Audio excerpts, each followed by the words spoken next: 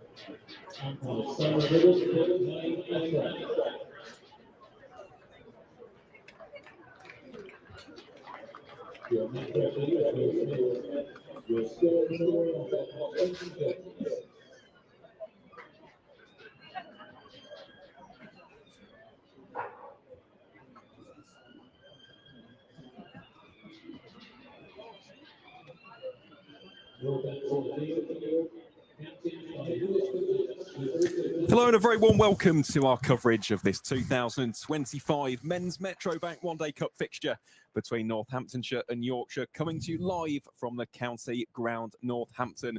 My name is Aaron Viles. Alongside me in the commentary box today is the excellent Dan Ballaston. And Dan, before we get the news from the middle, we talk about the toss results and of course the team news for the respective sides. I've got to ask a pretty big question, mate. How excited are you for the heralded return of the Metrobank One Day Cup? Oh, it's a lovely introduction, Aaron. It's been an absolute pleasure to be alongside you at Wantage Road.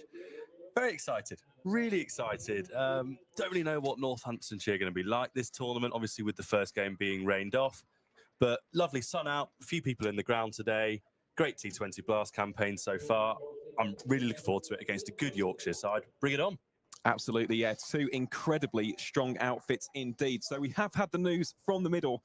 Yorkshire won the toss. They have chosen to have a bat first on what is a rather green surface here in the East Midlands. So we'll wait to see how that surface reacts over the course of the day's play. As for the two sides, we'll start with the home team at Northamptonshire. They line up as follows. You've got Ricardo Vasconcelos, the captain, Lewis McManus, Luke Proctor, Tim Robinson, Justin Broad, George Bartlett, Rob Keogh, Adi Sharma, Dom Leach, Liam Guthrie, and finally, star Indian overseas leg spinner Yuzvendra Chahal. As for Yorkshire, well, their openers, Adam Lyth and Imam Al-Haq. And it will be Adam Lyth to face the first ball of the game. Starts off by clipping that out towards deep backward square leg. Should be at least 2 runs, and indeed it is. Well ran between the two Yorkshire openers. As for the rest of the White Roses lineup today, at 3 is Will Luxton, 4 James Wharton, 5 Harry Duke, the wicketkeeper bats. Then you've got the all-rounders, Matt Revis, George Hill, the captain Dom Bess, and then you've got the bowling attack of Ben Cliff, Dan Moriarty, and last but by no means least, Matt Milnes. He comes in for Jack White.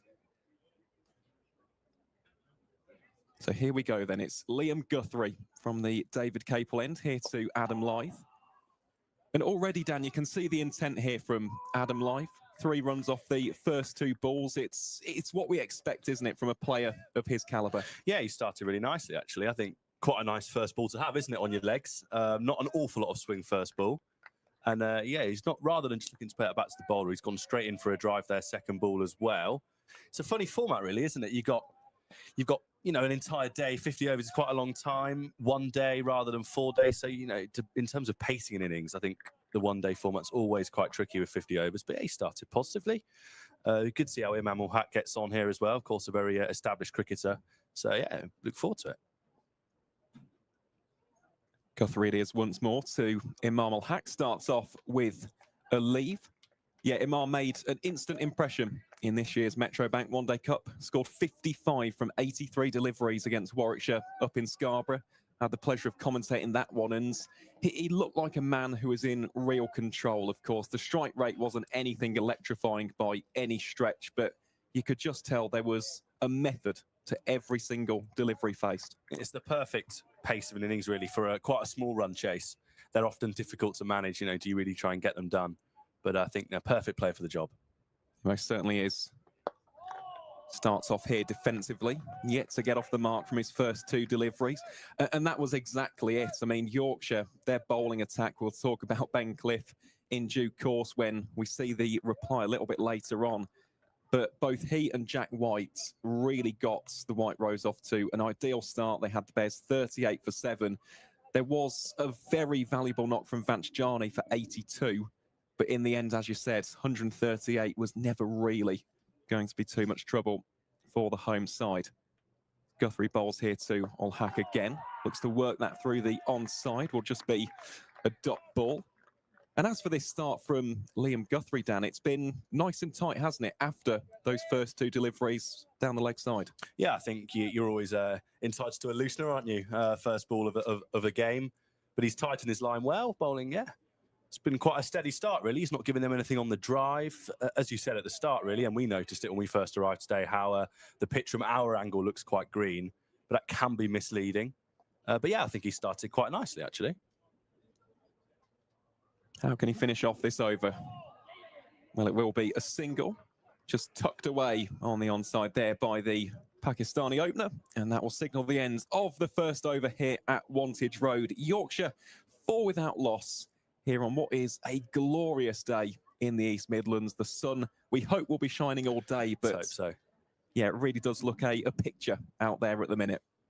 Nothing better, is there, really? 11 o'clock, start of a day, sun shining. You've got 2 good teams going at it. A very steady start, isn't it, really? Couple of nice shots early doors, fairly tight over, I think. Yeah, been a good start. Certainly has been. So we believe it'll be Luke Proctor to bowl the first over of the day from the Lynn Wilson centre end. Of course, with Proctor, deceivingly quick. I think that's the way to describe him, isn't he? Skids onto the bat with a bit more velocity than you expect. The word I was going to say is what I'd like to call a skiddy bowler. I think every good bowling attack has one that just comes onto the bat just a bit quicker. And I think everything about, you know, it's the sort of arms are raised when he comes into bowl, as you'll see on the stream here, and it's can be fairly awkward to face, I'd imagine. So Proctor it is, bowling over the wicket here to the left-handed Imam Ul Haq. Starts down the leg side, tucked away for easy runs off the bat of the Pakistani opener. Simple runs there for the White Rose. Sort of ball you want, really, on your hip. Yeah.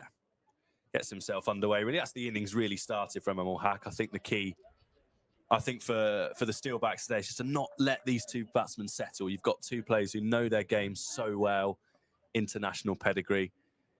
As we said in the previous over, of course, first ball of a day can be a bit tough to get right, but yeah, I want to not let them settle. Well, how does Proctor respond after that? That's better, much better area. Drops it underneath the eye line of the Yorkshire opener. Just plays it down to mid-off for no run. And yeah, 2 real star-studded sides, aren't they? In Group B, this is arguably one of the go-to fixtures, isn't it? The Steelbacks versus the White Rose. 2 teams who have got some real depth and calibre in their respective batting lineups, and of course plenty of exciting talent in the bowling department as well. Beautiful bowling that from Luke Proctor. The corridor of uncertainty, I think that's absolutely right. What we call it. Yeah, absolutely right. And I think on your point there, it's really good to see actually some experience and some real high quality players. Of course, this tournament can suffer with a lot of its best players in each county going to the 100. So it's, you know, it's great to be sat here today commentating over such quality. And as you say there, that ball, the first one I'd say that really tested either of the opening batsmen. Yeah.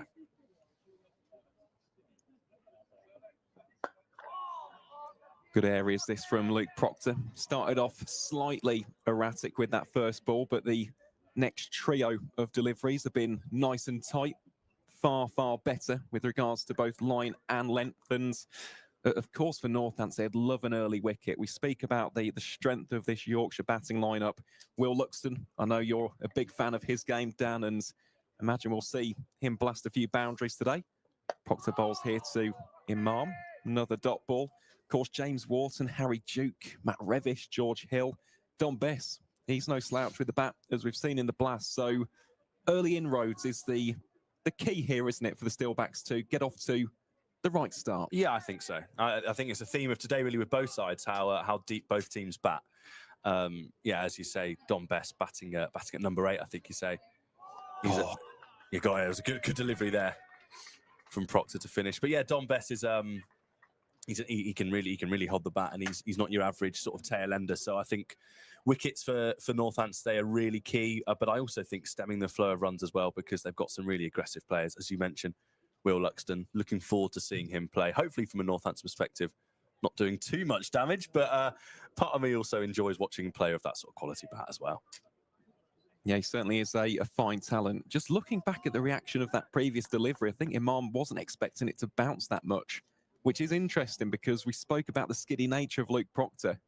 Generated quite a nice little bit of bounce there. It's Guthrie bowls here from the David Capel end. Uppish and gone. Well, there is the early breakthrough that Northamptonshire wanted, and it's Adam Lythe, the Yorkshire icon, who has to depart at the start of the 3rd over. Liam Guthrie gets his first wicket of the day. Yorkshire 8 for 1 here at Wantage Road. It's a really good catch, actually, from what we saw there, because it didn't look like he caught the ball quite nicely. It wasn't. I don't think it's one of Liam Guthrie's finest deliveries to claim a wicket with, but it's a really, really smart catch. Adam Lythe will be so disappointed with that. Glorious day for batting. Got off to quite a nice start in the opening over, and then he's nailed on, really, and it's been taken really now. I think Adi Shah might have caught that low. We'll just see on the replay here.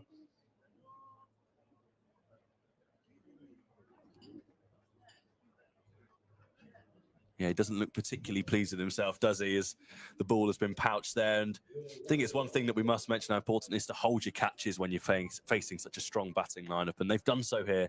Northampton's excellent start. They really have, and that was a smart catch from Adi Sharma. As you mentioned, Dan, diving low, always good to get an early breakthrough, and Liam Guthrie has done exactly that. So Yorkshire have lost their first, and, well, we were bigging him up. It is Will Luxton, the next man in. Will the commentator's curse strike once again, I think, is the question. Doubt it. I think he's an excellent player. And a question for you, really, Aaron, is, are you surprised to actually see him here in the first place at Wantage Road? Did you think a player of this sort of quality, who's had a very productive blast campaign, could he have maybe been picked up in the 100? Yes.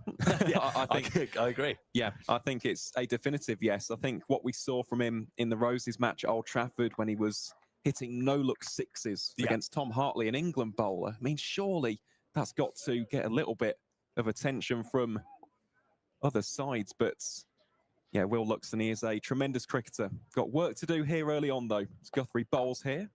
Luxton tries to just carve that one through the covers, stopped by a diving Yuzvendra Chahal for no run. But something to mention with Will is the fact that he does have the ability to almost single-handedly dismantle a bowling attack, and he does it with a multitude of shots. So we've seen there, strong through the covers. If you bowl it short, you're getting pulled for 6.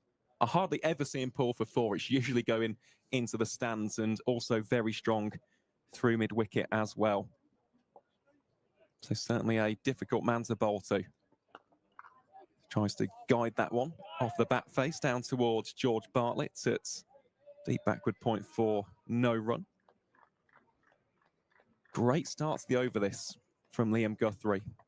Wicket, back-to-back dot balls as well. Exactly what Lewis McManus and Northamptonshire would have been hoping for. Yeah, it's been a tight start, actually, hasn't it? I think barring I think the odd ball in each over, I think it's been a really tight start. And I think the early wicket is a reward, really, for hitting a good length early on. And they'll be really pleased. Well, that is rifled, absolutely crunched through the covers by Will Luxton. And we said he's a man who deals in boundaries. That is an ominous sign, to say the least. Take a look at the replay on this. Got into an excellent position. Cracks it beyond the dive of Yuzvendra Chahal, and Yorkshire move on to 12 for 1. Well, you mentioned how good he looked on the drive first ball, and I don't think Chahal has even seen that cover. He's absolutely laced that. Lovely strike through, hands through the ball really there from Luxton. And yeah, well, we've been talking about him all morning really, and he's come through with an excellent shot there to get going.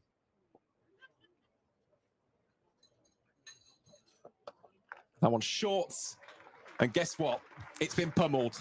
Through backward point for 4 runs. Will Luxton goes back to back with his boundaries, and Yorkshire, within a matter of moments, accelerates onto 16 for 1. Just changes the complexity of the innings, doesn't it? A couple of boundaries. We were saying just a couple of balls ago how well Northampton started and how tightly they'd bowled, and then a couple of looser deliveries, particularly that one there, just a bit shorter. And suddenly now Yorkshire 16 for 1 off nearly 3, just looking to get going.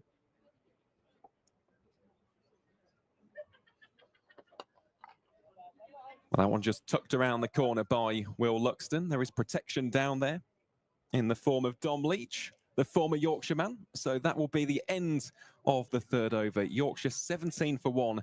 Luxton moves on to 9. Imam Haq, the man out there, on 5. I think you could say Imam Haq is he complements Luxton's sort of batting really well. I think he could be the perfect man out there just to keep ticking away as he has done, as he's built a career doing. If Luxton wants to go a bit more aggressive at the other end, it could be an interesting partnership, this, I think. Two fairly contrasting styles of play. Proctor here, he bowled a couple of really... He's on strike to Luxton, of course, is always on strike for this ball, but bowled a couple of really good balls, as you say, that leapt off the surface against Haq. So the pitch doesn't look to have loads in it, but that could be an interesting development in the next over or two, whether he can extract any more bounce. Well, just looking at the field as well, it's a 6-3 on the offside, so Proctor definitely being aggressive here. Bowling to Luxton, there's a big appeal for the umpire. Will the Yorkshire batters scamper through? Yes, they do. Shy at the stumps there by Dom Leach with the underarm efforts. Don't think there was too much issue there, to be honest, with Imam Haq. Think he'd made his ground quite comfortably, but a little bit of indecision creeping in. Yeah, a bit of contained chaos there in the middle. Batsmen almost running into each other, bails everywhere, appeals going around the ground, but yeah, they've got through in the end. It didn't quite look right, did it? The LBW shout from Proctor. But yeah, no, don't think the shot at the stumps, which did hit, I don't think Haq wasn't under any issue there.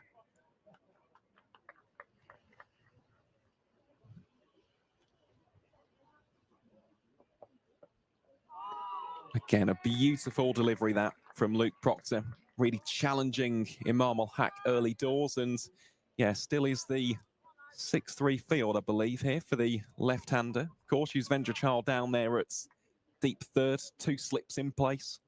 Got Adi Sharma patrolling at short cover, short backward points. Rob Keogh, a mid-off as well.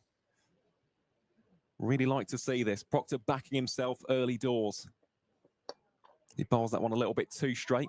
Should be an easy single out towards deep forward square leg. In fact, they're going to turn the 1 into 2. That's some sharp running between the Yorkshire top order batters. It's really good intent.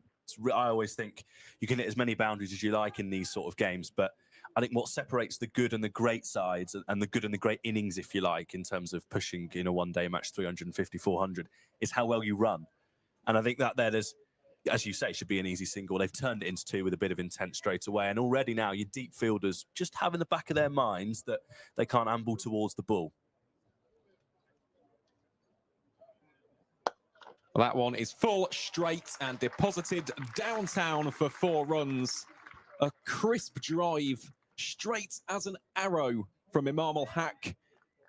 Gets him onto 11 and Yorkshire onto 24 for 1 here in the 4th over. I think you've got an early contender for shot of the day there. I think it's lovely, it really is. You've got Keogh's at a fairly wide mid-off, and he's just driven that in between him and Proctor. That's that's perfect batting if there's as about as textbook as it can get, really, from All Hack.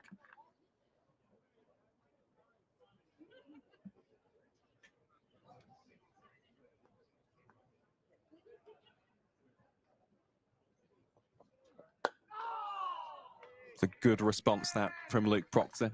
Keeping All Hack on his toes, keeping him nice and true as he defends it back to the bowler. Yeah, that really was a glorious shot, wasn't it, from Imam Ul Haq. Of course, he's got so much experience on the international front for Pakistan, whether that's in one-day cricket, of course, Test cricket as well, opening the batting.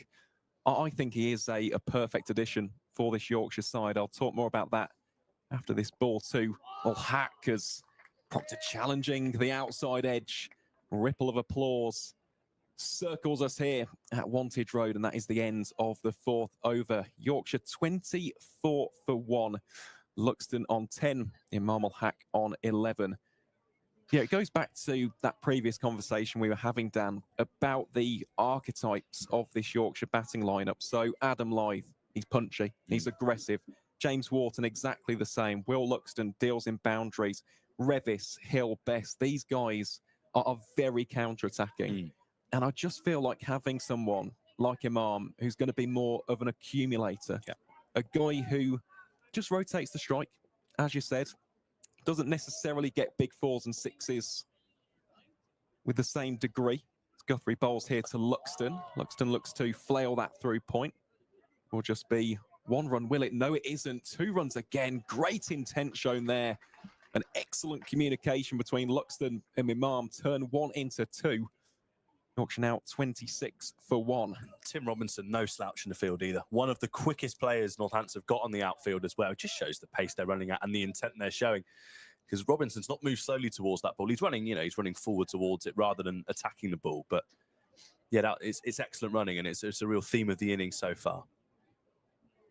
Most certainly is, and that is something which you get with Imam Ul Haq. Changing the field as well, as Fine Leg comes into the circle. And unsurprisingly, after a couple of the shots we've seen, the backward point is put out on the boundary.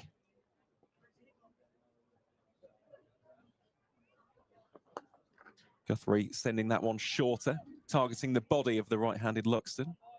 He whipped around the corner for 1 run. But I do think in 50-over cricket, there is still, I still think there's space for a player who is an anchor as such, especially for a run chase. You want a guy like that who's going to come in and almost be that beacon of calmness and assurance in the batting lineup. And Imam did that. I mean, he did bats incredibly well up in Scarborough. Yeah, and I think the way the game is going is that teams like to move away from batsmen who accumulate, especially in the shorter format. But as we said earlier, that sort of run chase, what you need is someone to hold it together, because we've seen them go wrong so easily, those sort of shorter run chases. We certainly have. That's a very stylish shot from Imam Ul Haq. Just flicks it down towards Tim Robinson for 1 run.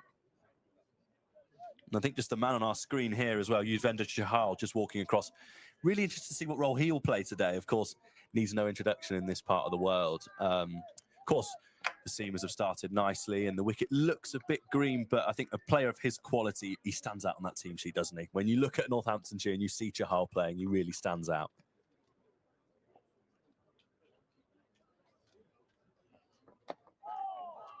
Well, that one, not the most convincing of shots that Luxton has produced today. However, there you go. 2 more runs. So quick between the wicket are these 2 Yorkshire top-order bats. And, yeah, of course, just mentioning about Yuzvendra Chahal, an absolute leg spin wizard. Really looking forward to watching him bowl here today, especially with that ripper of a googly. Yes, yeah. I had the chance of a chat with him after, I think it was after day 2 of the Derbyshire match. And such a lovely, humble guy, talking a bit about, his cricket in general, and someone you just love to see do really well. 100%. Yeah, he's a great man to have in this squad, isn't he? And of course, so much experience. RCB's all-time leading T20 wicket taker. Done it for Haryana in domestic cricket. Done it for India, of course, in international cricket. Let's not forget that.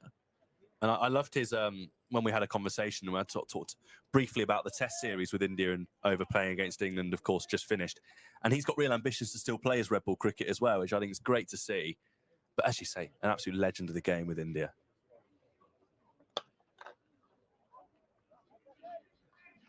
Well, that'll be a dot ball to round out over number 5. So Yorkshire 30 for 1, Luxton on 15, Imam Hack on 12. Yeah, so 6 and over. I think it's been I'd say I call it a steady start. There's been some real highlight reel strokes, particularly from Luxton. Imam Hack's had a couple as well. Of course, Northampton with the early breakthrough live.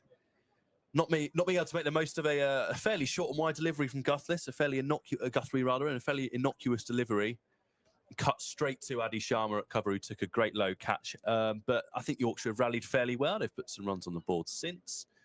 I think it's what we've noticed, a couple of things from their innings so far. It's quite clear to see that if you miss your length, these two will punish you, both full and short.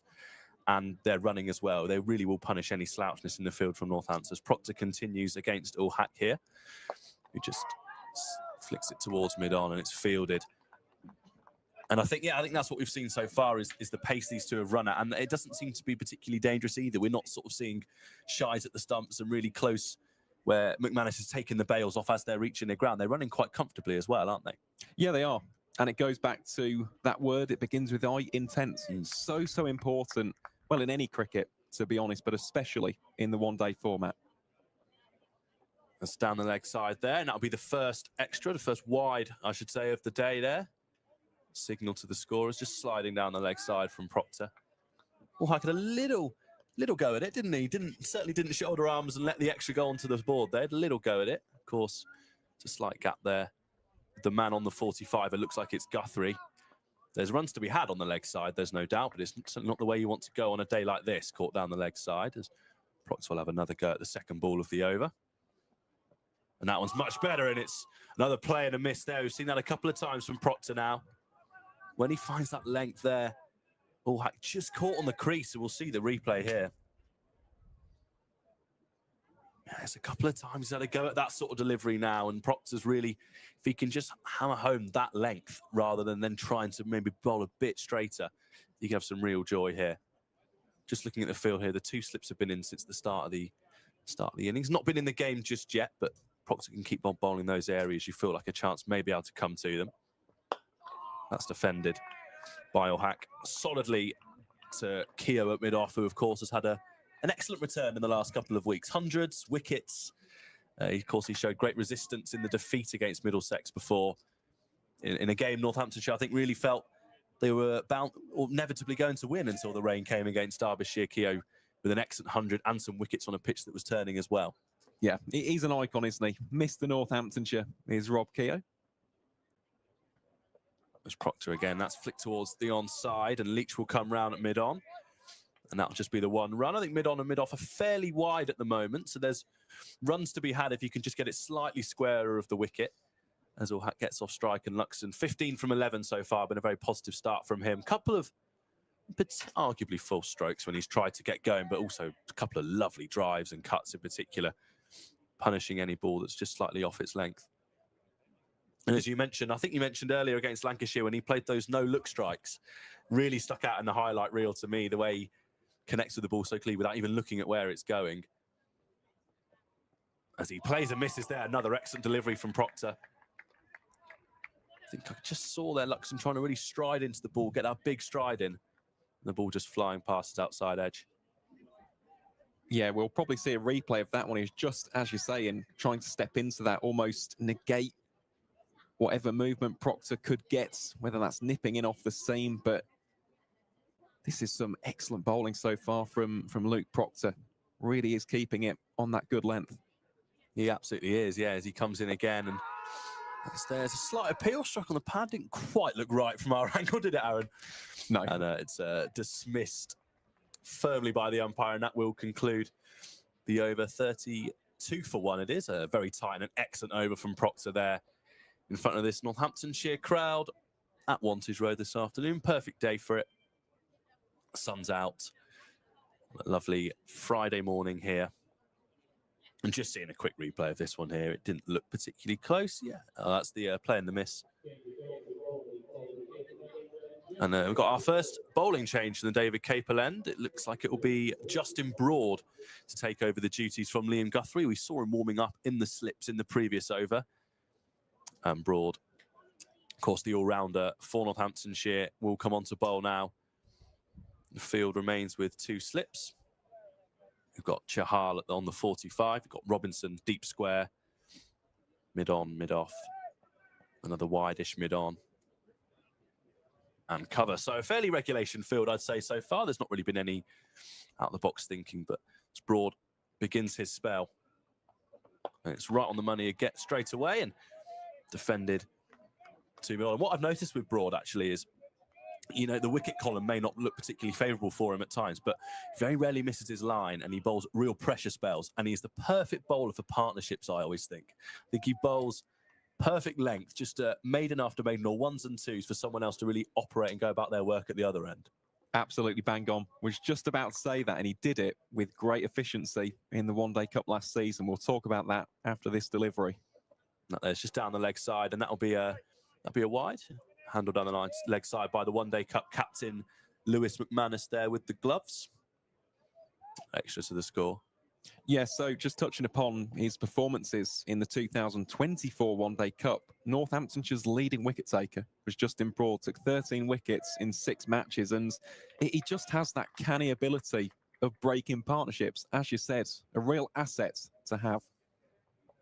As that one again, as we've been bigging this bowling up, he's just fired a couple down the leg side, couple of wides, as he just looks to find his radar here, Justin Broad. And such a key cricketer, isn't he, for this team? All 3 formats.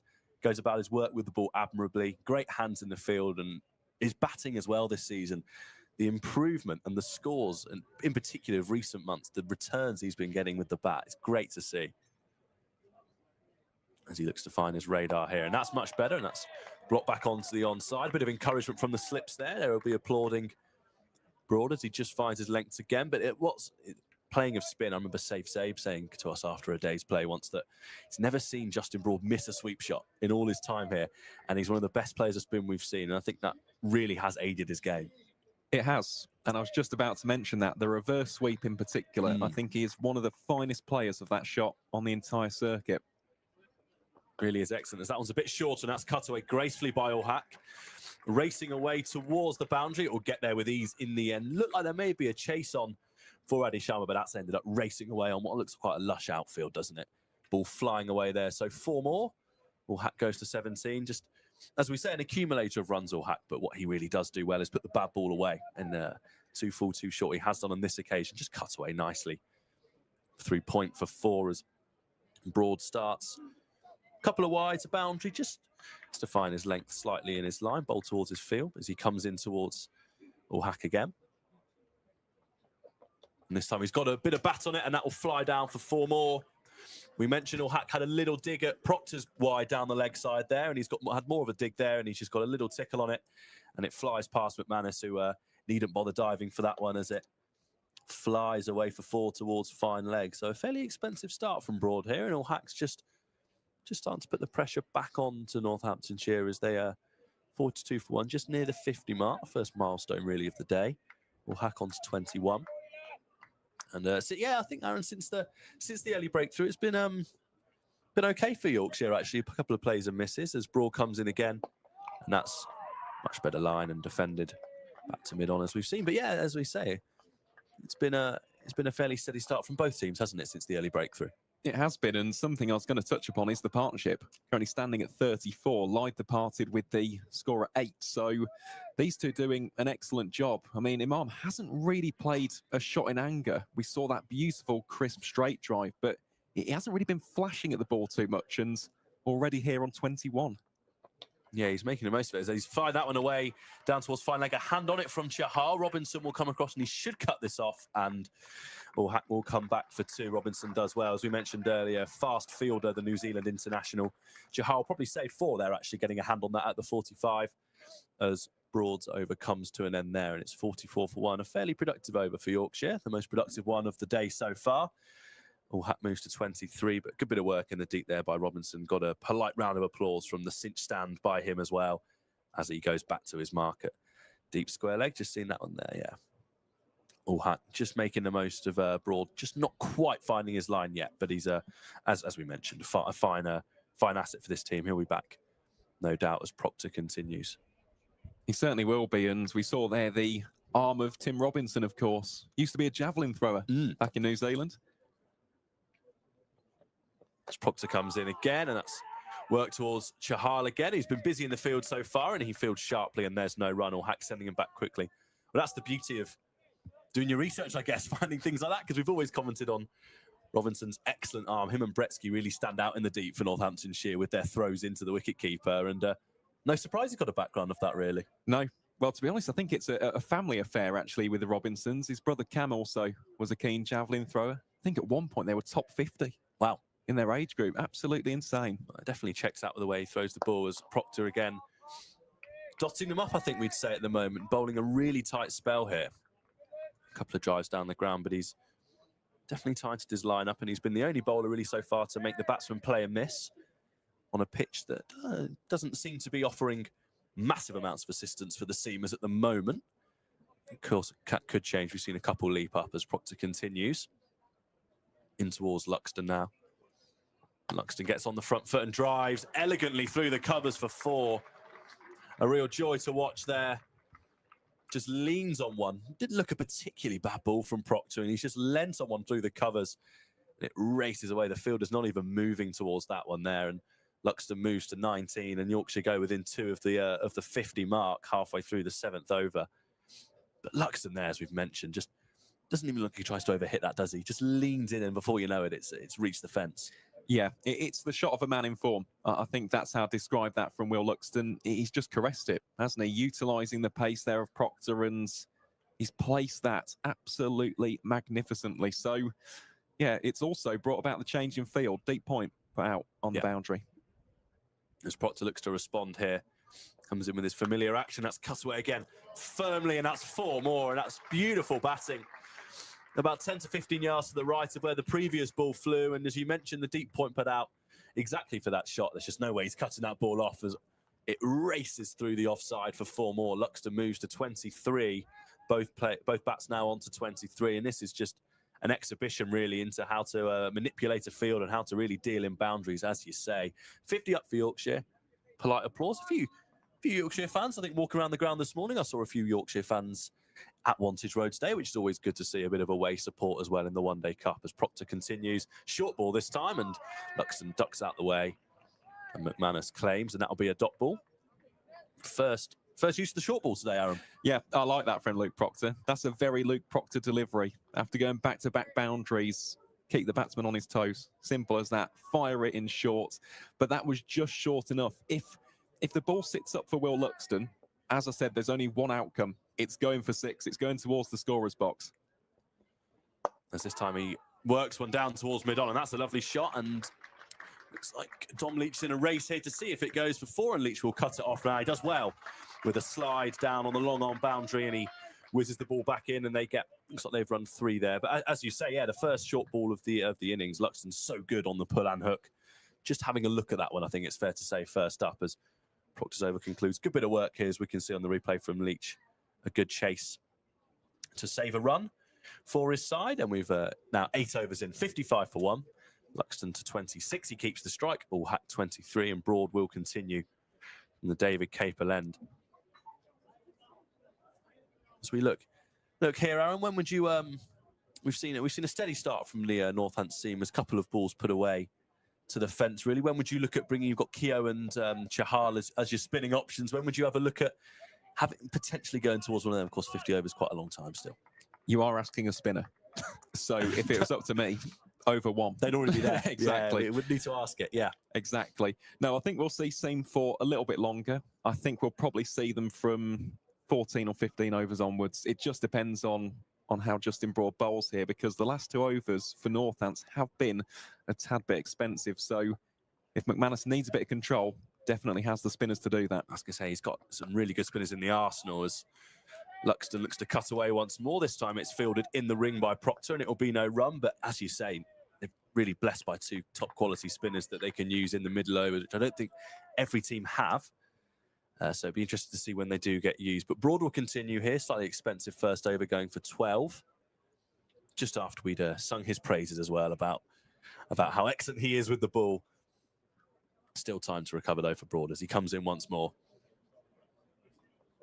And this time, Luxton on his heels, fielded comfortably at mid-wicket by Guthrie.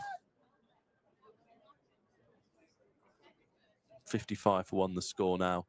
As we look around the ground, it's filling up fairly nicely here at Wantage Road, if you can't see that on your stream. Both stands just filling up with the sun out. Nothing really better to do, is there, Aaron, on a Friday? Watch a bit of cricket at Wantage Road. Oh, it's brilliant, isn't it?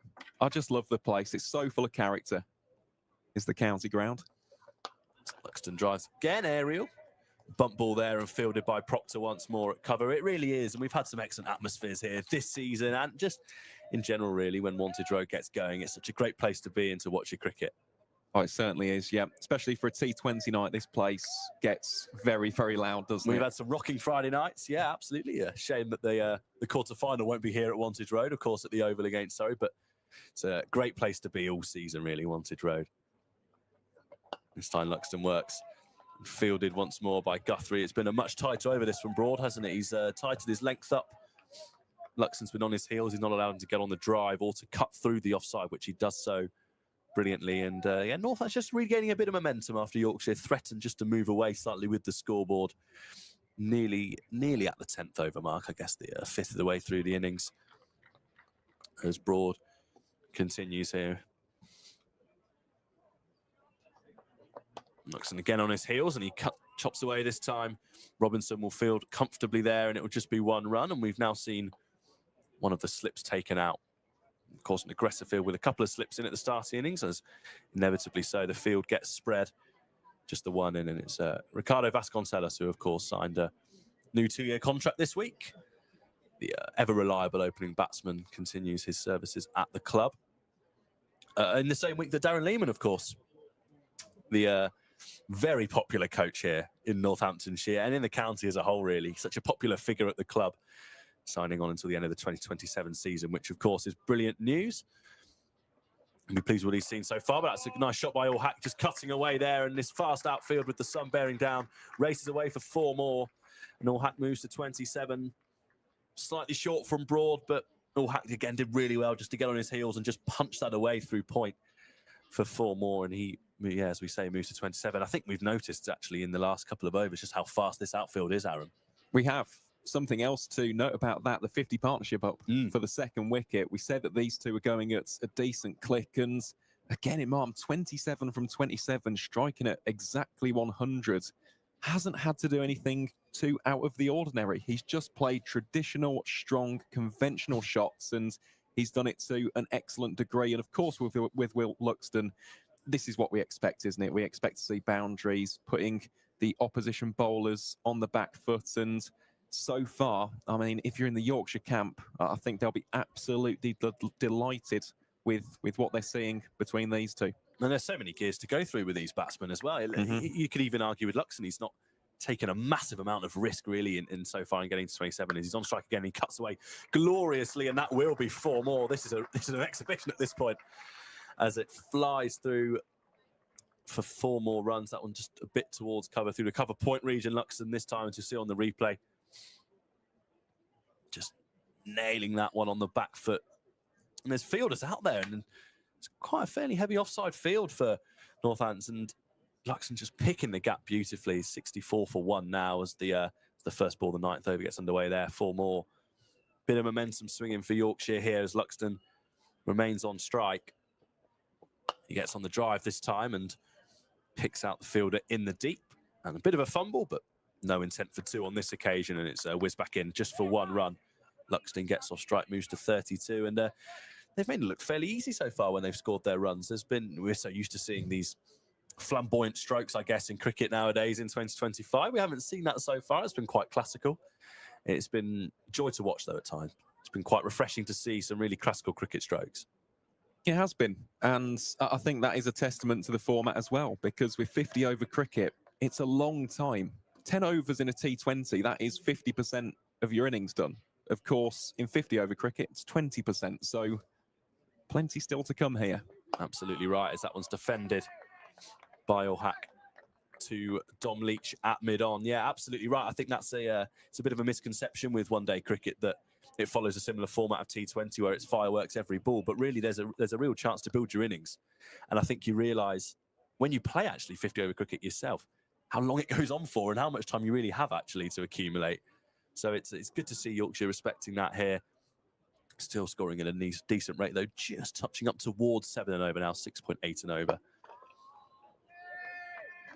As that one's defended once more, Proctor bowling quite nicely here. He's 2 balls short of his 5th over, with round about 6 and over Proctor, which is respectable on this sort of surface. What do you think? What do you make of the pitch so far? And we're nearly 10 overs in. Well, it's not really offered a great deal, has it, for the seamers? That one again is defended, and Proctor continues just cramping the batsman up slightly. They've found it much easier to score off the other bowlers, I'd say, compared with Proctor. 100%, and I think Proctor has been the most dangerous, of course. Guthrie getting the huge breakthrough of Adam Lyth. He extracted a little bit of extra bounce, but we haven't really seen too many demons in the wicket as of yet. I mean, there is a nice carry, of course, but not many are keeping low. Absolutely, yeah. There's not been ball's not been spitting around, really, has it? It's been a fairly straightforward task for the Yorkshire players to bat on at the moment. As we mentioned, there was a bit of green on the pitch, but definitely a true surface for, I think, you get value for your shots. As we reach the 10-over mark, and it's 65 for 1 here. Luxton on 32, Imam ul Haq unbeaten as well on 27. Both started positively, batting in different styles, but a productive start, I think we'll say, for Yorkshire. 100%. I think the White Rose will be absolutely chuffed with the start that they've made. And of course, after losing a player of Adam Lyth's class and calibre early doors, there could have been a little bit of a wobble. But as we've said, the surface is true. It's one of those, if you're happy to play your shots and you're timing it well enough, you can cash in. And both of these two have done exactly that so far. So it will be Justin Broad to continue here from the David Capel end. Currently wicketless, none for 17 from his opening 2 overs. Definitely a lot tighter, though, with his line and his length in that second 6.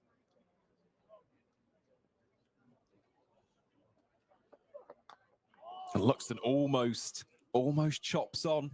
Hands on heads there from a couple of the Northants players, and of course the bowler Broad, but yeah, he survives. That's the big thing for Yorkshire. The first life, I think it's fair to say there, that was mightily close to the stumps, wasn't it? As he's cut so well this innings, he looks to go again. And on another day, I think Justin Broad will be thinking, could have easily flown onto the off stump, and it could be 65 for 2 with Luxton in the hutch.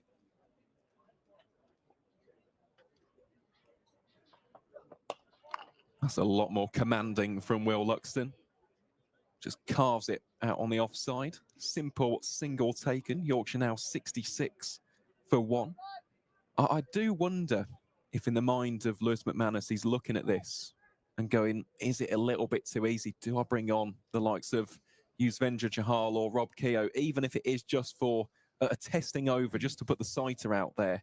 I do wonder if that is entering the mind of the Northants captain. Just something different, yeah. Getting it above the eye line, just a point of difference, really, because it's fairly plain sailing. Of course, we just saw the near chop on from Luxton, but other than that, it is quite plain sailing at the moment. I think it will definitely be in McManus's head.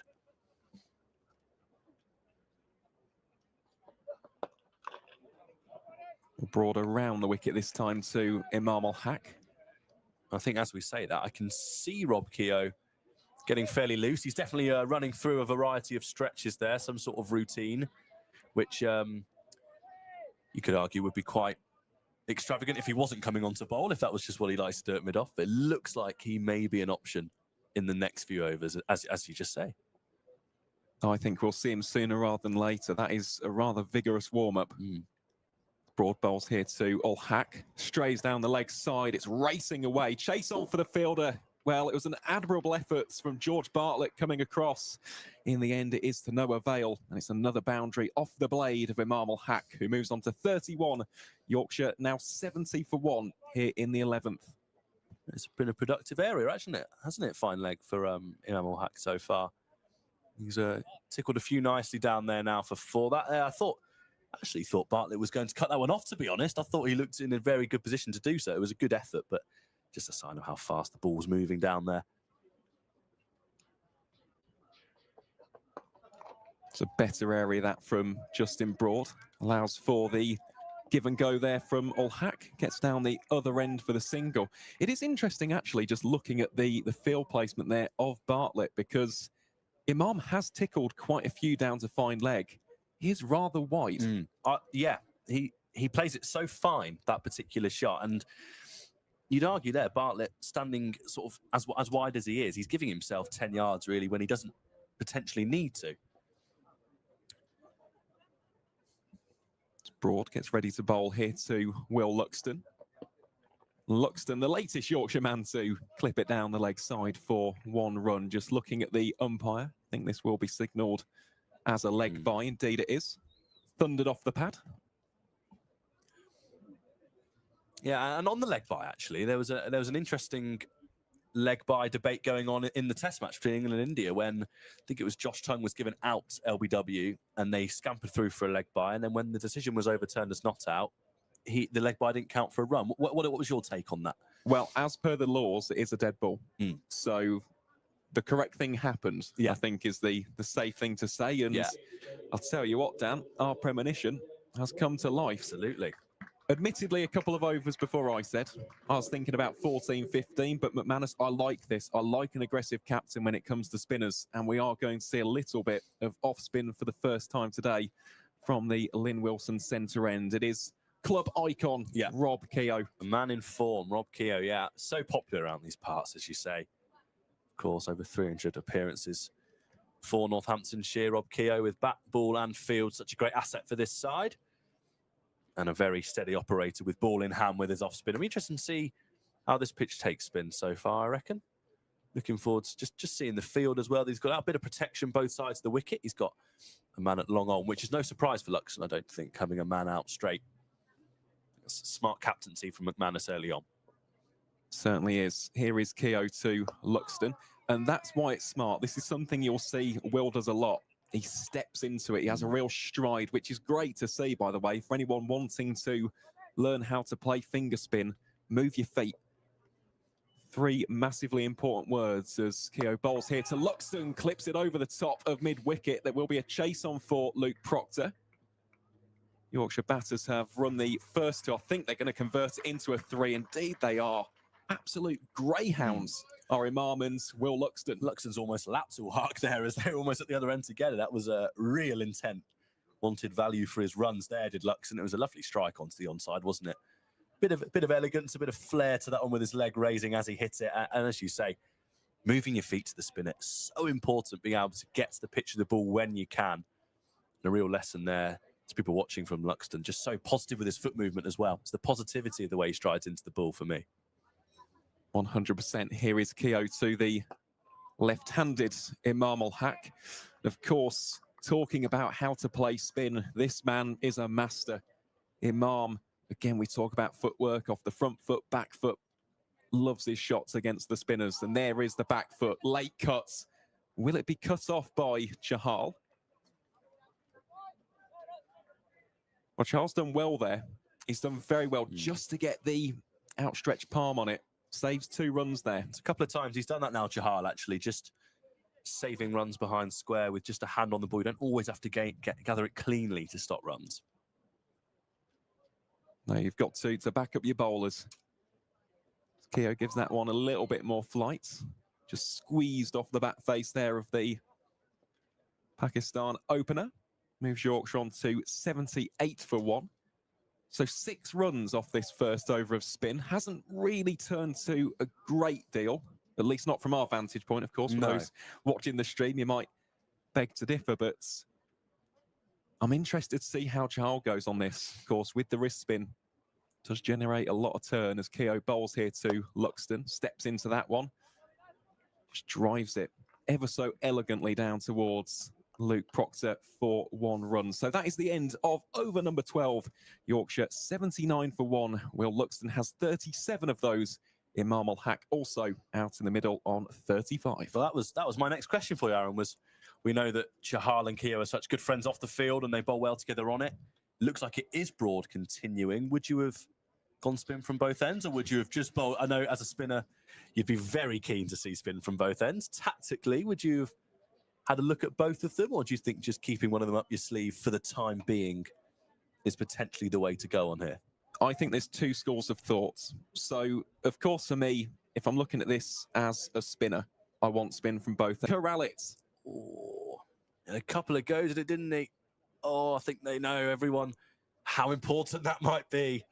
Don't want to give a player of that quality such a life. It looked fairly regulation, as regulation as it can be, I suppose, at this level of cricket, with the pace the ball works at. But, oh, head and hand stuff in both the commentary box and on the field, Aaron. That's a real let-off for Luxton.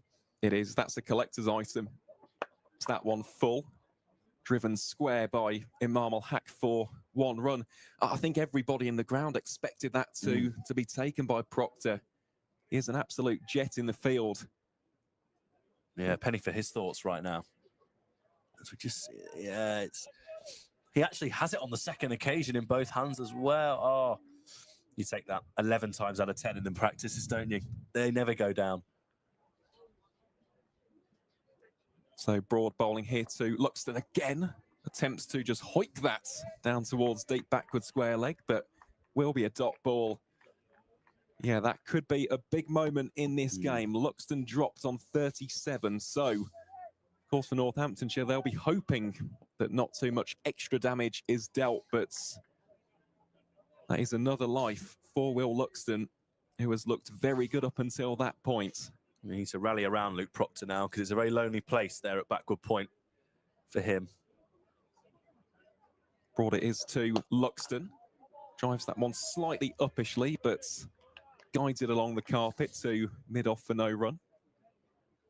I think with Proctor, though, he's an experienced head, isn't he? Of course, he's had years for Lancashire, for Northamptonshire as well. Look, you can't catch absolutely everything, but I think the natural reaction was because he's such a good fielder. I think everybody, even himself, he's probably over-anticipated, but it's been and gone now. It's all about the next delivery. Broad bowls here to Luxton. Made a real nice noise off the bats. You can always tell that. Makes a crack off the willow, but that is a dot ball. Yeah, it sounds so good off the bat of Will Luxton.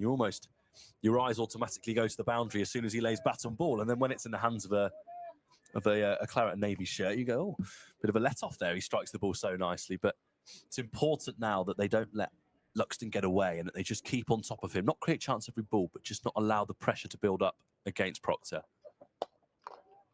Well, that's sensible cricket from Will Luxton. He's recognised that he doesn't have to be reckless. He has had that second life, and that will be the end of the 13th over. So, Yorkshire 81 for 1.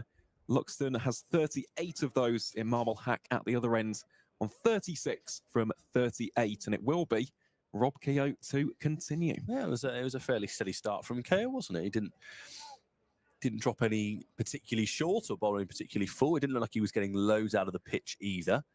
He'll just be looking now. He's got 9 more overs. Just needs to settle into his work, I think, and just really hold up an end. And this is the difference, really, how your spinners go in a one-day match, isn't it? Whether they get targeted or not.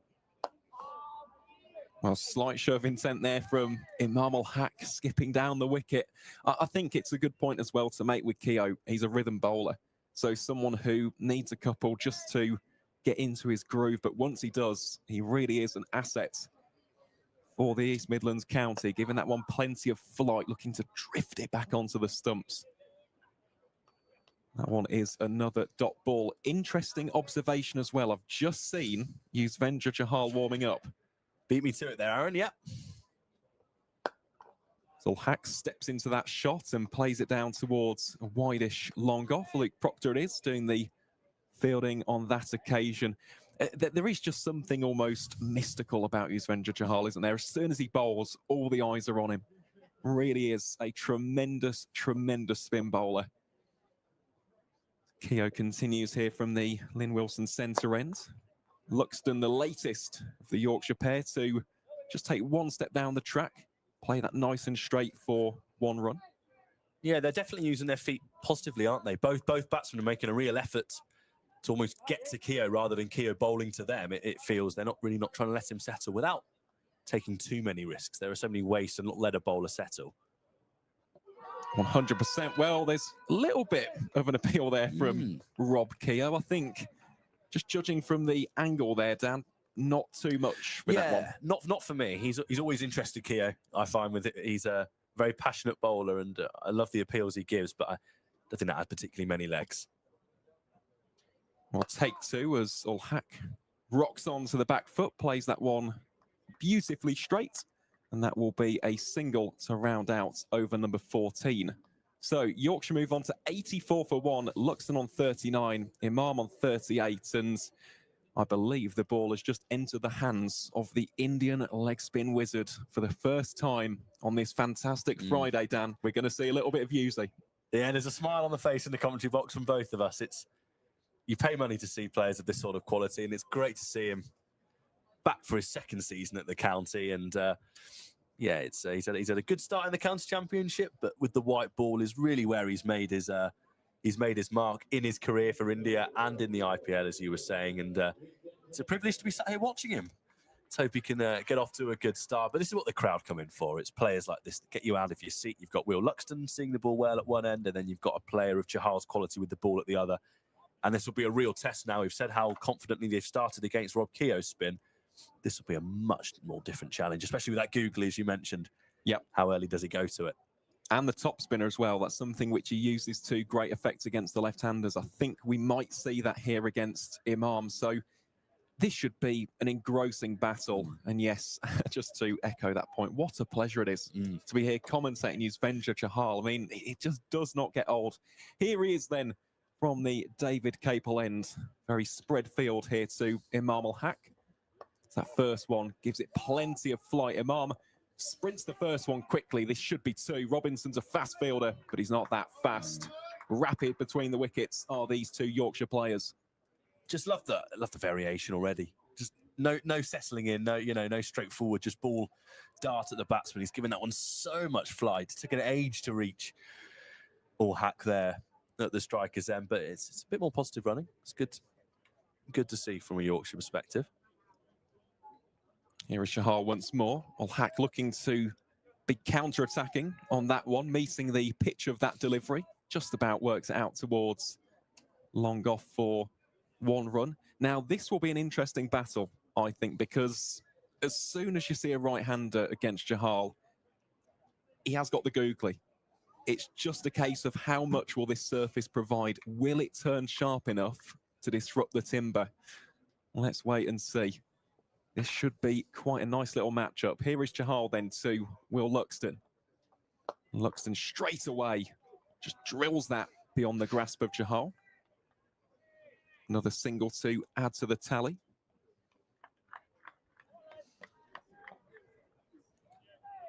Yeah, it's a fascinating battle, that one really, isn't it?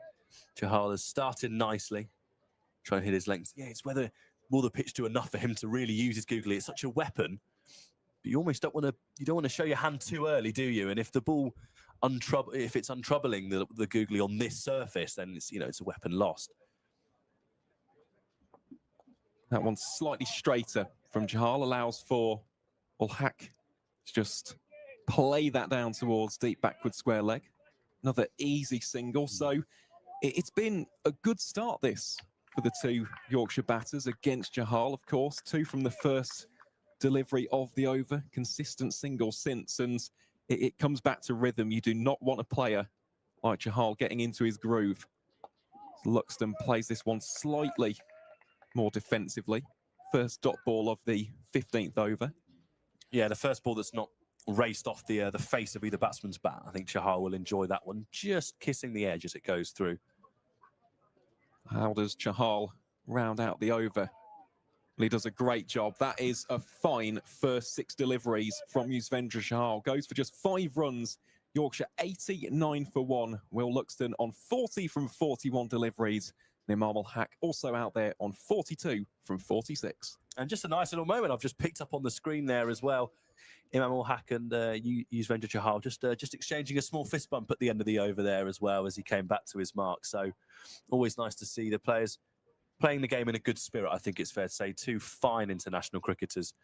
Just a bit of mutual respect there, which is always good to see. It'll be an interesting battle, and it's now your dream really, Aaron. It's spin at both ends. Happy man in the commentary box here. We've got Keogh and Chahal going about their work as Keogh continues into his 3rd over here. How on the back foot, straight into the hands of Rob Keogh there on the bounce. And seeing what we've got here, we've got Luke Proctor, of course, out on the deep. We've got Tim Robinson as well on the offside. So a couple of areas for them to hit in the deep still. And there's a big appeal from Keogh here. The umpire unmoved. Be interesting to see that one back from the straighter angle. I think there was a bit of interest from behind the stumps, certainly from Keogh. Umpire not as interested, unsurprisingly, as the Northampton players, of course, as Keogh quickly continues. And that one's just flicked onto the onside for no run. He goes back his overs quickly here, Keogh. Just getting through them. And as you mentioned, a real rhythm bowler, just trying to settle into his work as quickly as he can and really get started here in what's going to be an important partnership of bowling, as that one's driven, not as firmly. Bartlett on the second attempt will gather just inside the ring, just for one run there. But this is a key passage in the game, isn't it? How do Keogh and Chahal operate against these two fine players who are both in, both into the 40s now, building a fairly nice partnership after the early loss of Adam Lyth, of course, caught by Sharma of the bowling of Guthrie, if you're just joining us, as that's flicked out towards Proctor, who will gather and throw it in. So one more run to the total. But Yorkshire have settled well after the early loss of Adam Lyth. Luxton, plenty of hype about him early on. Pretty much a runnable 41 at the moment, or Hack 43 not out. Keogh this time as it's cut away, and Bartlett again fields well, and it's a chance of a run out, and it's given.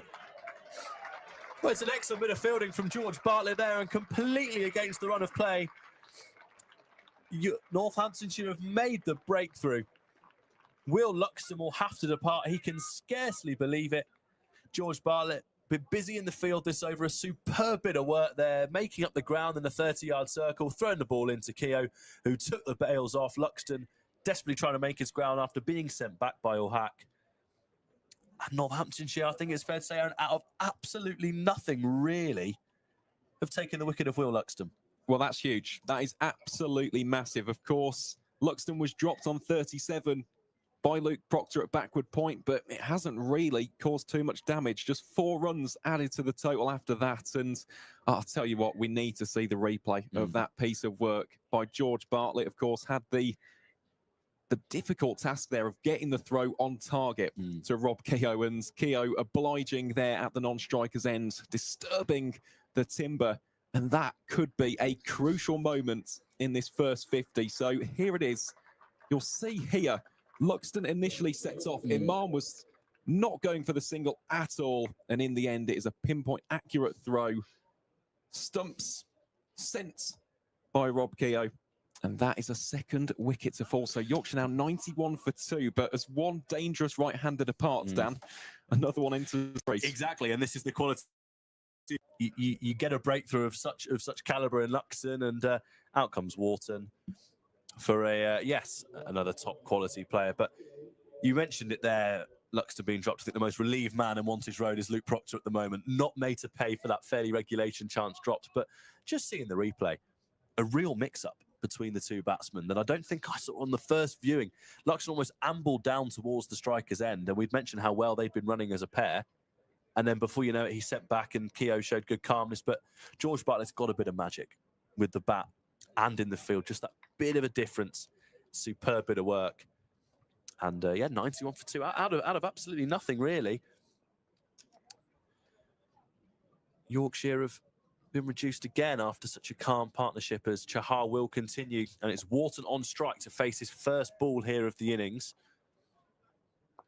And it's a big appeal for LBW and not out, but a strong start from Chahal against Wharton here. Yeah, it was. And that's a change up there from Chahal, just zipping it in as opposed to giving it flight. Good to see there the natural variation of the wrist spinner. Absolutely, yeah. This will be a test now for Wharton, of course, coming in to face his first balls of the match against Chahal, who's just settling into his work. As Wharton onto the front foot, punches this one positively through mid-off and gets a single out to Vasconcelos. But the dynamic of the game has just started to change now. I think we were just calling a fairly standard passage of cricket, really. Luxton and Hack accumulating against two fine spinners. And now suddenly just a bit of magic from Bartlett, a bit of a miscommunication from the Yorkshire pair at the crease who had run so well together, and Luxton run out for a well-made 41, it must be said. It was an excellent 41, but he'd have been looking at getting a few more than that today, no doubt, as Imam Ul Haq whips that one away, and Robinson will come and gather, and there'll be no two as the pair just get used to running together. And Robinson has whizzed that one in. So McManus almost took that one on his knee. The ball came in at such pace in the sunshine here at Wantage Road. Ground filling up nicely. A few spectators loitering around the food stands that we have open today, enjoying the cricket from a standing position. Always a good spectacle seeing a bit of one-day cricket at Wantage Road, Aaron's. Food stands, a couple of bars open, the fans enjoying the day itself, and a couple of wickets now, Northampton roaring back into the contest. 100%. And it's a great competition for the social side as well, as Chahal bowls here to Wharton, because it's long enough, isn't it? You can have that get together with your mates, or even make new friends as well, of course, just by chatting with people around the grounds. I mean, that's why I love 50 over cricket. Absolutely right. It's a great tournament for it across August. The appetite for the counties never really dies, as County Championship and the Blast, and then the One Day Cup comes flying into the calendar in August, and we see the counties compete in another format. That's why we love the game. And Chahal here has started really nicely as he's about to conclude the second over. None for 7 so far as he bowls to Wharton, who's off the mark on 1, and he lets that one run through. A tight leave as McManus gathers behind the stumps. Chahal wheeled away there. I think he's enjoying this battle. And that one looked a bit close for comfort, I think it's fair to say there. As the 17th over concludes, and Yorkshire 7 short of their 3 figures as a team, and 93 for 2. Ul Haq, who opened the innings alongside Adam Lyth, unbeaten on 44, a very steady innings from him. And Luxton, who looked serene, I think it's fair to say, on 41, run out, and an inexplicable mix-up in the middle between two such fine players, run out by Bartlett with Keogh whipping the bails off. And Wharton now has come out to join them. 1 from 5. He started steadily, barring that fairly tight leave, I think it's fair to say, Aaron, that whizzed past off stump. Yeah, just looking at the replay of that as Keogh bowls here. That's nicely fielded by Bartlett, and they will come back for a second. Proctor doing his work from the deep. And Yorkshire get to Ul Haq, moves further in and moves to 46. A strike away from raising the bat for yet another half-century in this competition. Keogh once more. That one's again worked down. It's been a fairly productive scoring area, actually, for Yorkshire against the spinners. Down the ground, very safely along the floor. Of course, long off is out as a protection for how well they can strike the ball straight, and they've been milking the singles, really, as Ul Haq rocks onto the back foot and gets one, as Keogh just fires that one in a bit shorter and a bit quicker. Bartlett comes round to field. We can just see below us the Northampton coaching staff look to be giving themselves a different vantage point as they stand with Luke Proctor on the long off boundary. I think just chatting to him about what we've seen so far. Hopefully not giving him too much stick for the chance he's shelled. I'm sure they're not anymore with Luxton back in the hutch as Wharton works that one off his hip. Will look for 2, but it's been dealt with well by Bartlett from the deep mid-wicket boundary, and he cuts it off, and it will just be 1. As Keogh enters the last couple of balls of his 4 overs. 97 for 2. This is a key part of the game, really, now, Aaron, is a bit of a stick or twist, I guess, for the Yorkshire players. Do they try and apply pressure with another big partnership and back quickly, or do they just look to rebuild, I guess, towards the halfway point and just edge towards a total before really going in the last 10, 15 overs? I think that's a great question. I don't think we'll see anything too drastic in the approach, especially not from Imam just yet. Wharton face off here. So, yeah, that one there. Slight leading edge towards Keogh, who was interested for a caught on bowl, but the ball just died on him and flies through to the bowler as he continues. A very tidy opening spell. Chahal from the other end. I think this is the thing, really. It's a difficult one to play because you'd love to say from a positive standpoint that getting after Keogh and Chahal and almost going after the spinners would really put the pressure on and make them use their seamers once more. But equally, they're such clever bowlers that if they get a couple of breakthroughs, they hole out in the deep, or they try and play a silly shot and get out other ways. 110 for 4, suddenly it looks like Northampton are on top of the game. So it's a tricky one to really get right, isn't it? It is, and that's why, again, 50-over cricket is so brilliant. It's the cat and mouse element, because you look at 98 for 2. This is a strong start here for Yorkshire. That becomes 110, 120 for 4. Very, very different. Exactly. I think that's what they'll be saying in the field. I'm sure anyone who's played their cricket across the counties over the years will know that the 1 brings 2 and the 110 for 4 here, lads, chant has been said many times. And Northants will know a couple of big breakthroughs here of the Yorkshire top order, and they'll be right into it. As we say, Yorkshire bat deep, but they can get these players like your Don Besses and your Revis, if they can get them in a bit earlier than they'd potentially like to, then it's a different skill they've got to show with the bat to the one they're used to. I think here, saying that though, Hack is 1 short of his half century. He's not on strike, but he's 49 from 57. Another composed innings at the top from him as Chahal continues going about his work. So Wharton drives firmly. Vasconcelos is out there, busy man at long off. He comes round and gathers, throws it into McManus after a couple of bounces. As Yorkshire's 100 is brought up. 100 for 2, 18.5 overs bowled. Couple of productive overs, but it's been a fairly contained start from Yorkshire. 100 for 2, run rate of 5.5 and over. Hack with almost half of those runs, 49 odd hours. He's on strike, looking to get 50 here, and he whips it off his pads, and that's really well fielded. But are they going to come through for a single? They will. Slight miscommunication. Wharton gets home, and that will be Imam-ul-Haq's 50. And he's played really nice, as you said, Aaron, from the start. What an important player he is for this county. Slightly better strike rate than the previous 50 he's hit, but 50 from 58. It's been a very composed, very calm innings. Relatively chances as he raises his bat to the Yorkshire balcony, who stand applauding in the heavy stand there at Wantage Road. What a key player is. If he can go big here for Yorkshire, he might hold the key and allow players to operate around him who have got a bit more of an eye for the greater shots. As that one's tucked away nicely by Wharton. And it's dealt with once more by Proctor. A short fine leg as there is. It looks like a wide has been signalled there, actually. So no contact made there by Wharton in the end. As the ball flies away. 6 extras now. Northampton bowled tightly on the extra front, of course, in one-day cricket. Anything down the leg side being a wide can catch teams out who use that as a ploy in the county stuff. As a sweep from Hack there. The first time we've seen the sweep brought out today, and it looks like it's a chase here for Proctor, and the ball wins. And it's 4 more to Hack. The fine sweep there from the opening batsman, and it just flies away. Proctor chasing the ball hard down to the fine leg boundary, but I think the ball was always going to win there, wasn't it? It was, and that has just completely negated the point I was about to make. The fact that the previous boundary before that shot was in the 11th over. So Northants definitely beginning to muscle their way back into some semblance of control here. I think so. And I think, as well as they run through the wickets, you could argue that the build-up of pressure with no boundaries being scored, did that affect Luxton really setting off quickly for that single?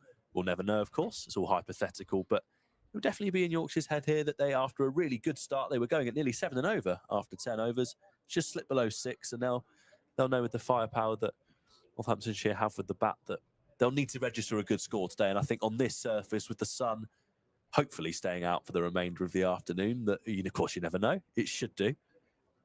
It looks like it'll be 2 good scores that will play out against each other here. We could be in for a long and enjoyable day of cricket, I think, from what we've seen so far as we enter nearly the 20th over.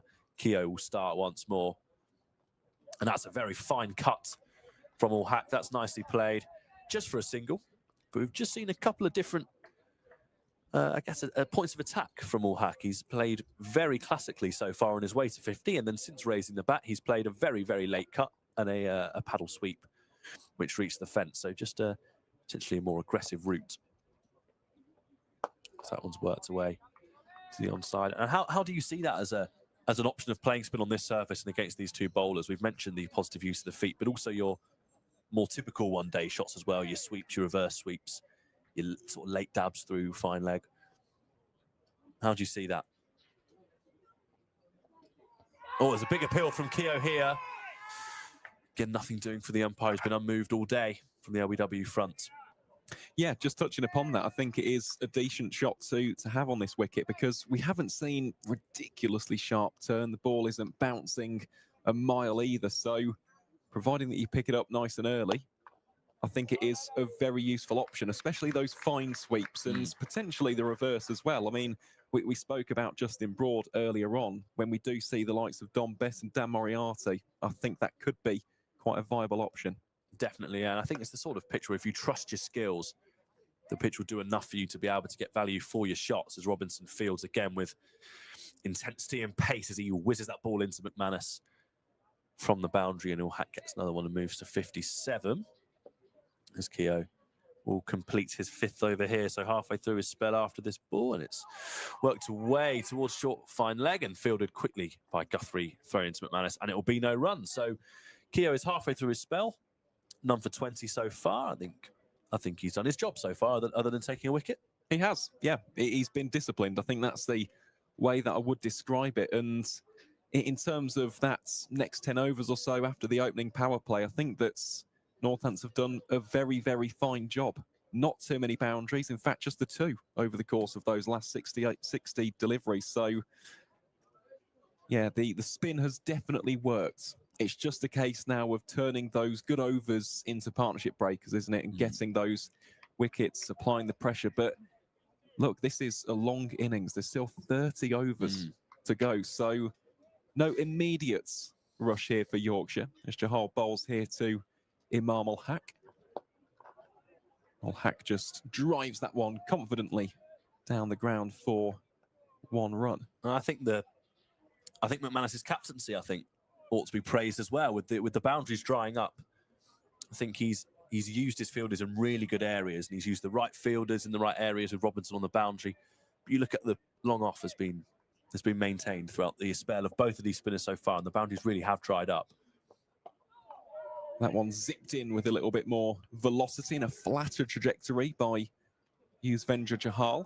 McManus has done well there to deal with the bounce from the throw as well. No, I think that's absolutely a fair point, to be honest, Dan. The key thing, though, of course, if the spinners do go wicketless, in terms of the seamers, he's got a little bit of an interesting choice there, hasn't he? So we have seen seamers be a little bit more expensive than the likes of Keogh and Chahal. And whether we see a Dom Leach potentially used later in the innings. Of course, we saw Proctor, Broad and Guthrie, as expected, the 3 opening seamers for Northants, and they bowled nicely. Didn't bowl bad spells, but they weren't as threatening. And so you think, what role does Dom Leach play going into the remainder of the innings?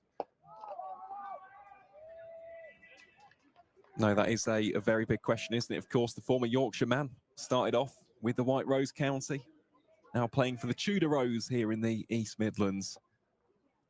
Chahal bowls here to James Wharton. Wharton goes for the big slog sweep. There is plenty of space out there. We haven't spoken too much about the gap there out towards mid-wicket. But if he goes aerial, there is runs to be scored, or there are runs to be scored, I should say. It's encouraging, that sort of gap, isn't it, for a batsman? You see all that big green grass out there, and you think we'll have a look at that. But that's the trade-off. He's almost thrown his wicket away very early in his innings, looking to target that side. This time plays it with a much straighter bat in comparison to the previous delivery. Chahal again really, really in control here. Gone for just 21 runs from his opening 4 overs, and after 21, Yorkshire 115 for 2. Wharton on 6, Imam Ul-Haq on 59.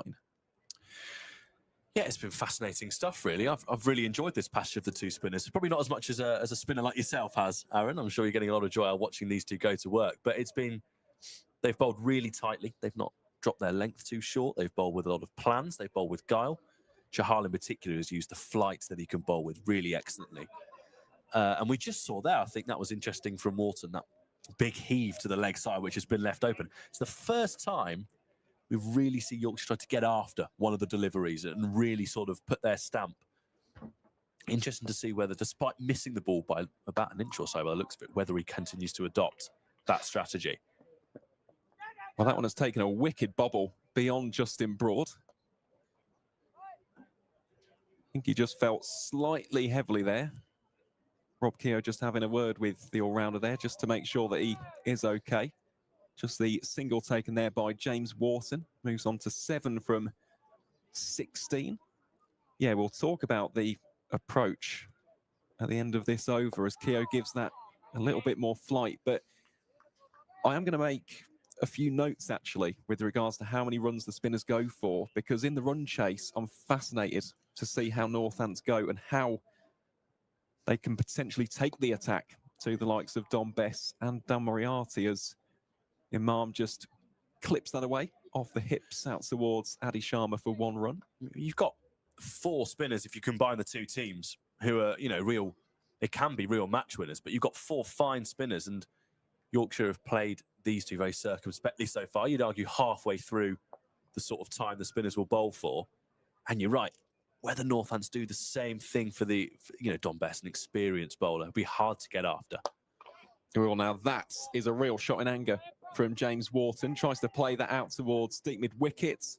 They convert another single into a 2, even though that was a ferocious cannon-like arm from Luke Proctor. But 2 more runs to add to the tally. And that's the key, isn't it? If the boundaries aren't quite there against the spinners, show that intent, show that positivity, and get those 2s and 3s as Keogh bowling around the wicket here to James Wharton. I mean, Wharton is a big hitter. That is one thing to say. Just hasn't quite got the timing or rhythm of his innings as of yet. Keogh bowls to him once more, looks to adopt the back foot approach on that particular delivery. End of the 22nd, Yorkshire 119 for 2, with Wharton on 9 and Imam Ul-Haq on 60. But it is almost that double bluff, isn't it, of course? Leaving that space out for James Wharton to go for the big slog sweep. If he top edges it, you've got men around the bat. So, yeah, it's a fascinating period of play. And that's why, for me personally, I do prefer watching spin. Yes, well, I think despite your preferences, it looks like Dom Leach may be coming on from the David Capel end and having a look at his seam bowling. I agree. I thought that passage of play there with the Yorkshire players looking to work out Keogh and Chahar was fascinating, and this will now be a different challenge. But I think the pitch and the innings so far have sort of given the impression that it's a bit more seamer friendly for the batsman. Ball comes onto the bat quite nicely, whereas Wharton, such an aggressive, such a positive player, has looked to time it, hasn't quite so far, but he's still there, 9 not out. The longer he stays now, the more he will just start to trust his ball striking a bit more. But Dom Leach, of course, as you mentioned, a former Yorkshire man, had a bit of a stop-start season, hasn't he, for Northamptonshire? It'll be interesting to see how he goes here. Well, Leach it is from the David Capel end. That one played very deftly by Imam Ul-Haq, just runs it off the bat face down towards Justin Broad for the single. Yeah, I mean, he will be relishing this, though. This is a big opportunity, of course, against his former club. And just looking at the game situation right now, if he can get either of these wickets, of course, I think Imam at this stage is arguably the bigger of the 2, just because he's the set of this Yorkshire pair. But James Wharton as well, we know he can accelerate scarily quickly. Leach bowls here to Wharton. Looks to almost guide it in a similar manner to Imam, only as far as backward point for no run. Yeah, this will be a real good test for Dom Leach, really. He'll be coming into it thinking he'll have a point to prove, both to his own team, really, and to Yorkshire itself. It's been a steady start from him. And if he can just settle into his work, it's just a completely new challenge, isn't it, for the Yorkshire batsman, if you've got Leach bowling well at one end with the spinner operating at the other. It's a fierce competitor, Dom Leach, I think it's fair to say. Watched him a few times now, and he's never particularly shy on the outfield, which I think is a brilliant trait to have as a cricketer. And as you say, big heart. He'll be looking forward to really getting into his work here and bowling a spell. He most certainly will, but it's also a case of controlling that to a degree, isn't it? Because Absolutely. He will be desperate to get some wickets here. Leach bowls here to Wharton.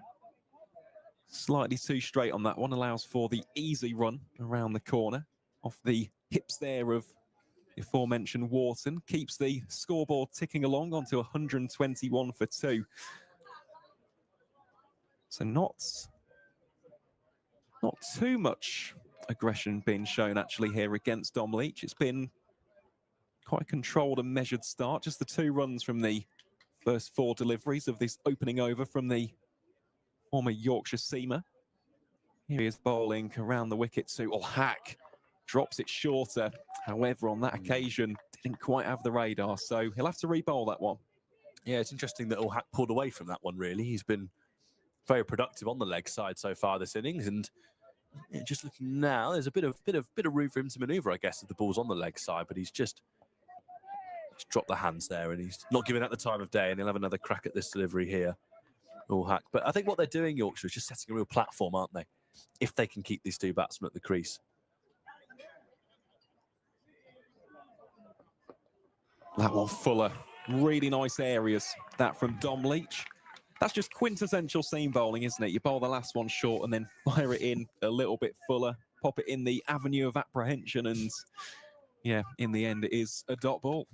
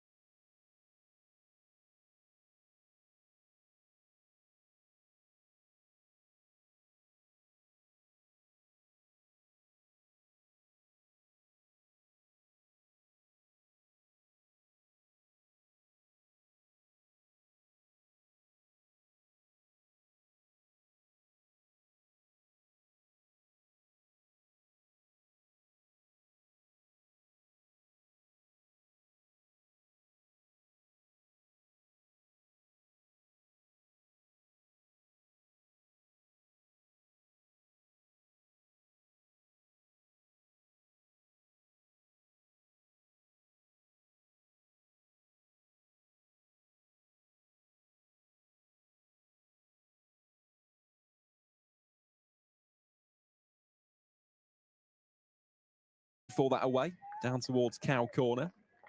But to no avail, cut off by the fielder, will be a dot ball.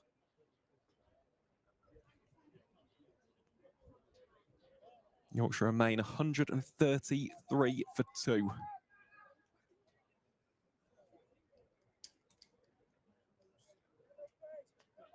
Maybe.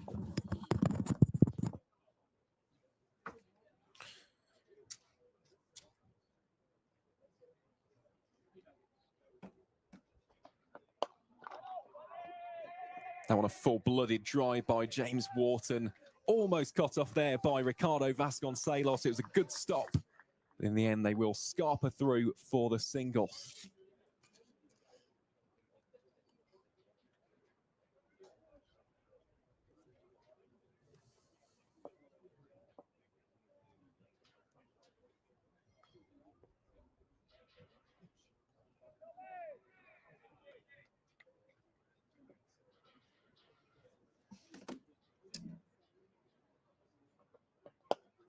Oh.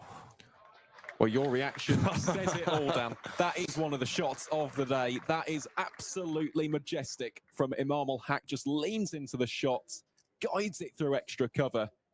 4 quite simply exquisite runs right there. That's batting perfection. I think that was just minimal football movement, but just the subtle stride in and then just the firm drive, splitting the 2 fielders on the offside. That is as good as it gets, isn't it? Certainly is. Absolutely brilliant. How does Leach respond after that one? Well, he cramps him for a little bit of room there. Just plays it back to the bowler for no run. We approach the midway stage of this first innings here at the county ground, Northampton. Yorkshire 138 for 2. Really is a gorgeous day. We really cannot stress that enough. Just the right warmth, isn't it? It's a nice temperature. It's beautiful, yeah. It's a classic summer's day, really, that we get every now and again over here in England. Never a guarantee of it, but when it comes, really is stunning. It's, yeah, perfect day for a bit of cricket, as we're seeing so far today. And that, it just gets better, doesn't it? It just gets better from him, Al-Haq here. What a way to reach the halfway point. Driving once more through the covers for 4 runs. 2 balls from Dom Leach there. Slightly over-pitched, arguably. They're not bad balls, and he has just put them away with such class. And, yeah, he's really in his 79 now, really stamping his authority on this innings. Batting masterclass so far from Imam Al-Haq. As we reach the 25 over point, we are halfway through. The players will take a quick drink. And Yorkshire 142 for 2, of course. Guthrie removing the dangerous Adam Live early in the piece. Caught by Adi Sharma at cover before Luxton and Al-Haq's partnership was interrupted by a surprising turn of events from which Luxton was caught halfway down, looking to get through for a quick single, and George Bartlett's sharp bit of work led to a run out, breaking the partnership rather suddenly, I think it's fair to say. But Al-Haq still there on 79 from 80 balls. Wharton unbeaten on 12 from 25, just looking to find his way in the innings. And the run rate just sat below 6 and over. So, Aaron, it's been thoroughly enjoyable, I think it's fair to say. Oh, it has. It's been great, hasn't it? It's been a real game of chess so far, and it feels like your stereotypical 50-over innings, because at this stage of the piece, 142 for 2, if you were to extrapolate it at this current run rate, you're looking just a touch under 300. It would, in theory, be 284, but this is the great thing about having a foundation and a platform in this format of the game. The fact is Yorkshire have still got some big hitters in the shed. You've got Matt Revis, who is in the form of his life. 3 county championship centuries, also provides useful runs in white ball cricket. And then, of course, you've got the likes of Harry Duke, George Hill, Dom Bess, Dan Moriarty and Ben Cliff as well can score the odd boundary here and there. So I think they've done a very good job. At the same time, though, it has been disciplined. It's been measured, hasn't it, from Northamptonshire? And I think it was the spinners who have really dragged them back into contention here. Even though Keogh has gone wicketless, none for 33 from his 7. Chahal as well hasn't gone at too many in terms of the economy rates. They've just brought this into the balance, and we're now at a stage where this is really, really nicely poised. I'd love to know where WinViz would sit on this sort of game, because I know that can be misleading, as we've seen across the Test summer and cricket in general. You know, you never really know who's on top, of course, as the game can change so quickly. But it does feel Al-Haq's innings as that potentially drag them forward slightly, Yorkshire, but it just feels almost about even at the moment. Northampton have bowled well in parts. Yorkshire have batted brilliantly in parts. They've also had boundaries dried up, and Northampton coming back into the game, and then all Hacks batted with a bit of a flourish towards drinks there. So it's been a fairly topsy-turvy start to the game, but I think it really is close. And I think the next 10 overs now will really determine whether Yorkshire are in a position to put the foot down and edge towards 350, or whether they'll actually lose a few wickets in the next 10 overs or so, and they'll have to scratch their way to a defendable score. So we've got a key point in the game coming up, I think, and the sun just keeps beating down. The clouds have parted now, and there's not a cloud in the sky above Wantage Road, barring maybe the odd one or two, but they're not very threatening either. We've got a glorious remainder of the day for you here. The crowd have come in for it. The opening Metrobank One Day Cup match here at Wantage Road. The opening game in general for Northamptonshire, of course, after their first match was sadly rained off. You can't imagine such a thing happening now, can you, with the sun out, of course, against Lancashire. So real opportunity to get to see what this Northampton team will be like. Of course, losing Sanderson, Willie and Save, 3 of the best really for Northamptonshire to the 100, which of course is great for the county to see their players receive such recognition, but I'm sure the Wantage Road fans wouldn't mind seeing a couple of them turn out. So a chance for other players here at Northamptonshire to really put their foot down and get their mark on the team. As Keogh continues after drinks, the players replenished and good to go for the second half of the Yorkshire batting innings. As it's a fairly evenly spread field. A few men out on the leg side. We've got deep square towards the cow corner and a long on as Wharton's on the sweep early, and he sweeps out to one of the mentioned men. George Bartlett it is at deep square leg, and he picks up and throws in on the bounce for 1. Wharton moves to 13, getting off the mark. In this passage of play on the offside, it's just Adi Sharm patrolling that offside, well, now leg side for Emil Hack boundary, as we've seen him do throughout the innings. And it looks like Dom Leach is stood there as well. He's just been moved towards the long on position. Long on and long off, both in play, as Yorkshire able to use the 2 men in the deep for singles, I'd say. But, you know, hitting straight is such a key part of playing against spin. If you can hit the ball straight, and I think removing that 6 hitting option, unless you really back your skills, I think it's quite important. So Hack again there, just proving the point, really. It's always nice when your points validation on commentary, isn't it, Aaron, there? Or Hack almost listening to us, it feels. Yeah. Well, he's an expert, isn't he, of playing spin-ins. It is a very, very good point. You cannot allow for spinners to get into their mojo as such. And when you can play with a nice straight bat, when you've got the sweep shots, when you've got those late cuts as Imam Hack has, it's so difficult. It really is. Spinners love players who almost have those concrete feet and just stay in the crease.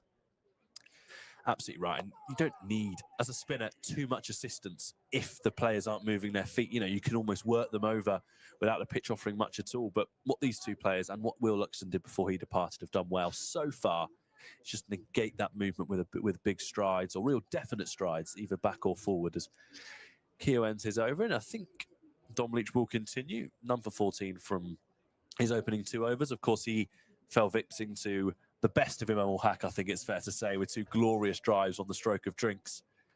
Other than those 8 runs I think he's conceded, I think he's bowled very well. And on what we've said is a big occasion for him, of course, turning out against his former club. He's not let anything get the better of him so far. He's bowled a tidy spell, plenty of energy. Just be looking to avoid dropping that ball just slightly too full onto the middle of All Hack's bat, as most bowlers have done so far today. All Hack sitting 80 not out from 82 balls, as Leach continues here to Wharton. Mawson's rocks on the back foot, and he challenges Robinson for a single, and Robinson unable to field cleanly, but does on the second attempt, and a chance for second run diminished. Robinson there. And that's, I guess, the beauty of taking quick singles, is you put the fielder under pressure, don't you? You know, you almost say to them, pick this ball up cleanly, and if you can, and then hit 1 stump to aim at, then, you know, well done. But he puts Robinson under pressure there, doesn't he? He certainly does, yeah. And that is something, again, for any player up and down the country to learn. Just be positive between the wickets. That really does create an additional degree of pressure. Good. Leach goes up for a caught behind down the leg side. The umpire unmoved there. We didn't hear anything, did we? I don't think there was too much enthusiasm from most of the fielders. Leach looked to believe that one quite strongly. We're just seeing a replay now.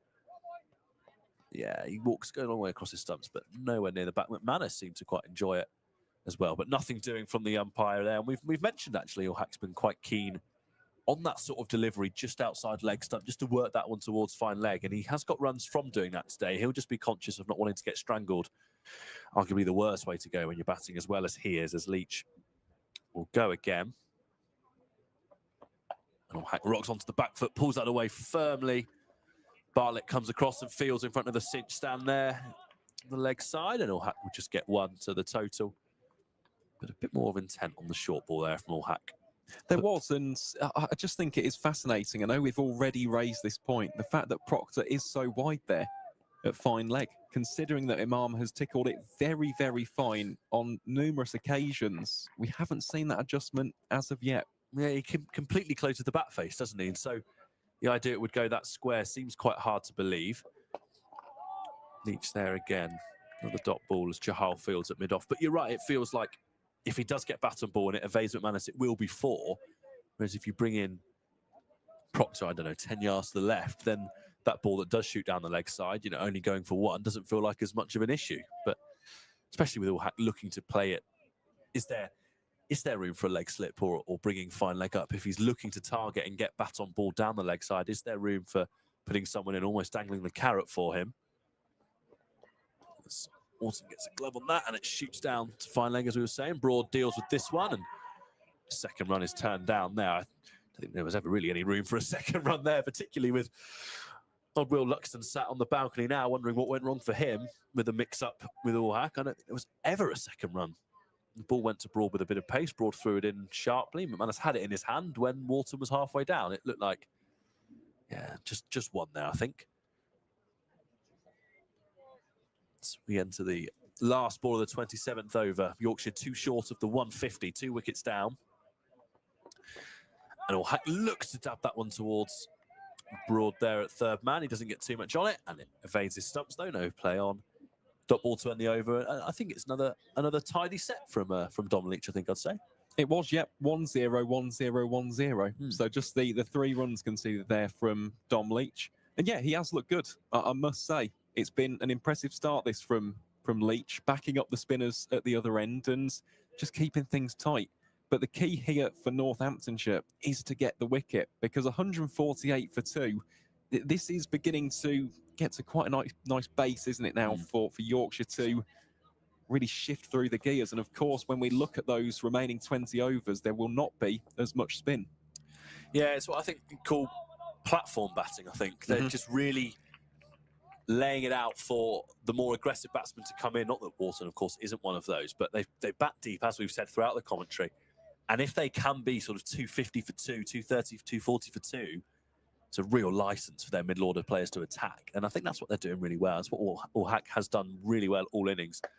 As Wharton rocks back there, and it's fielded sharply by Vasconcelos there. And Wharton, rather, just keeping Hack honest at the non-strikers end there, electing not to throw at the stumps. Keogh continues, and Wharton on the sweep. It's gone aerial, and it will just land safely in between Bartlett and Guthrie. Bartlett cuts it off, though, just in front of the where the players' balcony there, but split Guthrie and Bartlett almost perfectly there, didn't it? A bit of a heart-in-mouth moment, I'm sure, for Wharton there as the ball flew up into the air uncontrollably, but he gets 2 for his troubles on the sweep there. As you can hear, maybe a ripple of applause. Oh, Keogh's gone up again. Nothing doing again for the umpire, just saying a ripple of applause. You may be able to hear around the ground there. The 150 up for Yorkshire. These travelling fans don't miss a beat, do they, with their milestones? 150 for 2. As Keogh continues to while away the Lynn Wilson end, rather. Whipped down stylishly there and fielded by Proctor. Real theme of the innings.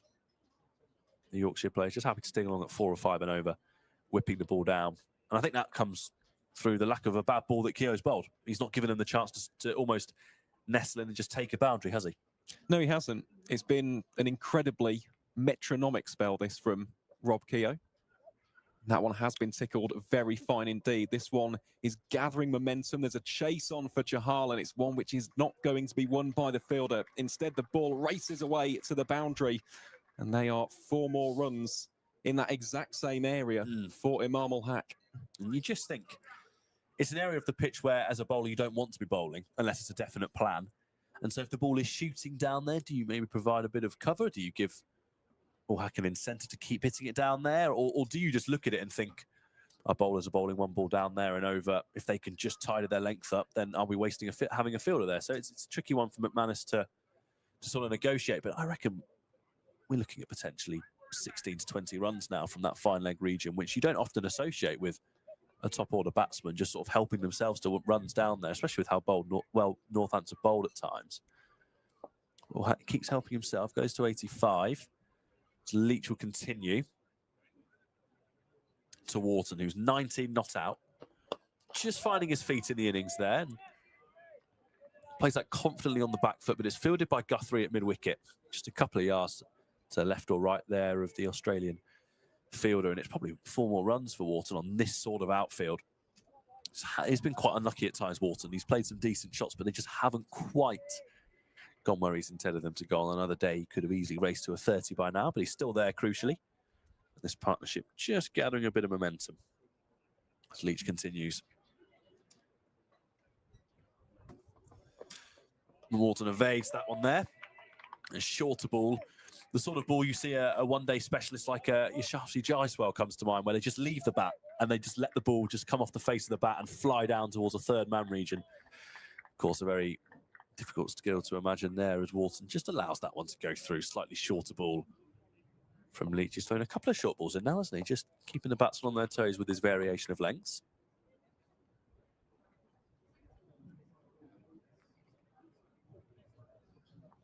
And this time, Wharton on the drive and confident punch into the ball there with his feet as he strides into it. And Vasconcelos fields comfortably. So it's a steady start once more from Leach here. Maiden so far. So the run rate just looks to get back towards 5.5. Yorkshire just laying the base here in front of this crowd.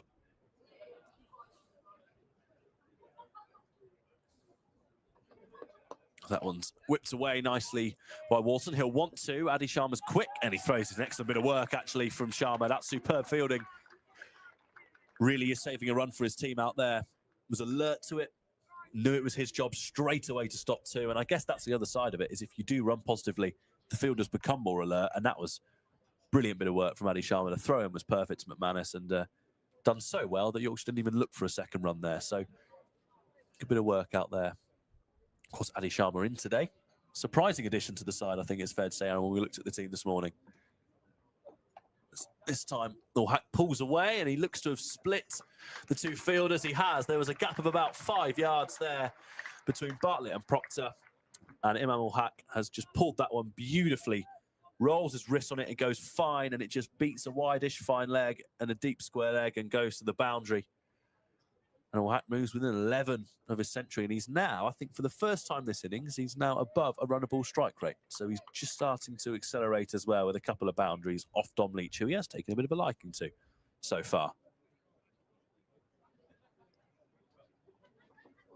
Again, he just tucks it off his pads. Bread and butter for Ul-Haq there. Gets one more into the 90s. Goes within 10. What's going through his mind now? 10 runs short of a century. Of course, still a lot of work to do, but for a personal milestone, does the mind start to go there with 10 runs? At what point do you think it does? I don't think it will yet for Imam. I mean, if we were looking at a first ever list day century, I think it's slightly different. He's already got 10 in the format. He's nearly got 5,000 over the course of his career. Runs, that is, not centuries. Yeah. Of course, that would be very impressive. It's a serious record, yeah. But of course, when you've been there and done it before, of course, everyone says the nervous 90s. He's not really looked out of place, though, with any of his shots so far. So I think that it'll be still very much the same approach. If there's a bad ball, I think he'll dispatch it. Yeah, as he has done all innings, really. As he rocks onto the back foot and gets one more there.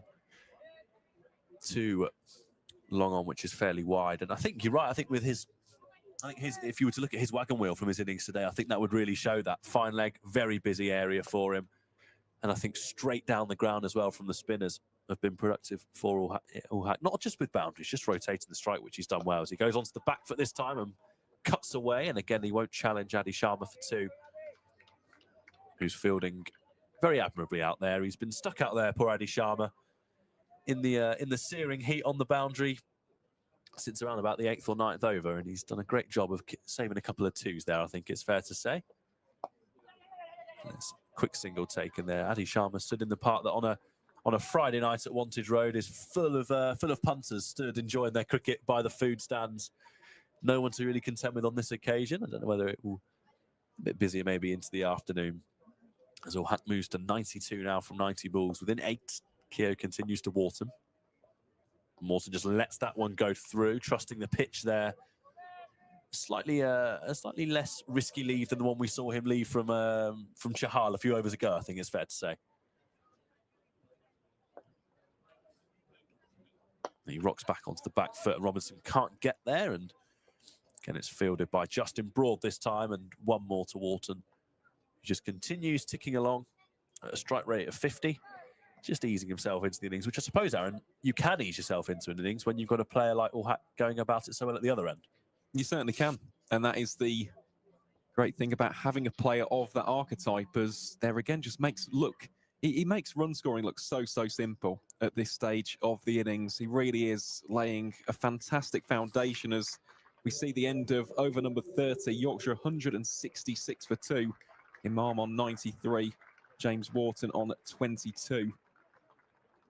And that is the end of also what is an excellent spell of bowling from Rob Keogh. Unfortunately for Northamptonshire, went wicketless, but even so, figures of none for 48 from his 10 overs. I mean, that is some going from Rob Keogh. Really has done a fine job indeed. So, believe we're going to see the return of Liam Guthrie from the David Capel end. Indeed we are. So Guthrie with those figures of 1 for 19 from his previous 3 overs. Still got 7 in the tank. So imagine he'll play a key role in these final 20. I think so. I think he bowled tidily. I think it's fair to stay at the top of the innings. Wasn't given a load of assistance, but taking the wicket of Adam Lyth in any spell of bowling is, I think, fairly respectable. As he bowls here to Imam Al Haq.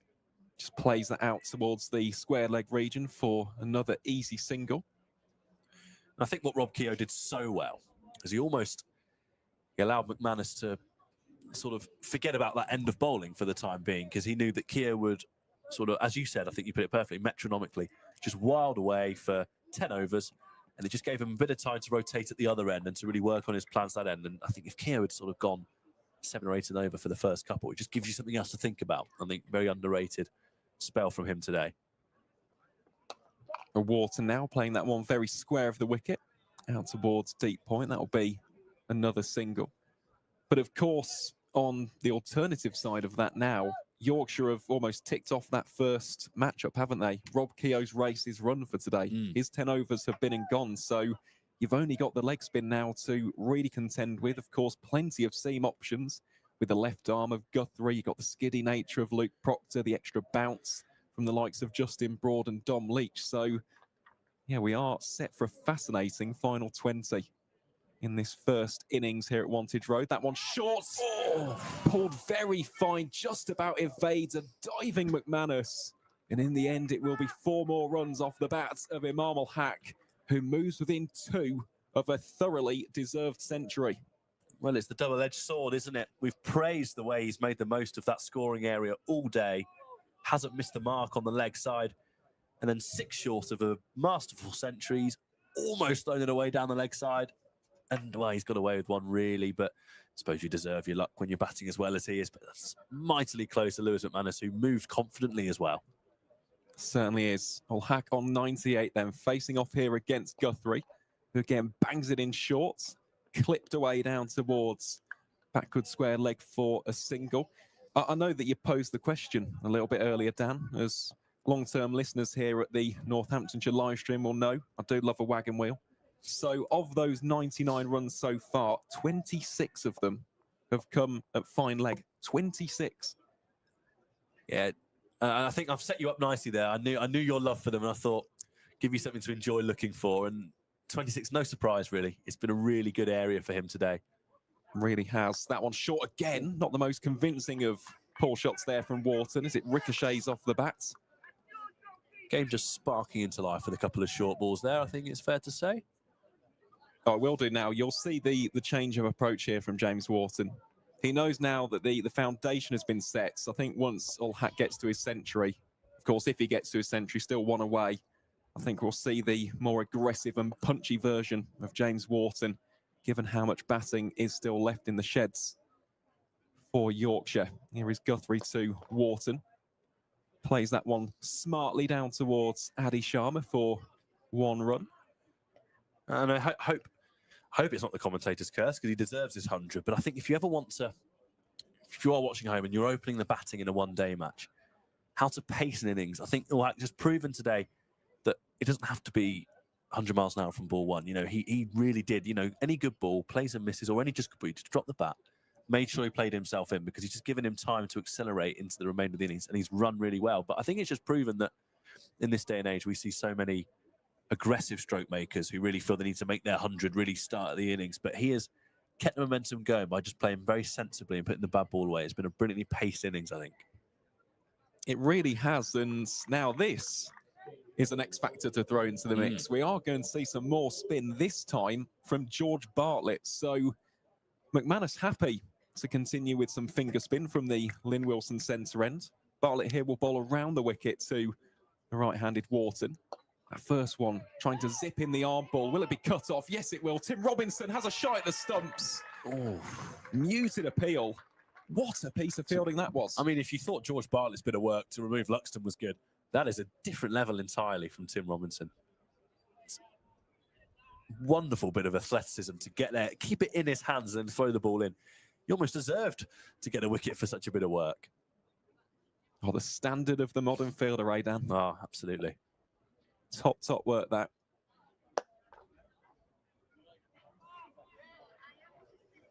Very simple shot there from James Wharton. So he moves on to 25 from 49, and now this could be a very memorable moment for Imam Ulhack. One shy of his first century for the White Rose. It's George Bartlett to Imam Ulhack. Ulhack steps into that one, drives it confidently down the grounds. And he does bring up a richly deserved century from just 95 deliveries. Take a bow, Imam Ulhack. He removes the gloves. He'll take off his helmet as well. Raises the bat aloft. And Imam Ulhack, you are a centurion for Yorkshire County Cricket Club.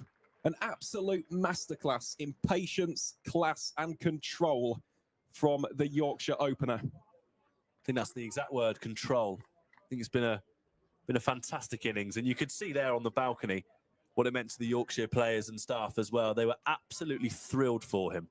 Player with such experience and class, real popular member of this group, fully deserved 100. Really is, as Wharton tries to work that one through mid-wicket, only as far as Tim Robinson lurking there like a panther. I don't think there's any quick singles to be taken against the Kiwi. Bowler really firing that one in with plenty of velocity. Strays down the leg side though, so wide will be given. Yeah, he is already a very popular member of that dressing room. I can confirm that. The Yorkshire boys loving the fact that he is in their squad and they're not having to bowl against him. I imagine he must be frustrating at times, especially as an opposition spinner, because what do you really bowl to him? There's no obvious flaw, is there? There isn't a sort of, there's no obvious plan you can execute other than just hoping for a really good ball. As that one pops ever so slightly. But I think you're absolutely right. He's excellent using his feet down the ground. He plays straight fantastically. You've seen a couple of sweeps today that he's really nailed as well. On the back foot, he very rarely misses out. So you think to yourself, if you're settling in for 10 overs and you haven't got that point of difference magic ball, how do you avoid him just taking one, getting to the other end and having to go at someone else? I think he's proven that today. And you can just see McManus and Proctor now. Of course, Proctor, the 4-day county championship captain, of course, knows a thing or two about leading a group at Wantage Road. Just in conversation with McManus about, I guess, where to go from here, because they've certainly not bowled badly and you don't feel like the game's slipping away from them. But at 178 for 2, with a batsman set on 100, if you were to look at this in isolation on an app on your phone, you think, well, Yorkshire are firmly on top. So there's a bit of work to do, I think, for Northampton at this point. Here is Liam Guthrie. scratch that. Here was Liam Guthrie.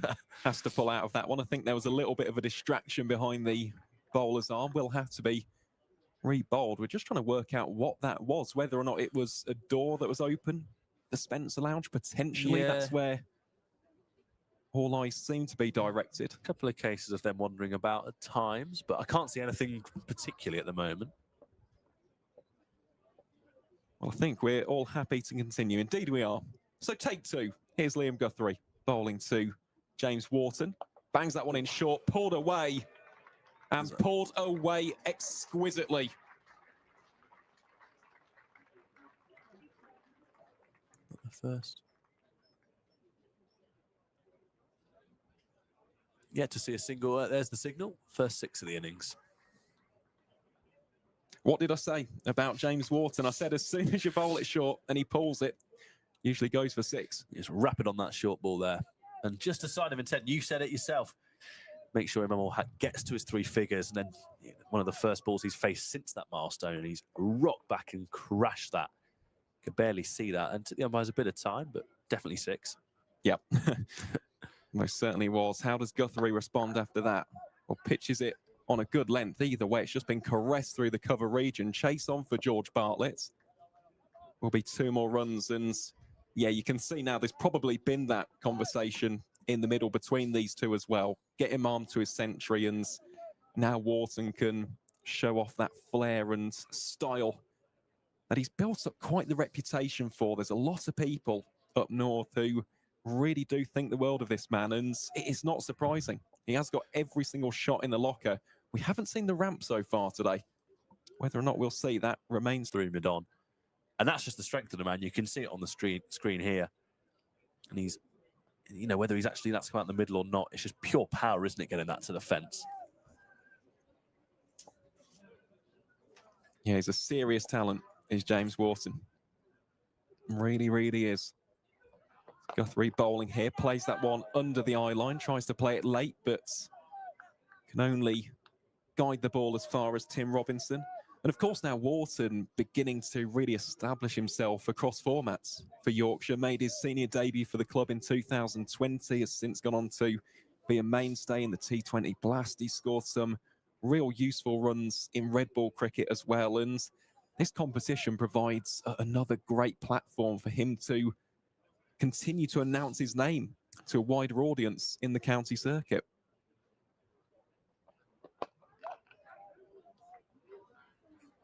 I think you've seen a real maturity as well from him today. There's been a couple of near misses with him going for certain shots, but the sweep that he missed comes to mind. But I think he understood that he maybe wasn't as timing it quite as well as he'd have hoped, and he put a couple of shots away. He accumulated while Ul-Haq was seeing him well at the other end, and just a bit of maturity to the innings. He's got his reward. He's now 39 not out, and he's got a chance to really, you know, go big today, and he's got himself in. He's played through that period of uncertainty. On a sunny day with a pitch offering a bit for a batsman, he'll be looking at this as an opportunity now.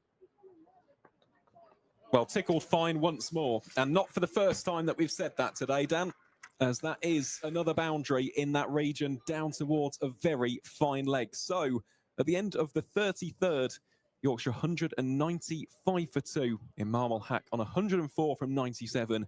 James Wharton on 39 from 56. And of course, we do have some more games taking place in the Metro Bank One Day Cup today. So I think for the first time, we'll give you a little bit of an update from those fixtures. Of course, the game taking place down at the Cooper Associates County Ground in Taunton, yet to get underway. That's a 2 o'clock start between Somerset and Durham.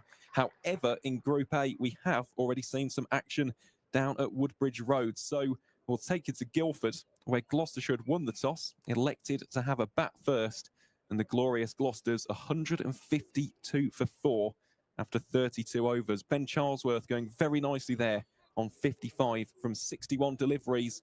As for the Surrey bowlers, James Taylor 1 for 24, Ryan Patel 1 for 25, Cam Steele 1 for 20, and Yusuf Majid on 1 for 38 as Bartlett is pulled away here. Is there a chance for Justin Broad? There isn't, as he just palms that one back away from the boundary. Will just be the 1 run. It looked potentially as if there was a chance there for Justin Broad. Whether the ball slightly dips in him or not, I'm not sure. But for a minute, I thought he might have been in the game. Did well to save 4 in the end. Bartlett to Ulhack. Plays that one along the turf down towards Dom Leach for another single. And that scoreboard is ticking, of course. We've already seen the 100 partnership between these two.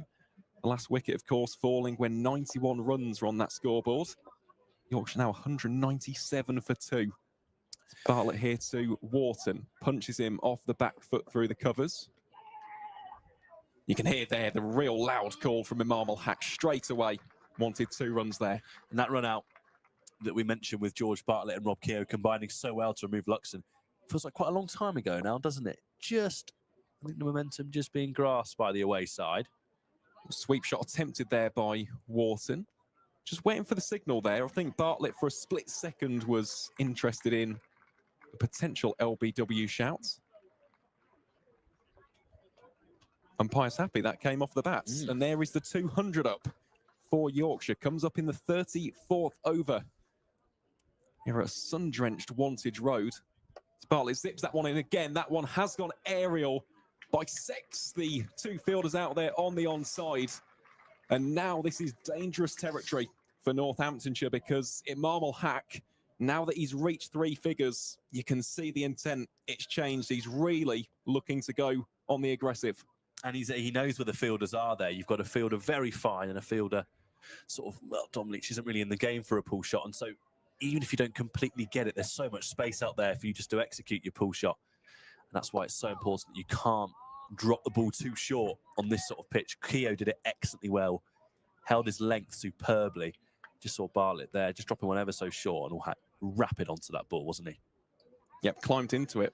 I think that's the way that I described that, as we're just having a brief pause here at the county ground Northampton. Yuzvendra Chahala's taken the cap off, so he'll be bowling from the David Capel end. Yeah, just in terms of the field, it was a drag down, wasn't it, from Bartlett? Unfortunate there for the Northants all-rounder, because when you got the fielder at square leg, or in fact, Addy was almost towards deep backward square leg, and then, of course, you got a wideish long on, you don't really have the luxury of protection out there towards cow corner. So providing you play the pull in front of square leg, guaranteed It's 2, if not 4. Exactly that.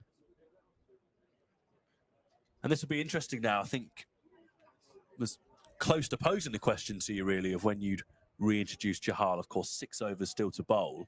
Gone wicketless so far, but he's bowled with threat and with poise, as he tends to do. And this feels like a key part of the game now, doesn't it? You've got 2 batsmen who, at different points of the innings, are both now set. They've both got 100 partnership, 16 overs to go. And you wonder when Chahal is going to be reintroduced. And I think this is about the right time, I think, McManus, for him to do it. I think this, if you continue to persist with the seam from that end and they continue to stick away at 6, 7 and over, then the game can just slip away from you. And I think now it's wickets that will change it. It certainly is, and maybe that's why Chahal has been brought in, because of that change of intent. He knows now he can go stump to stump.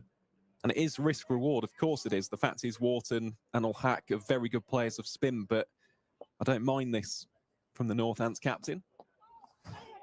So Wharton plays that one very late, and a fine call there from Imam to bring them through for the single. Played that unbelievably late, didn't he? Pretty much stood next to Lewis McManus as he struck that ball. Really rocked back there. Well, here we go. There are some changes in the field here to Imam. I think Sharma's being brought up into the circle. Indeed he is, so he's operating at backward point. Welcome back to the game, really, Freddie Sharma. He's been out in the wilderness for the last hour and a half or so. Have a bit of a chat with someone for a change now.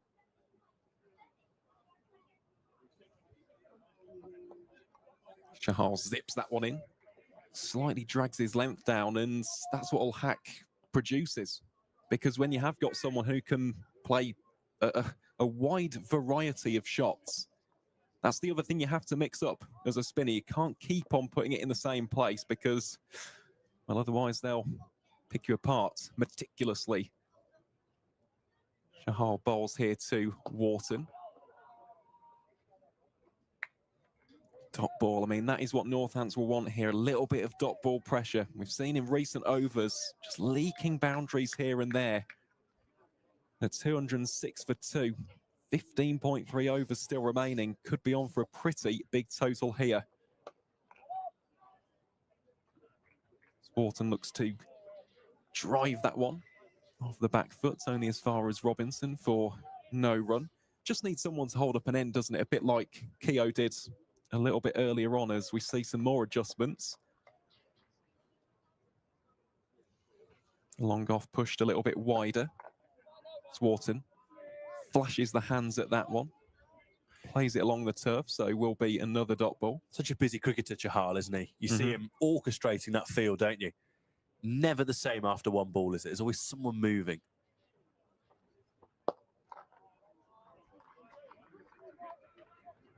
Those are very nice shots from James Wharton to round out the 35th over. So Yorkshire 207 for 2.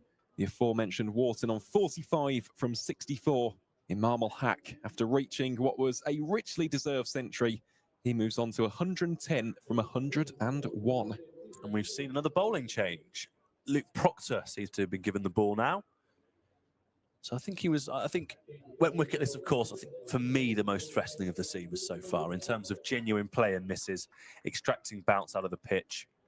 Really liked how he bowled across all Hack in the opening of the innings. He's back on now, number 29 from 5. So just ticking along at just below 6 and over, as is the rest of the innings, really. 5.9 the run rate, 207 for 2. And I like this change again. It's just a bit of threat. And I think McManus knows now that the run rate's not out of control, but if they can just nick a couple of wickets now, then they really, Yorkshire will be out of their comfort zone. And I think Proctor, that skiddy, as we've said, that action, just creating that skiddy bounce, could be key for Northamptonshire. That's an advancement from Wharton, and that is glorious. And as we just praised the decision to bring Proctor on, Wharton has nailed that one.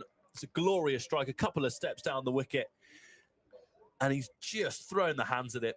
Lovely bat swing there, and the ball flies away. A couple of bounces over the rope for 4 through cover.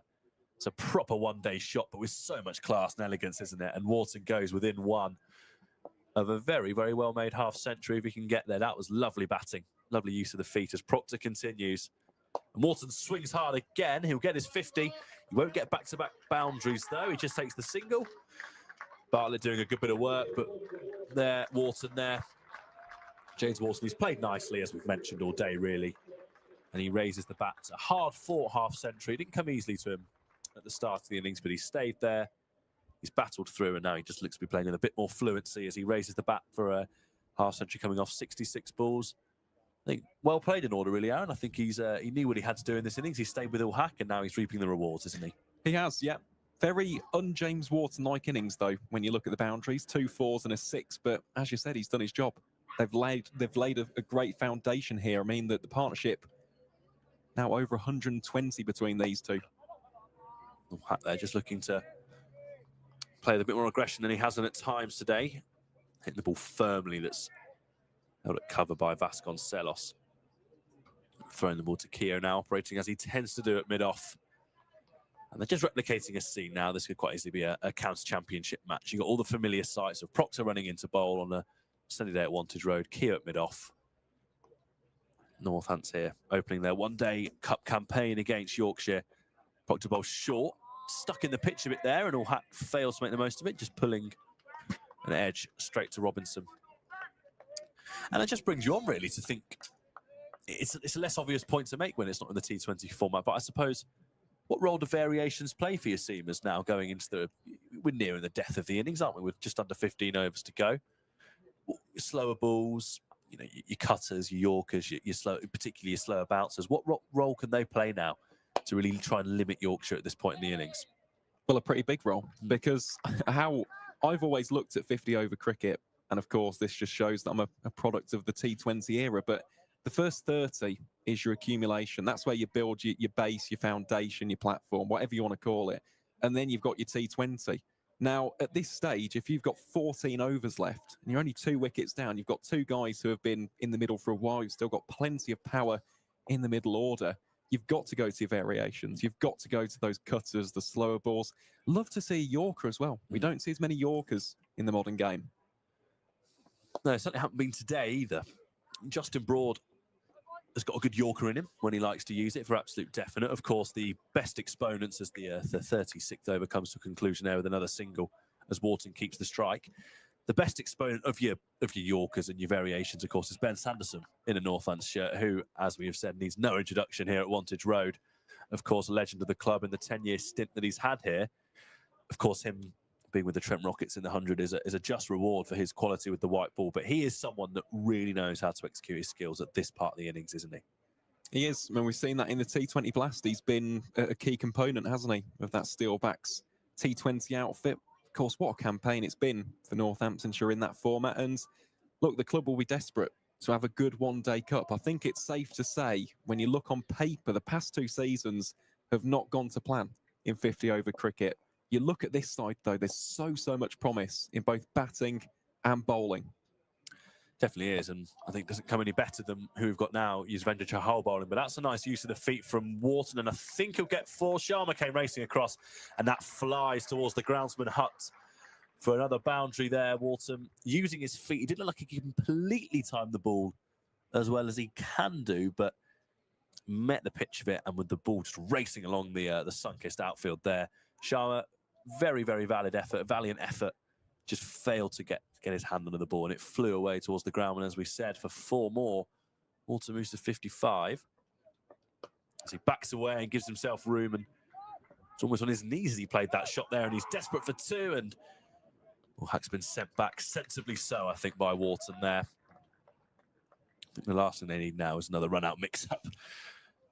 100%, and you could hear there the call from James Wharton. Tell you what, that could be probably heard in Kettering. Yeah, absolutely no danger of misreading that signal there from Wharton as he was sent back. And we'll have the strike, 111 not out.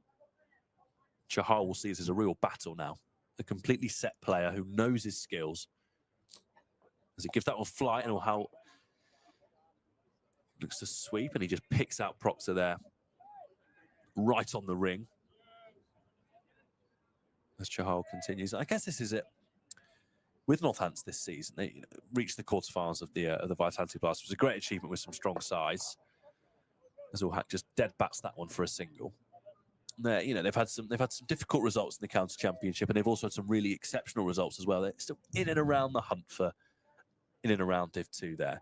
So a good one-day cup campaign, and you're actually looking at a really good season across 3 formats. There's a real potential still, even though we're in August now, entering the final 6 weeks or a month and a bit or so of the season. There's a real potential, isn't there?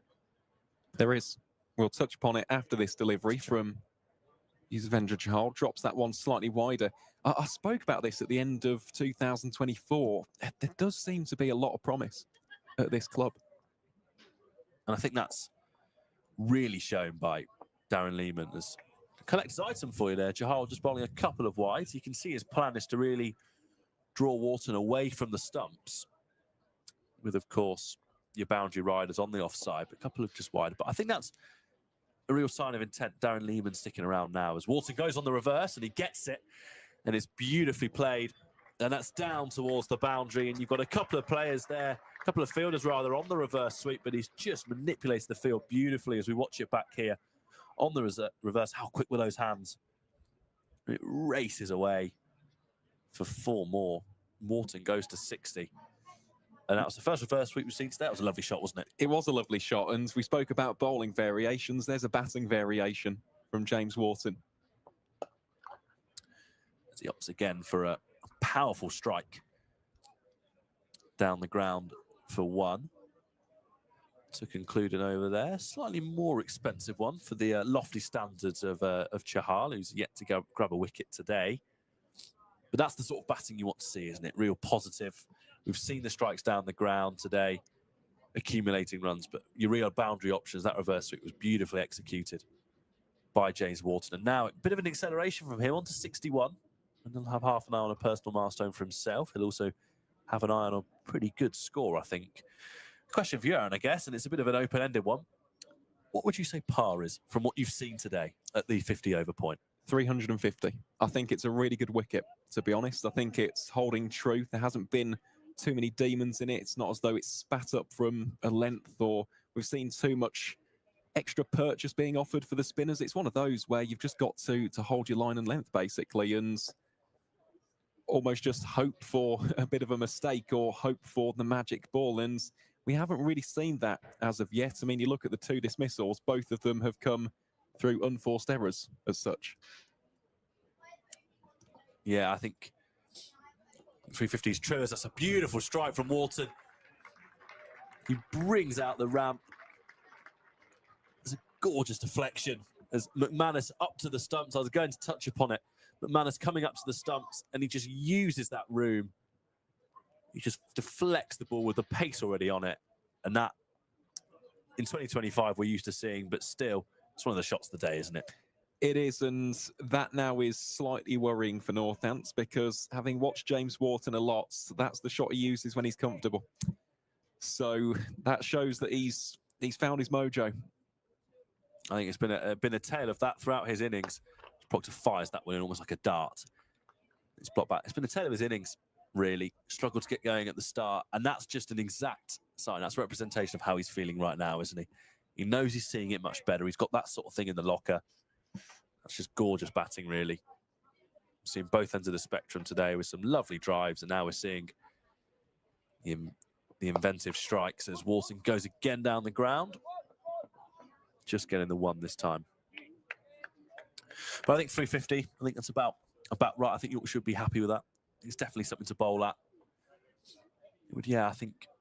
But I think Northampton will look at the way that they've bowled today, but also look at the way that they've batted Yorkshire. You've not had to go massive from ball 1, and they'll fancy this with the batsman they've got. Tim Robinson's an international quality batsman at the top of the order. Vasconcelos, massively experienced, of course.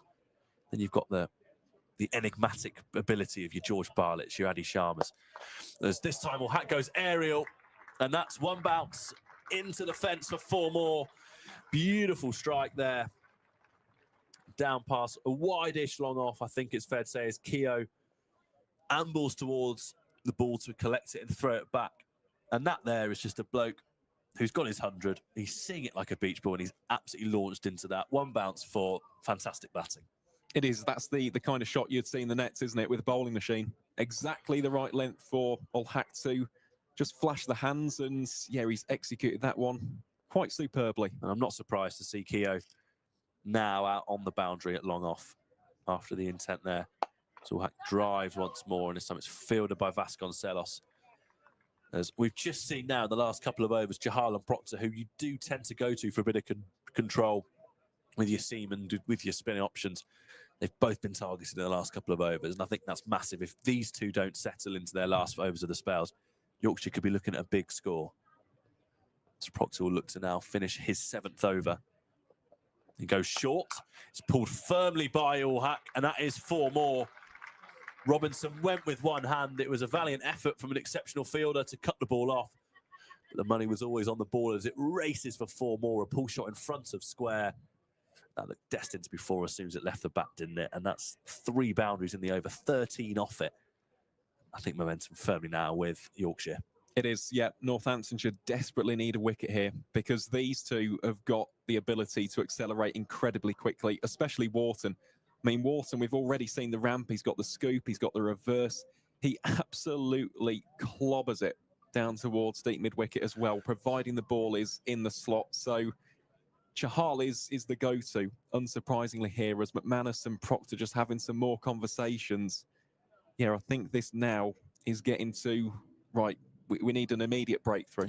Yeah, there's some excellent leaders in this squad and some players with such experience, but this is challenging, I think, for any captain and for any player to, you know, there are 12 overs to go. The pitch isn't offering an awful lot from the bowlers. The sun's out. 2 quality batsmen both set who know their game.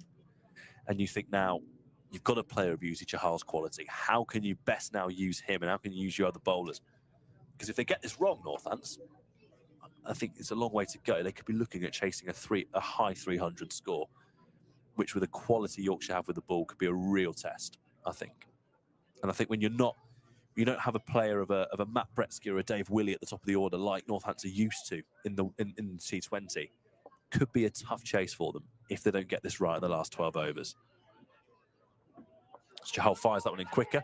It's worked away, and there was a slight miscommunication, but they get home for a run as Leach fails to gather cleanly at short, fine leg.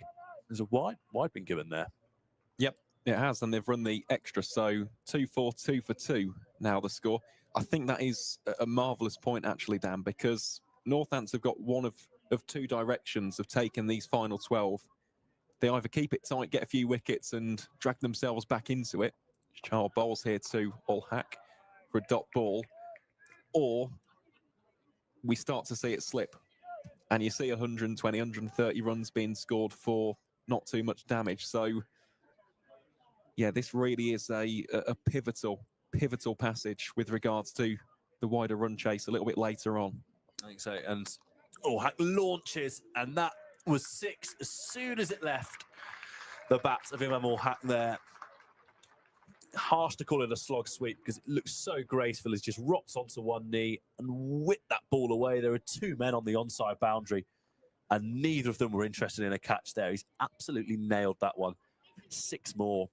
It's not the biggest ground, but it's still a fairly sizable hit out there. You've still got to get it, and he has there. This time he just works it onto the onside, and he wants to. As soon as he sets off, Robinson's quick, and he gets there, fires the ball in on the bounce to McManus. Not sure how much McManus will appreciate a ball whizzed in on the bounce there to him after 38 overs, but Robinson has probably saved his side a few runs today out in the field. But Hack here really starting to go now. Wharton on 66. He's on strike.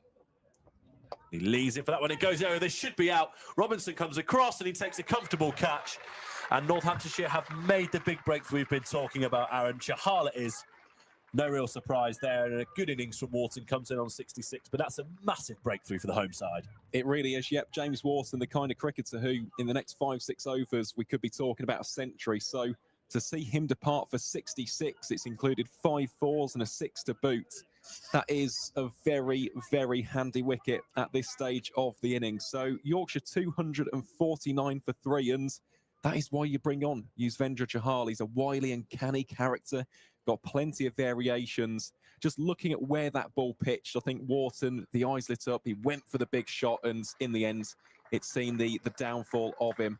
Just trying to hit against the spin on that occasion. I think that was a stock standard leg break as opposed to the googly there from Chahal, or potentially the top spinner would have to take a look at the release of the hand to get the exact variation. But either way, that is a desperately needed wicket for Northants, and yeah, it's a big wicket to lose at this stage of an innings. He's almost tried to swat it, hasn't he, across, look, almost flat bat swat, and it's a leggy.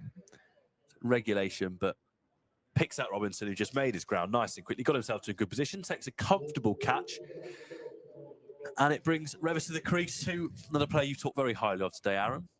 Yes, I must say, Matt Revis, in the past 2-3 seasons, his evolution has been ever so impressive. I think it's at that stage of his career now where he's becoming more of a batting all-rounder, and we've seen that in the county championship, 3 centuries. I mean, the guy has been in impeccable rhythm, and he has got a little bit of a nickname up in Yorkshire. He's known as Tonka because he gives the ball a bit of a whack, basically, heaves it, especially on the onside. So, yeah, a good option for the White Rose to have at this stage. I think something to look out for, actually, is if such a thing can exist, he's currently on a king pair after getting out first ball in the successful run chase against Warwickshire. As he faces up here and he's off the mark straight away. So he's off that dreaded pair, if you like, is Matt Revis after failing to register a run or face more than 1 ball against Warwickshire earlier in the week.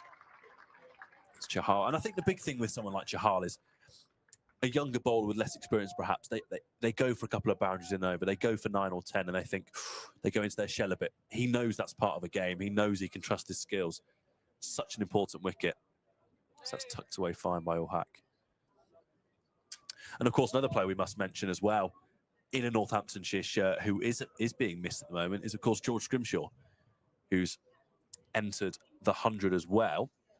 And he's, a bowler with such pace and such bounce that he'd have been another option, I guess, for the one-day side. They've got excellent seamers, but you're just thinking about who you could turn to now with 11 overs to go. And I think that's another key person that Lewis McManus is going to have to deal with out, isn't it? 100%. Yep, he's a difference maker, because regardless of the surface, even on those more placid or turgid wickets, Scrimshaw, there's 2 things you can guarantee: pace, bounce. He's a very tall man, high release point, just generates that extra degree from any surface across the county circuit. So, yeah, he is a massive loss. But at the same time, this is a big opportunity for other players to step up and be counted, of course. Dom Leach is one of them. I'm really, really hoping that Ben Whitehouse gets a go as well.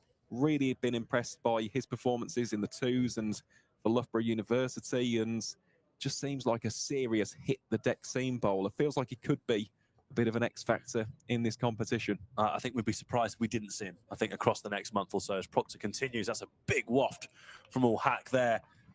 Stayed low, I think it's fair to say. That's just shot along, and it's the first time we've seen the pitch play a trick in a fair while. It's the first time that All Hack hasn't laid bat on ball when he's attempted to as well, as Proctor starts his 8th over well.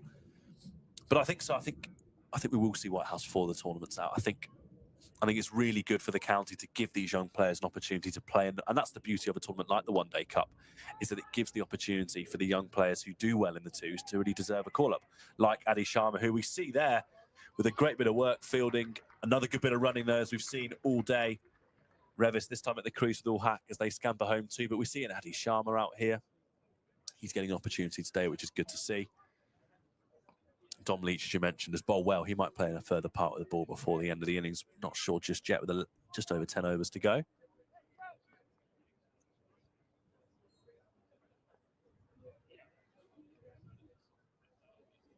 All Hack will have his eye on 150 as he advances here, and he doesn't get anything on it. Playing a miss once more. McManus collects, and these are good dot balls for Northants, aren't they? These are really important, and that wicket, this is exactly what a wicket creates. It Bit does. of uncertainty. Yep, it's gold dust at this stage of the innings as Northants look to wrestle back some control. That's the first time that we've seen Imam lose his shape there. Little bit of an uncharacteristic shot as he tried to muscle that one away. That's more like what we've seen from All Hack, but it's a great bit of work from Vasconcelos there, scampering to his left and one-handed. Whether or not, that's what I love about fielding. That may or may not save a run, but it's the commitment to making sure that ball doesn't go past your hand for your own personal pride, I guess. That was a superb bit of work in the heat from Vasconcelos, who his mind would just start ticking over to, I think, putting the pads on now with 10 overs to go, around about 45 minutes, you'd imagine, to an hour of play left in this first innings with Yorkshire 254 for 3. Vasconcelos will just start having his mind on how he's going to go about this run chase. So it's even more impressive, really, from the opening batsman to get across and make that bit of work. And Proctor with 2 balls left of his 8th over here. Bit of much more wisely over as he bowls short, and that's pulled away confidently by Revis, and he'll hope for 2. Bartlett comes across and throws the ball in effortlessly to McManus, who collects, and that's a comfortable 2 as Revis continues to just ease himself into this innings, of course. His first proper dig of the One Day Cup campaign after missing out at Scarborough, so he'll be hoping to make a bit more of an impact today in such a strong batting lineup. You want to make your scores when you can. You really want to lay your name to be in that team sheet, don't you? Proctor bowls the final ball of his 8th over, and it's comfortably fielded by Broad, and that concludes the 40-over mark. 256 for 3, a big wicket there in the final 5 overs or so. Of course, with Chahal getting Wharton out, caught by Robinson for 66. But with 10 overs to go, Aaron, All Hack remains 131 not out, joined by Revis. It's going to be a big last 10 overs, isn't it? It is, yep, for both sides, of course. We spoke about Yorkshire wanting to get up to that 350. Well, they're 94 runs away, so 9.4 runs per over gets them up to that mark. I think that would be a pretty decent total, if not a very good total on this wicket. I think that it would require someone in that Northants batting unit to almost play the role that Imam has. Just see yourself into it and almost back yourself to bat for the entirety of the innings. Let's not forget that Imam is an opener. He's got a chance to maybe carry his bat here, which would be a fantastic achievement. Of course, still 60 deliveries of the innings left, but even so, he has been the glue guy, and everybody else, Luxton, Wharton, now Revis, have built their knocks around him. So it needs one of the more experienced players, in my opinion, in that Northants side to play the exact same role. Don't gift your wicket. I think you're absolutely right. Anything over 300, and I think it requires a score from someone. I think when you look at chasing a 320, 330, and anything more than that, you need one player to go big, and that's what Yorkshire have had today. And Northants and their top order batsmen will know this. They'll know that the difference today, if they don't get over the line, will be All Hack's innings. Luxton played glorious shots. Wharton, played some lovely shots. But all Hack's innings sticking around until even this point, I think could be the difference. And he goes there. Right on cue. One of the shots where you just let the shot itself do the commentary. You can hear the crack off the middle of Imam Hack's bats as it sails away up towards the press box on the other side of the ground here at Wantage Road. I mean, that is just, it's majestic. This really has been such a fantastic knock from Imam Hack, and it doesn't seem to be finishing anytime soon. 137 from 118, and straight away just puts the bowler on the back foot. Yeah, as you said, Dom Leach coming back into the attack now. It's an uphill climb for him after such a positive start from All Hack. Well, the call straight away was 2. And that will be an easy 2. Good early call. Communication from Imam, aside from the little bit of the mishap between him and Luxton, aside from that, it's been absolutely bang on. It's been a lesson in, I think, if you were to take I think the Luxton run out in isolation didn't look great. If you take that away, it's been a lesson how to run between the wickets, hasn't it? Particularly from All Hack. He's called so confidently. He sets off for that first run so quickly. Well, here is Leach to All Hack. Just swivels it round the corner nonchalantly. 4 more runs for Imam Hack, who moves into the 140s from 120 deliveries. And again, just makes that look effortless. It's almost as if he's in an indoor net. The bowling machine has been set to short. Have some of that. We always say about the top players, they look like they've got time, and that's international class there. It looks like Leach has said to him, this is going to be a short ball and you ought to be ready for it. He makes it look like he's got ages. And already this has been a very expensive over as far as Northamptonshire are concerned. 4 deliveries into it has already gone for 13 runs. So work to be done here in the death overs. I mean, Imam, 144. Colossal effort. It's a rarer sight now as well, seeing a player bat for this amount of time in the shorter format. Not getting to 100 or not getting to 20 overs and thinking, my work is done, I'm just going to try and tee off, and if it comes off, it comes off. He's batted with such responsibility that you just don't see this enough now, do you, I think? It's been such a refreshing innings to see. Oh, Revis. Matt Revis. Has he chipped it straight to the man? No, he hasn't. Just evades Liam Guthrie. It's a valiant attempt. Always difficult, those catches over the shoulder. I mean, that was, again, a very aesthetically pleasing shot. I think I had about 8 different emotions there. Initially, it was shot of the day territory as the bat sort of, if he held the pose. Then it was throwing his wicket away. I thought it was straight down Guthrie's threat, and it just carried on. Funny passage of cricket there. It looks glorious, and then it almost just stopped in the air, didn't it? Time stood still. Leach tries to round out his over, but he can't do so. Concedes another boundary, and that is a very expensive one for the Steelbacks. In the end, goes for 18 runs.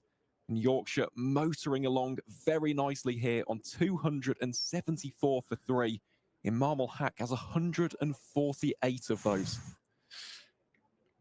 It's been a serious innings from All Hack.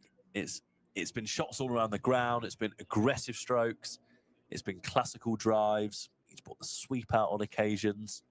And then he's just got that brutish power we saw in the previous over, where the sound off the bat, that wouldn't look out of place if a James Wharton struck that ball, would it? It's been a complete innings, and I think there's danger signs now. The wicket initially just curtailed Yorkshire's momentum, but you bowl overs like that go for 18, as you say. I look at Dom Leach's figures now. He's going at just a click over 8 and over, and it's just a bit more than your other bowlers, and what you want now is just a bit of control, I think. And I wouldn't be surprised if there was maybe a subtle change at the David Capel end. Of course, it's Proctor to continue for now. Yep, from the Lynn Wilson centre end, it will be the Northants 4-day captain. Just doing a little bit of tinkering here with the field. Tim Robinson's brought into the onside, and Ricardo Vasconcelos almost switches places. He goes into the offside here against the right-handed Revis. Plenty of protection for Proctor on the onside. He's got a wideish long on, got deep mid-wicket, And a deep backward square leg as well. Proctor bowls that one nice and straight. Call was 2 there from Revis, and guess what? That is converted into 2 runs. It's good cricket, that. It was a lovely pick-up from Leach. I could just see out the corner of my eye. Picked it up so smoothly with one hand there, and even though you don't want to your fielders in the deep, there was no way that was not going to be 2 with the pace they ran at, but he's still excellent in time from Dom Leach. That's a good bit of cricket all round. Proctor it is then to Revis. Plays that one very straight, almost allows the pace to take it beyond the bowler for 1 run. So Imam ul Haq just 2 runs shy of 150 in just his 2nd Metro Bank One Day Cup game of the season. Of course, scored 55 against Warwickshire up at North Marine Road on Tuesday, the 5th of August.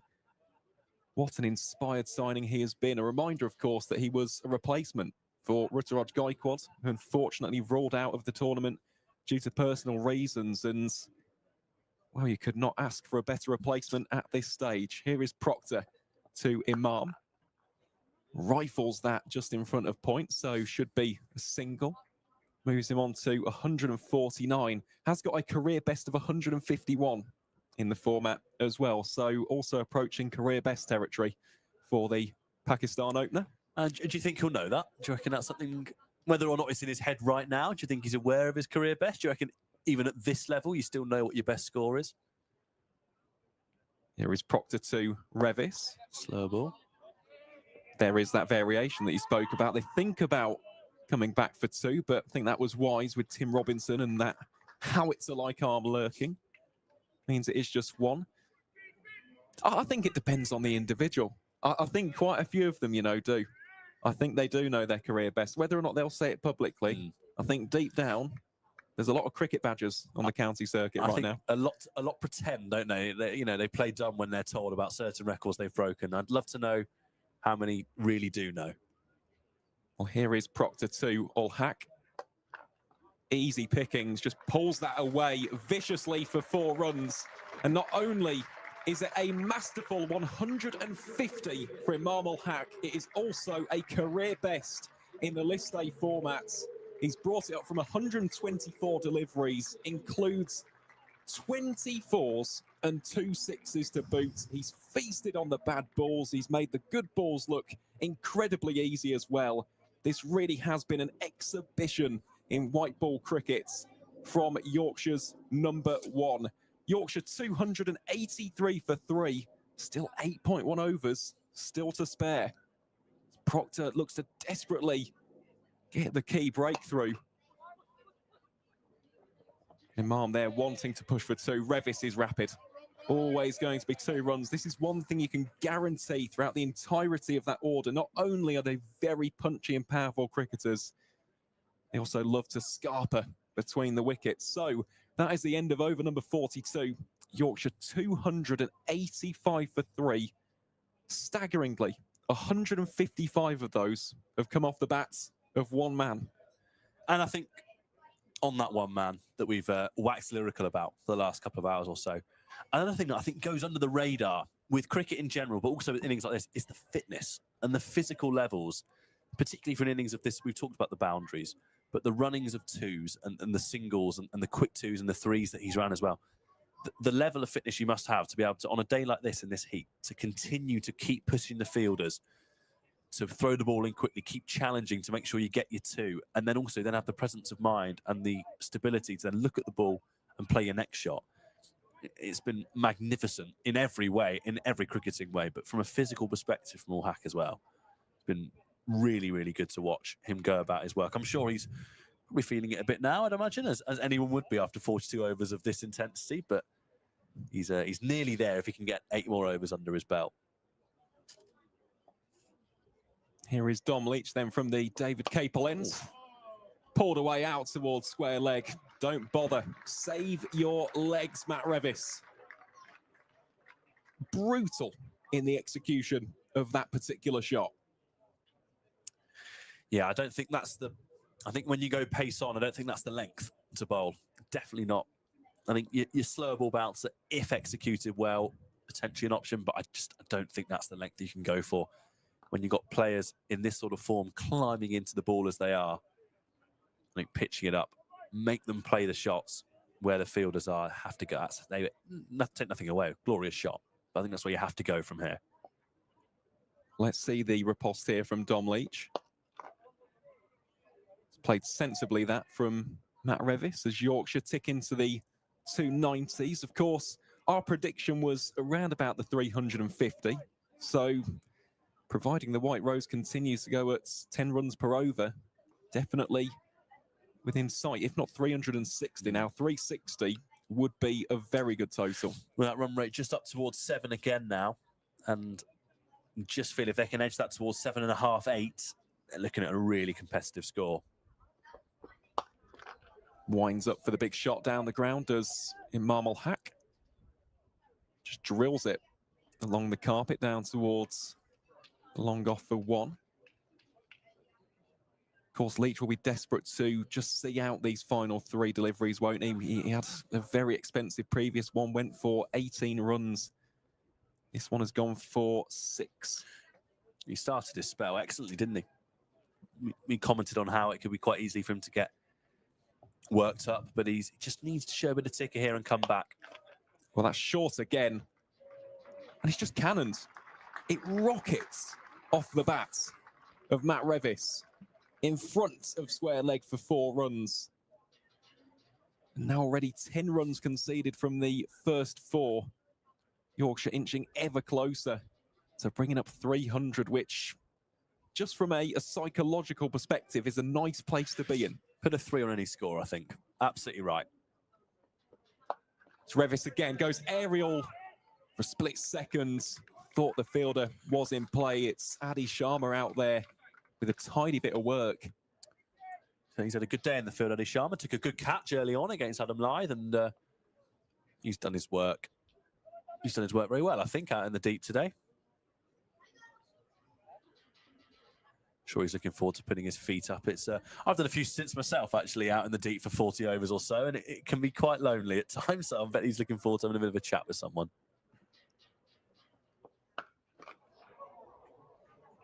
Well, fielder is interested. Can he get across? No, he can't. Or can he? That is absolutely out of this world from Tim Robinson. Almost gets the run out as well. And that is probably the loudest applause we've seen all day. Tim Robinson turning into New Zealand's answer to Superman. Let's take a look at this one. I thought for all money that had gone for 6. How on earth has he done that? Wow. That's a moment of true world-class quality. I think words have failed us both there. That's unbelievable in every way from Tim Robinson. That's one of the best things I've seen at this ground, and there's been a lot of cricket watched here this season, and that is right up there as the best thing I've seen. All that deserved was someone 5 meters away from him to take the catch, and we'd be seeing that all around the country on all social media apps for the rest of the season. All Robinson deserved there was someone just next to him to take the catch. But even so, if you've not seen that live on the stream today, you'll be seeing it again elsewhere. That is an incredible bit of work from Tim Robinson. The athleticism itself, not even to mention the hand-eye, to be able to track the ball travelling that quickly and put that back into play. That's incredible. Proctor here to Al-Haq. Just pushes the ball there into the onside. Did it as well with the reverse hand. It was with his right hand. How on earth has he done that? It's one you could never tire of watching, is it? I think you'd find a new thing to be impressed by every time you watched a replay of it. It was, yeah, the reverse hand. It was 6 for all money, wasn't it? Well, we've seen some quite simply extraordinary things here today as Proctor to Revis. Very full. They're thinking of pushing for 2. Al-Haq. Well, he's safe at the other end. Will be 2 runs, and this will be the 300 up for Yorkshire in the 44th over at the county ground, Northampton. The White Rose ticking along at a very nice rate so far. They're pushing that run rate towards 7, which would see that target for the Steelbacks pushing 350 plus. What can Proctor concoct here to the right-handed Revis? Well, he ends up on his knees as given as a wide. Of course, Proctor as well, you'll see this, really scarpering back to his mark. I don't think we're in too much danger with regards to the cut-off time. Still 45 minutes. Yeah, I'd be surprised if they were caught by that with just over 6 overs to go. Proctor once more here to Revis. Looking to unleash that one down the ground. Of course, Proctor does have a bit of protection in that V. Justin Broad, just in front of us here in the commentary position. He's at a wideish long on. Of course, got fielder at long off as well, and protection out at cover point. That one short and muscled, heaved away. Well, George Bartley will have to watch that sail over his head. 6 more runs, this time from Matt Revis. Yeah, I think that was a bit more difficult for Bartlett to potentially produce a Tim Robinson-esque. So, yeah, well, yeah, 6, comfortably 6 in the end.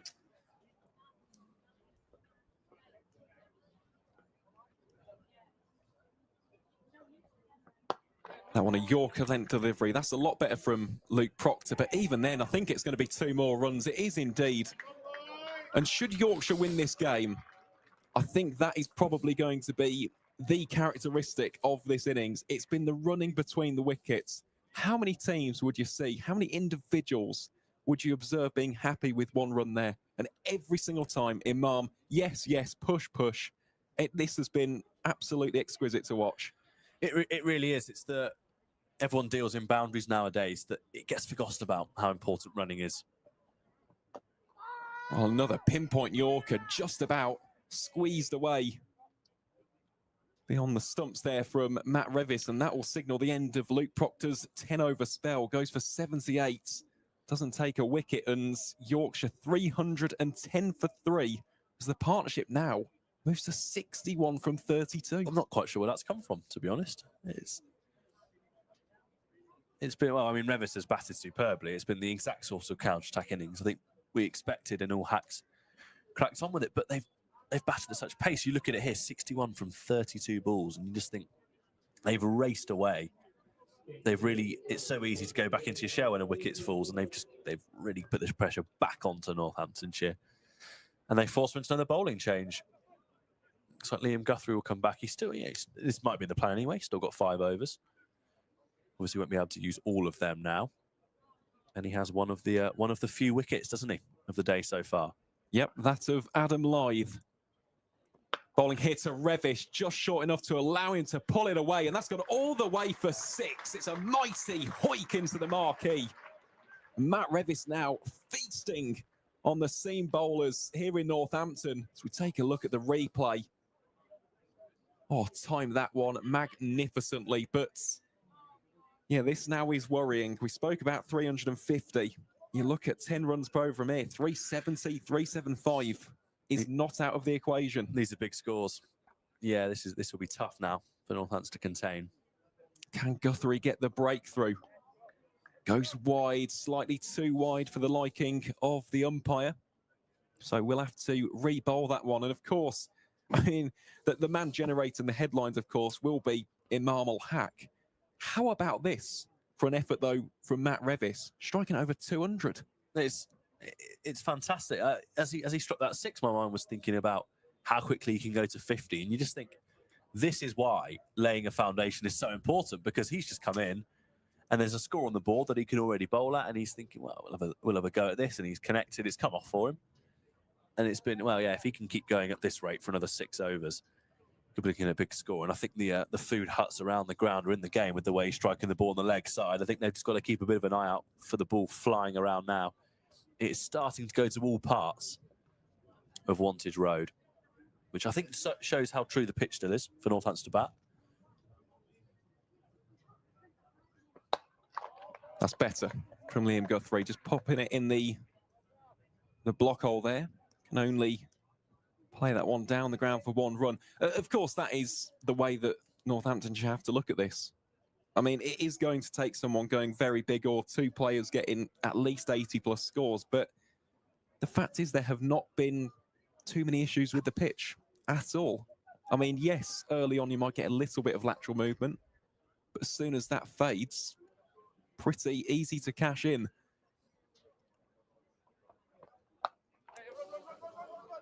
Well, I think Hack will be fortunate. Indeed, he will. There's no one in the 30-yard circle, so allows for the single to be taken. Admittedly, not the most stylish of shots that Imam has played on this fine Friday afternoon, but even so, it is another one to add to the tally. Yorkshire 319 for 3.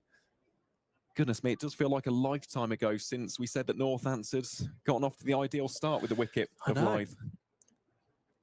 They've had a real day in the dirt since, haven't they? They've battled hard, in fairness. They have indeed, and yet again, another 4, this time from Matt Revis. Swivels it away with such tremendous ease, moves on to 40 from 19 as he places that beautifully towards the Jackson Grundy. Yorkshire now 323 for 3. I mean, how about this for a knock? 40 already from Revis. Spoke about Yorkshire needing to finish with a flourish, just to build off the back of this Herculean effort from Hack, and Matt Revis living up to that nickname. He is tonking it to all corners here in the East Midlands. And loads up for the big shot on the onside.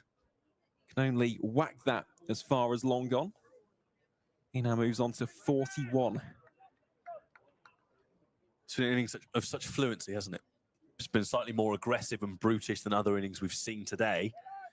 But it's been an innings where no bowler has felt they can ever settle on length, because he's played the full ball so well, and then the short ball, he's, I think, been so dismissive of it, hasn't he? Particularly against Dom Leach. How can Guthrie round out this spell? Well, he's been pulled away again. Is Robinson there? Has he taken this? Oh, wow. I think he has. Oh, wow. Tim Robinson, take a bow. Goodness gracious me, we saw that unbelievable effort to save the 6 a little bit early on. And that will finally signal the ends of a titanic effort, courtesy of Imam Hack. He departs for 159, and a lovely moment there as well, as a number of Northamptonshire players go across to shake hands with the Yorkshire opener. That is some of the most astonishing cricket you will see here at the county ground all season long. Let's take a look at the replay here.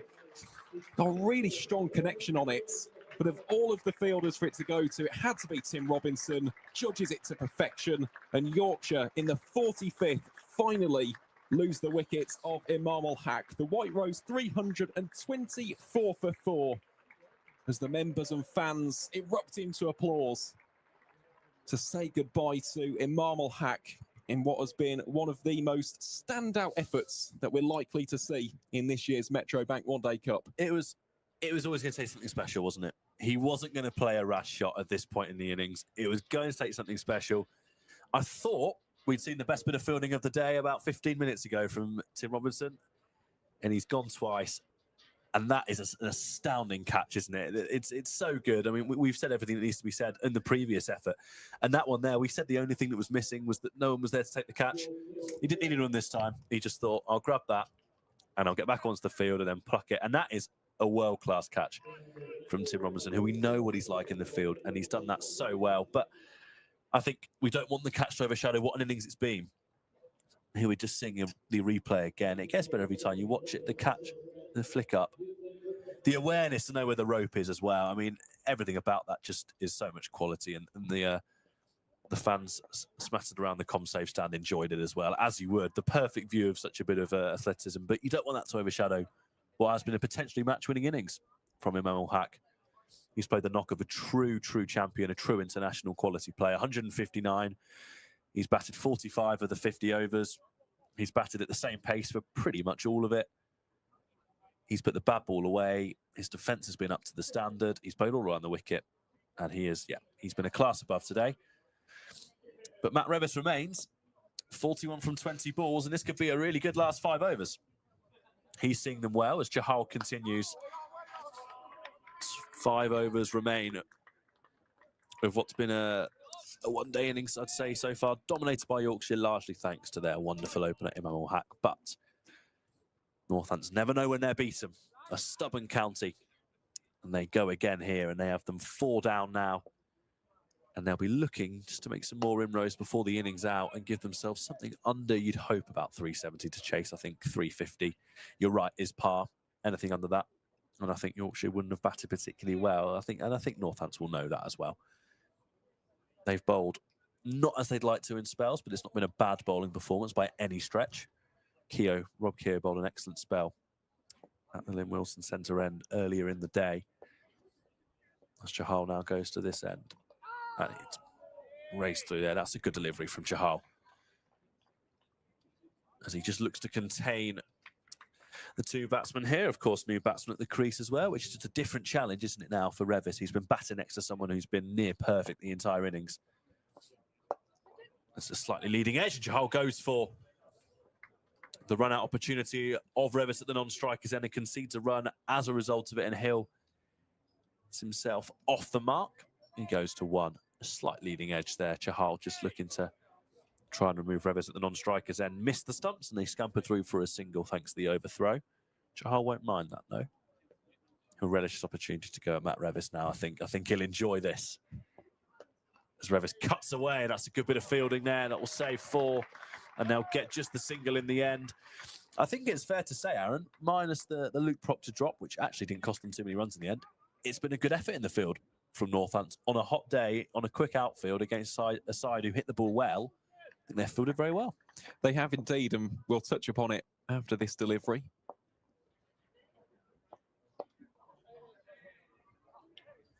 That's squirmed away by Hill, and he'll keep the strike with another single. But yeah, I mean, this innings has had everything that you could have wanted, really. Of course, we saw the strong start from Northamptonshire. Of course, Adam Lyth going with just 8 runs on the board. You're thinking, right, the Steelbacks well in this. Then we had that game of chess, didn't we, with the spinners coming on, and we saw Will Luxton, Imam Hack just going through the motions against the likes of Keogh and Chahal. Then we saw the acceleration from the likes of James Wharton and, of course, Imam himself. It's just had everything this innings. This has been quintessential 50-over cricket, and providing Northamptonshire do have someone who can go big. I'm not necessarily saying you need someone to score 150, but you get someone scoring 120, someone else chipping in with 70, 80 plus runs.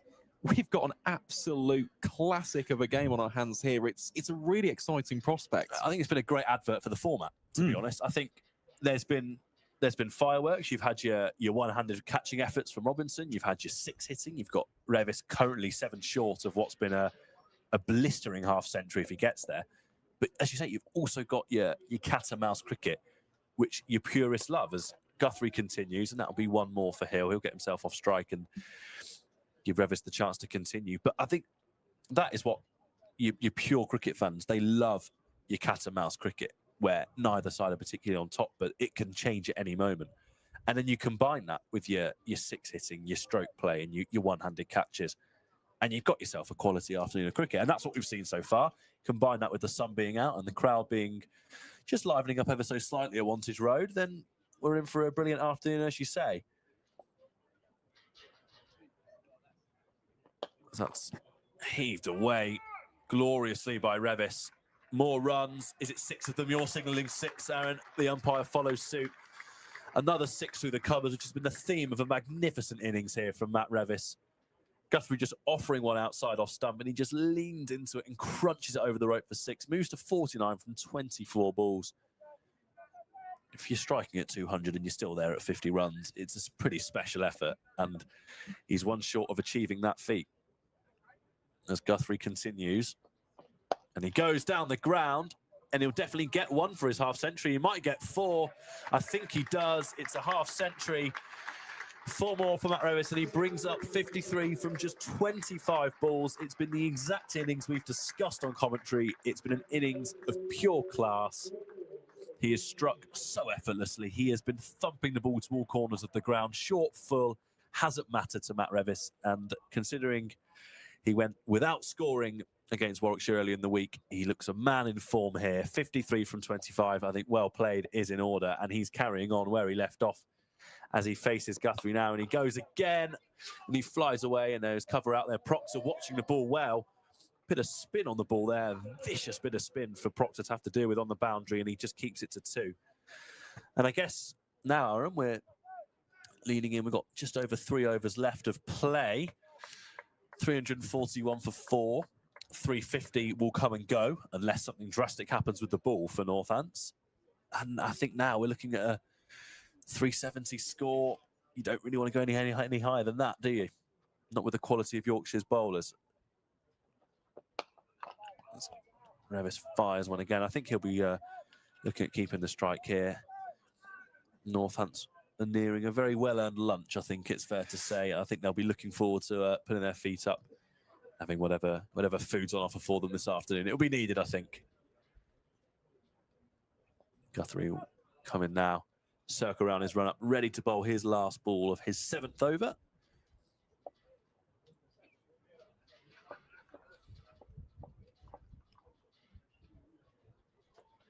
And Revis looks there. It's Hill actually looks to go. I think you struggle to describe that sort of shot, to be honest. French cricket, stand on stance, just looking to deflect the ball in a ramp style, but so straight. And he didn't quite come off for him in the end. And a dot ball, Guthrie finishes his over. Yeah, I quite like that, though, from George Hill, in terms of the intent, because you do want Revis on strike. 56 from 27. He's already scored 6 or 7 boundaries in 4s and 6s, dealing in them so far. So it's one of those, you've almost got a free hit. Yeah. Because there's still batting in the shed. You've got the likes of Harry Duke. You've got Don Best, the captain, as well. Ben Cliff, and he'd love to come out and batter a couple of 4s. So, you know, I think that was very selfless, actually, from George Hill. You're either letting that come off the bat and you're getting 4, or you're not scoring, and it puts Revis back on strike as he just to heave away there with Chahal continuing. As we've said, will be both players here. Bat and ball will be enjoying this battle. A bowler with so much experience of these moments, and a batter of Revis's quality, seeing them well as he takes a step and he swings hard towards the onside. Broad will hope to keep this to just 1, and he can't pick it up on the second attempt. All happening very quickly there, in fairness to the Northants fielder. Justin Broad came absolutely steaming in, knowing he was going to try and keep it at just 1, but the ball just spilling out of his hands. They're 6 away from the 350 mark, and I think Adam Lyth fell earlier in the day, cutting a shorter ball. I think 350 they'd have been quite happy with. So I think moving beyond that, Yorkshire have been exceptional with, of course, Imam-ul-Haq playing the big part.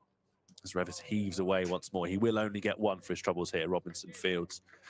And there's been some real moments. If you've not been able to catch all of the stream today, of course, and you will be watching the highlights a bit later on, I think keep an eye out for Tim Robinson's fielding. Both the effort to avoid a 6 and then the catch just a few overs afterwards. Both world-class bits of athleticism on near enough the same part of the ground, the same blade of grass almost. Imam-ul-Haq as well, worth watching, along with Luxton, Wharton and Revis playing some very watchable innings. Yeah, it has. It's been eye-catching. We're only halfway through the day as Hill advances, and that's a beautiful use of the feet and drive. Vasconcelos won't get there, and that is a lovely shot. 4 more to the total. Just the use of the feet there, meeting the pitch of the ball and just driving. Just watch the replay here. Swishing the bat beautifully.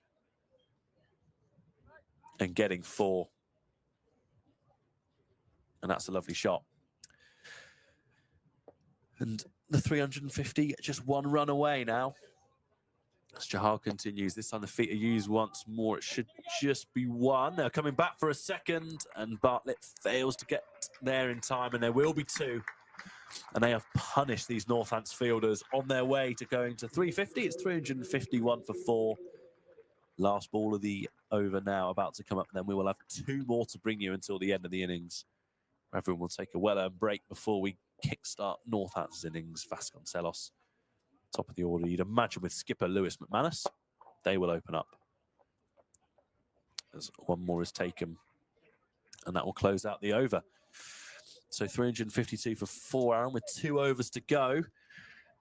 We're reaching that point now where your death bowling becomes absolutely crucial, doesn't it? This is where the game is won and lost. If they get if it's 370, Northants will fancy it. If it gets out of hand and you slip towards the 380, 390, you're looking at one of the biggest chases that we'll see this month. Yeah, it is. This is a very, very important spell of the game.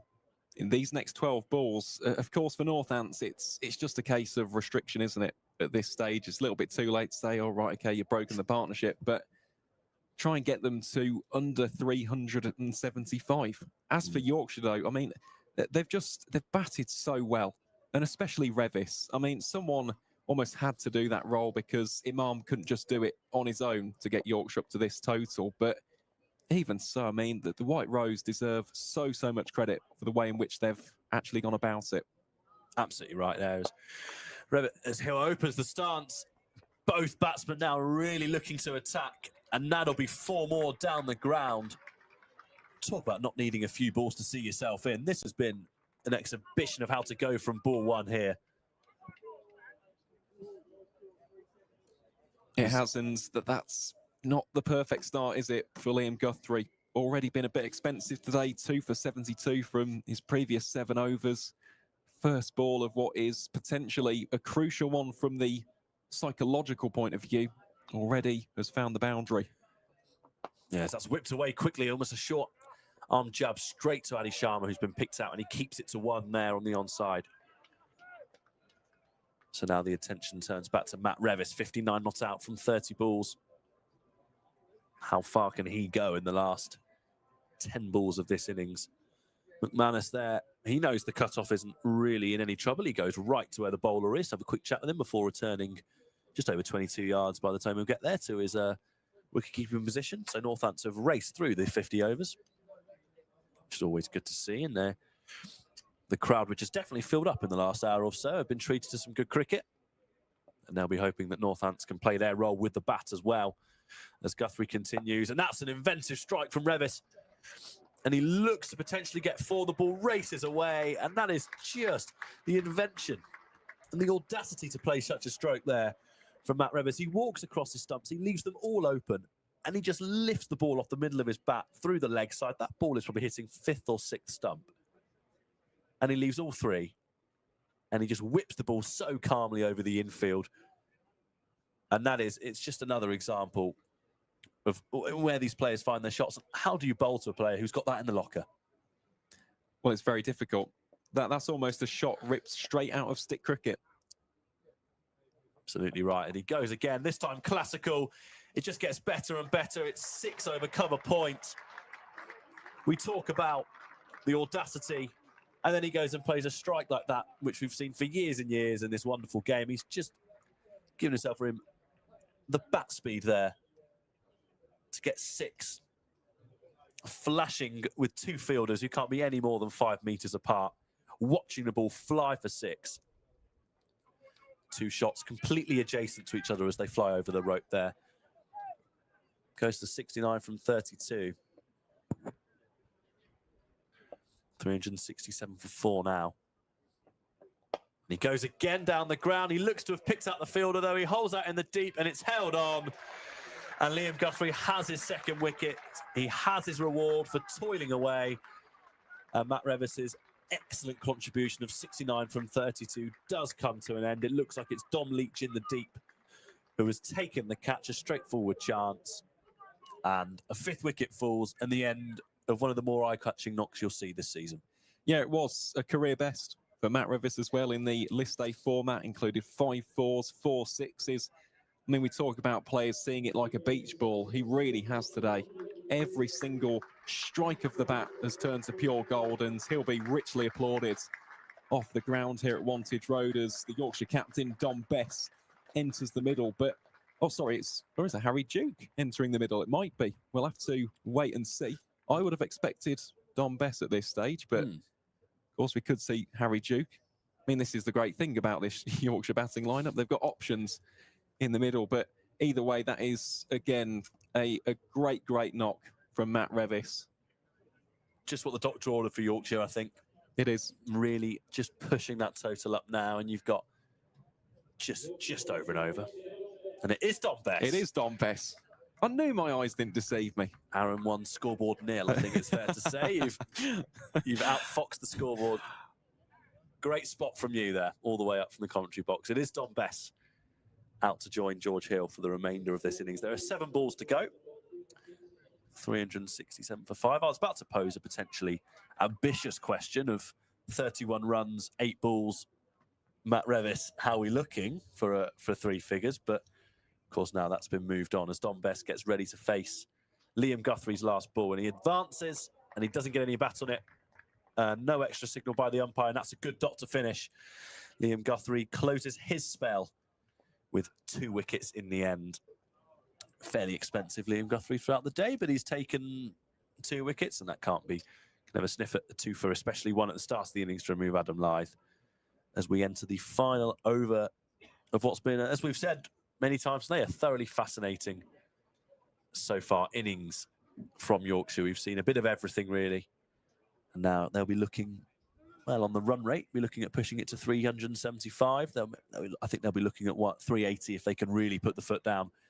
And then we'll be seeing what will have to be a monumental chase from a batting lineup, as we said, Aaron, that also do bat deep in Northamptonshire.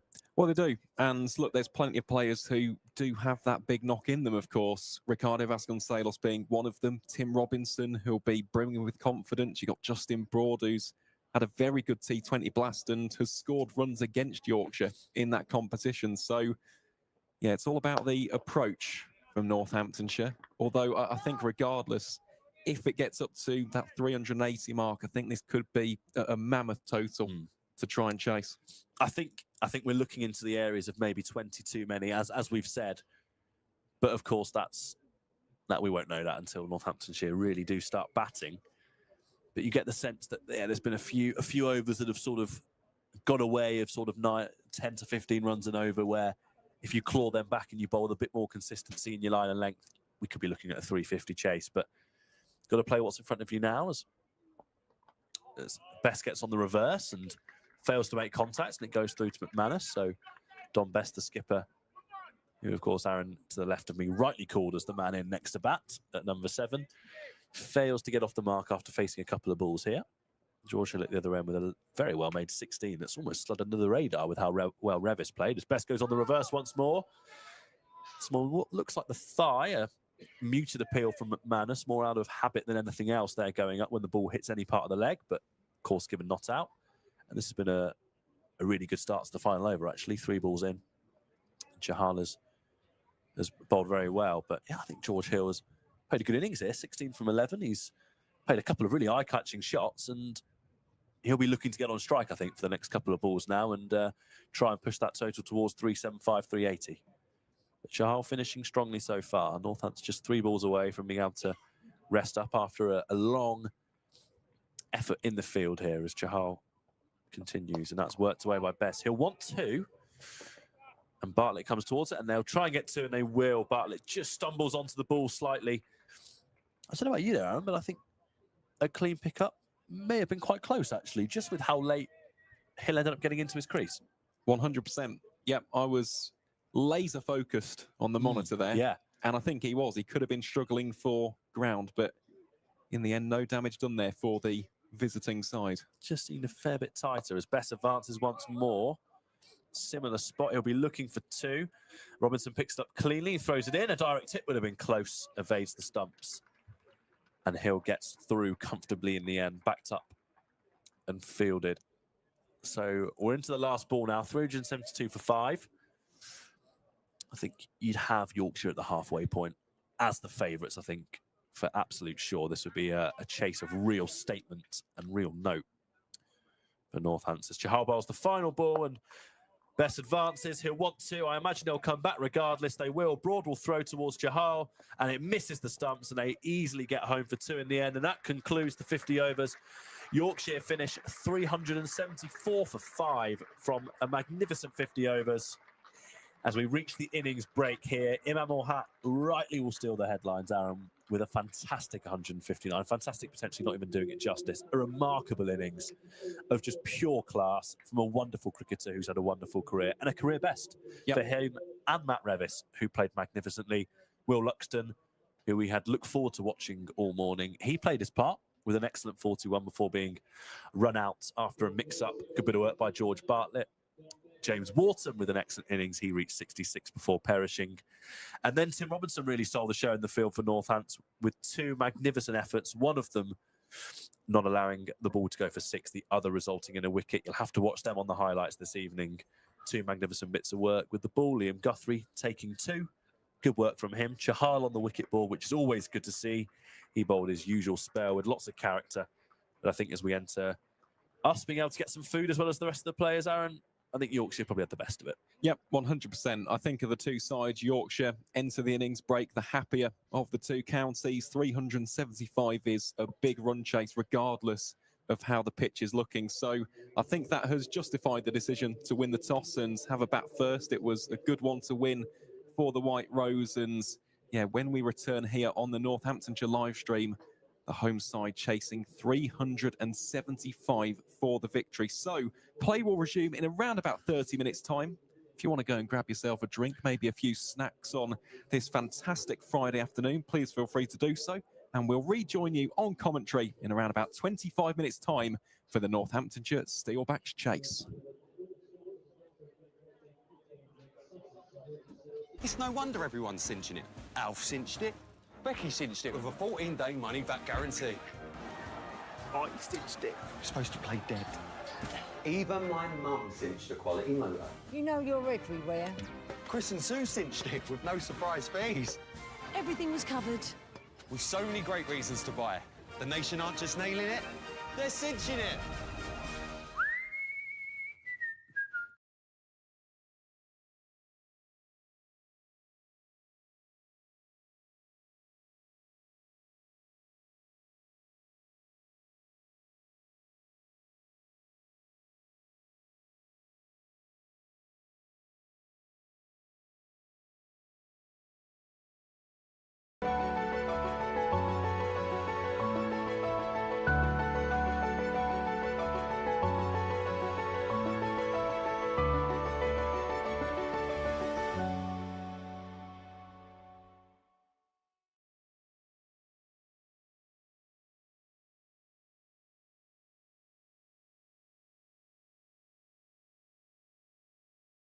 With the biggest range of cars to buy entirely online, it's no wonder everyone's cinching it. Alf cinched it. Becky cinched it with a 14-day money-back guarantee. I cinched it. You're supposed to play dead. Even my mum cinched a quality motor. You know you're everywhere. Chris and Sue cinched it with no surprise fees. Everything was covered. With so many great reasons to buy. The nation aren't just nailing it, they're cinching it.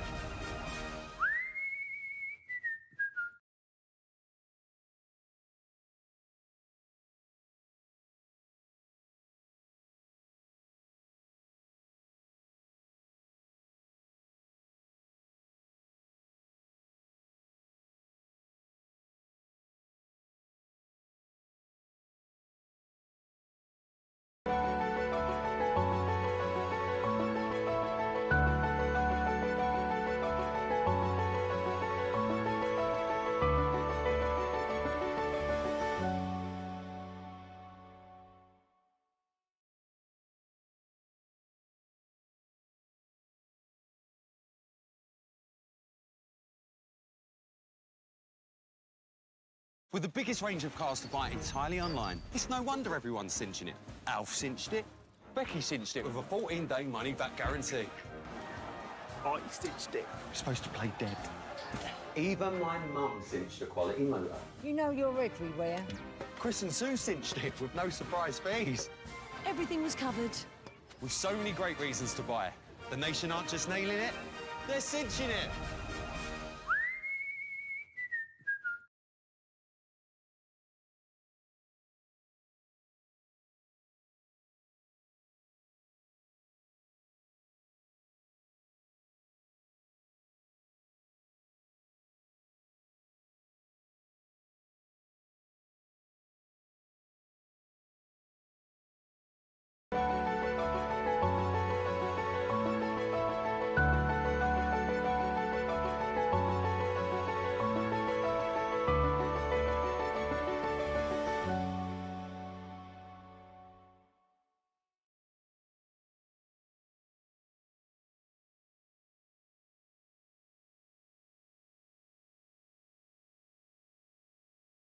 With the biggest range of cars to buy entirely online, it's no wonder everyone's cinching it. Alf cinched it. Becky cinched it with a 14-day money-back guarantee. I cinched it. You're supposed to play dead. Even my mum cinched a quality motor. You know you're everywhere. Chris and Sue cinched it with no surprise fees. Everything was covered. With so many great reasons to buy. The nation aren't just nailing it, they're cinching it.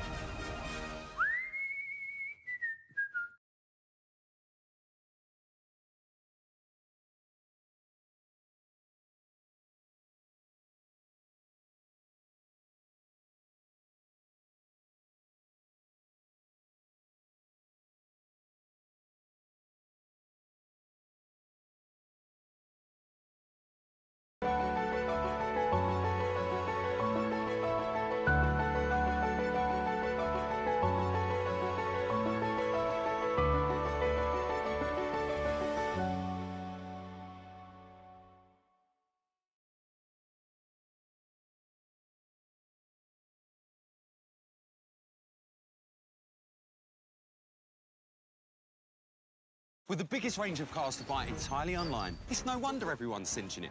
Alf cinched it. Becky cinched it with a 14-day money-back guarantee. I stitched it. You're supposed to play dead. Even my mum cinched a quality motor. You know you're everywhere. Chris and Sue cinched it with no surprise fees. Everything was covered. With so many great reasons to buy. The nation aren't just nailing it, they're cinching it.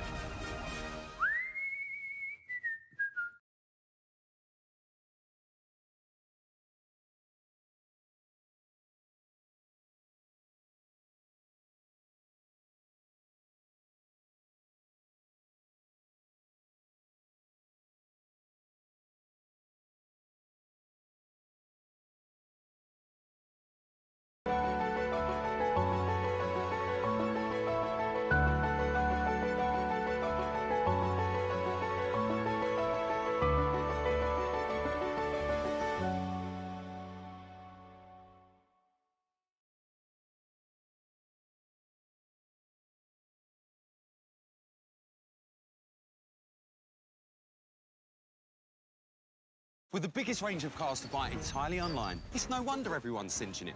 Alf cinched it. Becky cinched it with a 14-day money-back guarantee. I stitched it. You're supposed to play dead. Even my mum cinched a quality motor. You know you're everywhere. Chris and Sue cinched it with no surprise fees. Everything was covered. With so many great reasons to buy. The nation aren't just nailing it, they're cinching it.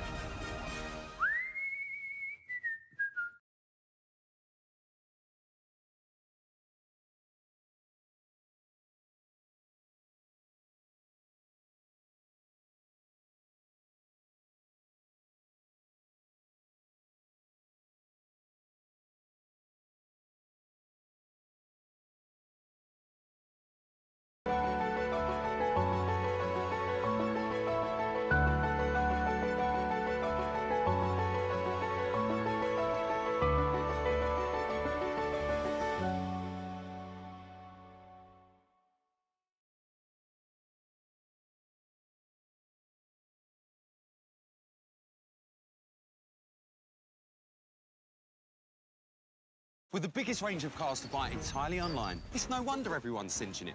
Alf cinched it. Becky cinched it with a 14-day money-back guarantee. I stitched it. You're supposed to play dead. Even my mum cinched a quality motor. You know you're everywhere. Chris and Sue cinched it with no surprise fees. Everything was covered. With so many great reasons to buy. The nation aren't just nailing it, they're cinching it.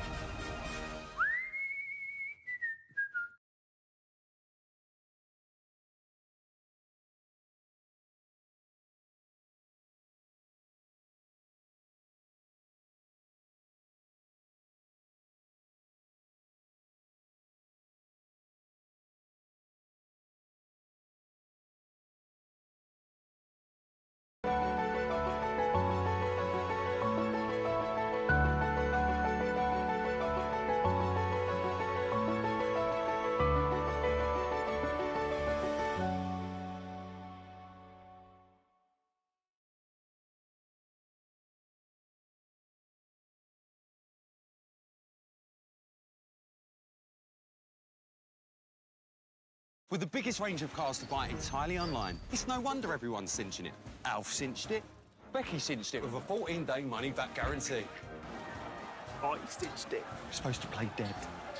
Even my mum cinched a quality motor. You know you're everywhere. Chris and Sue cinched it with no surprise fees. Everything was covered. With so many great reasons to buy. The nation aren't just nailing it, they're cinching it.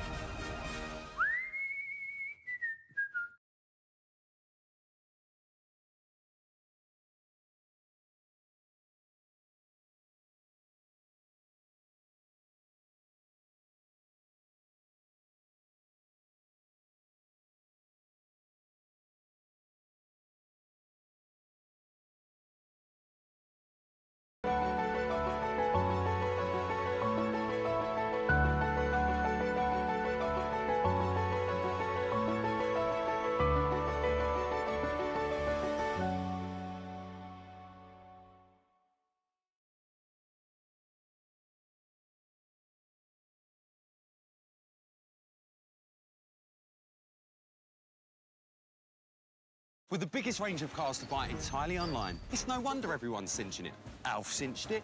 Becky cinched it with a 14-day money-back guarantee. I stitched it. You're supposed to play dead. Even my mum cinched a quality motor. You know you're everywhere. Chris and Sue cinched it with no surprise fees.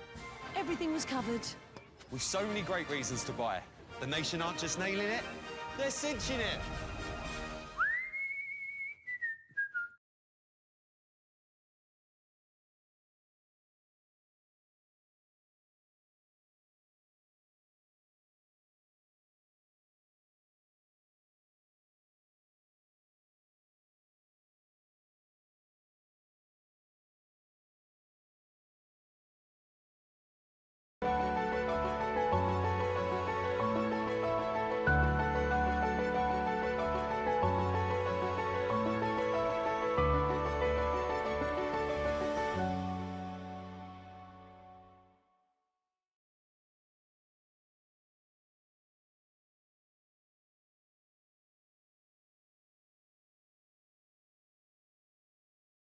With the biggest range of cars to buy entirely online, it's no wonder everyone's cinching it. Alf cinched it. Becky cinched it with a 14-day money-back guarantee. I stitched it. You're supposed to play dead. Even my mum cinched a quality motor. You know you're everywhere. Chris and Sue cinched it with no surprise fees. Everything was covered. With so many great reasons to buy. The nation aren't just nailing it, they're cinching it.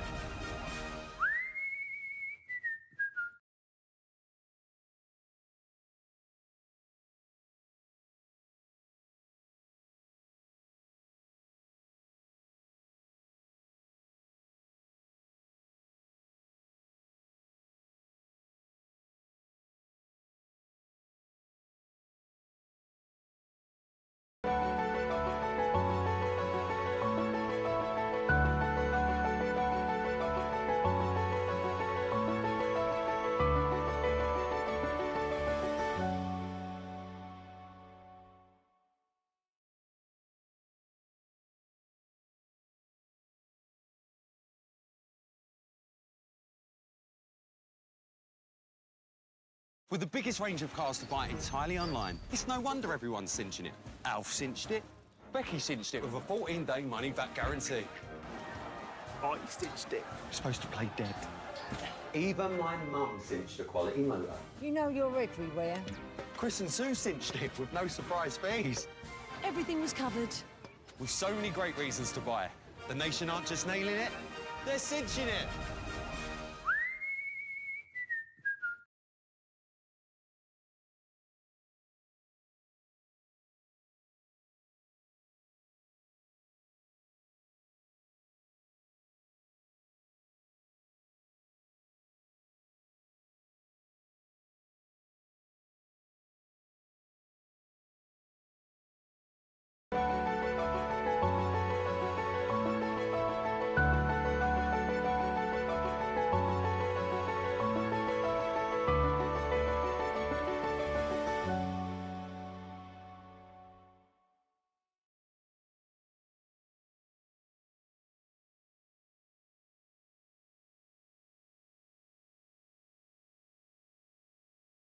With the biggest range of cars to buy entirely online, it's no wonder everyone's cinching it. Alf cinched it.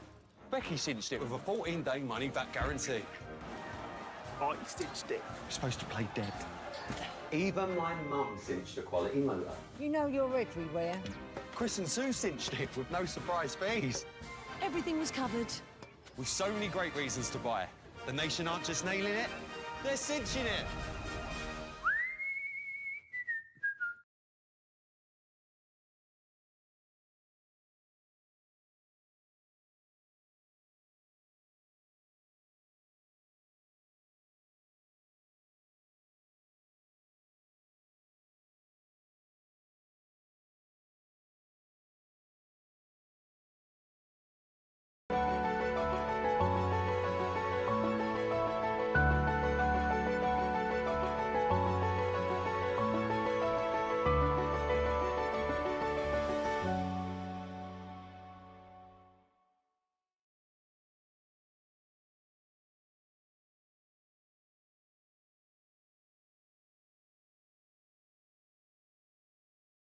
With the biggest range of cars to buy entirely online, it's no wonder everyone's cinching it.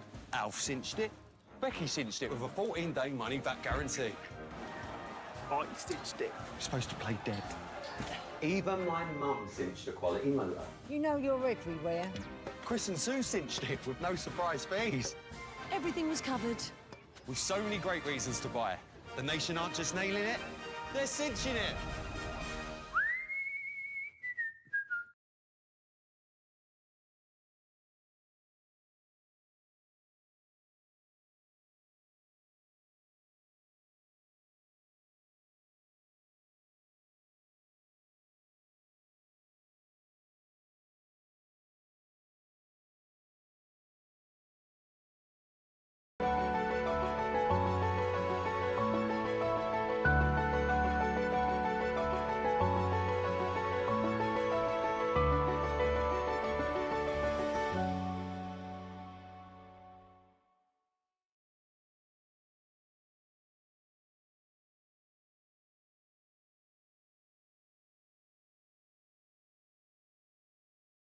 With the biggest range of cars to buy entirely online, it's no wonder everyone's cinching it.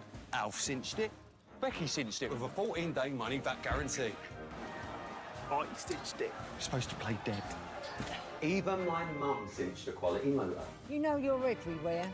Chris and Sue cinched it with no surprise fees. Everything was covered. With so many great reasons to buy. The nation aren't just nailing it, they're cinching it.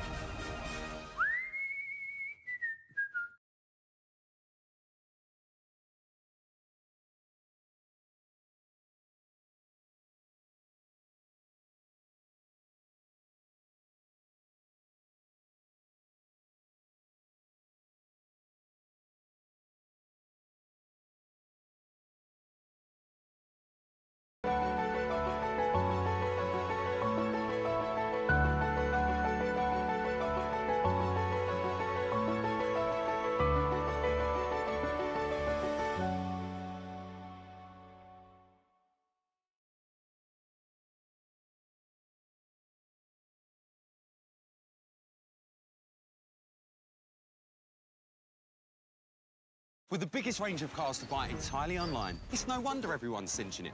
Alf cinched it. Becky cinched it with a 14-day money-back guarantee. I stitched it. You're supposed to play dead. Even my mum cinched a quality motor. You know you're everywhere. Chris and Sue cinched it with no surprise fees. Everything was covered. With so many great reasons to buy.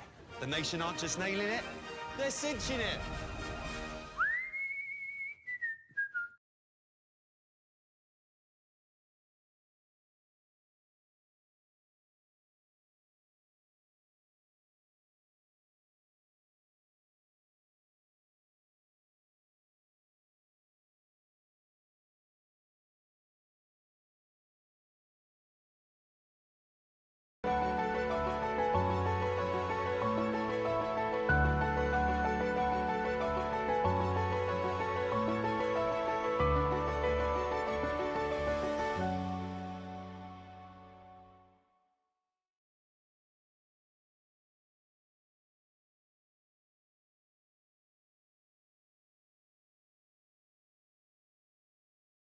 With the biggest range of cars to buy entirely online, it's no wonder everyone's cinching it. Alf cinched it. Becky cinched it with a 14-day money-back guarantee. I stitched it. You're supposed to play dead. Even my mum cinched a quality motor. You know you're everywhere. Chris and Sue cinched it with no surprise fees. Everything was covered. With so many great reasons to buy. The nation aren't just nailing it, they're cinching it.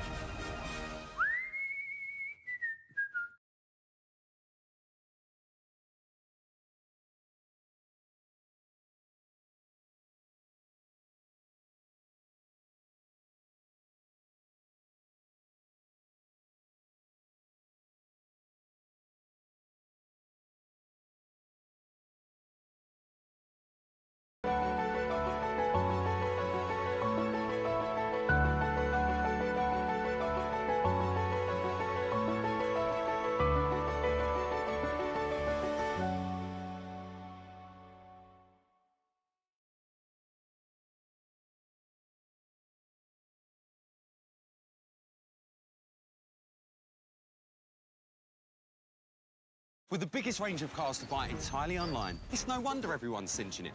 Alf cinched it. Becky cinched it with a 14-day money-back guarantee. I stitched it. You're supposed to play dead. Even my mum cinched a quality motor. You know you're everywhere. Chris and Sue cinched it with no surprise fees. Everything was covered. With so many great reasons to buy. The nation aren't just nailing it, they're cinching it.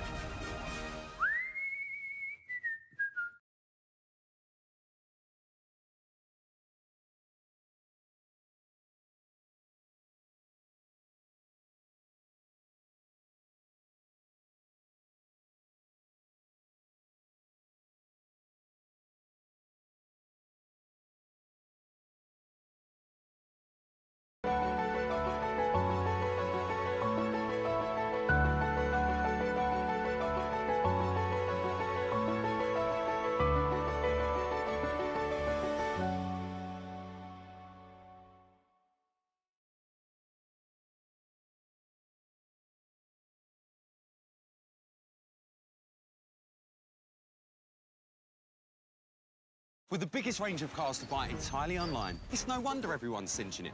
Alf cinched it. Becky cinched it with a 14-day money-back guarantee. I stitched it. You're supposed to play dead. Even my mum cinched a quality motor. You know you're everywhere. Chris and Sue cinched it with no surprise fees. Everything was covered. With so many great reasons to buy. The nation aren't just nailing it, they're cinching it.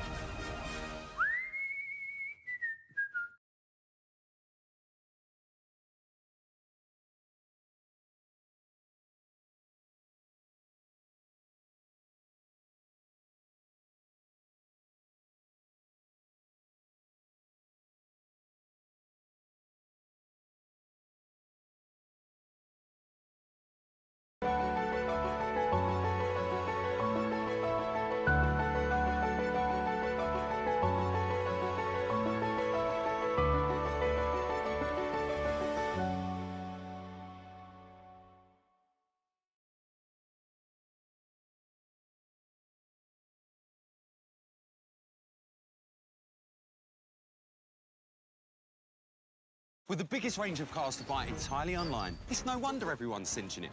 Alf cinched it. Becky cinched it with a 14-day money-back guarantee. I stitched it. You're supposed to play dead. Even my mum cinched a quality motor. You know you're everywhere. Chris and Sue cinched it with no surprise fees. Everything was covered. With so many great reasons to buy. The nation aren't just nailing it, they're cinching it.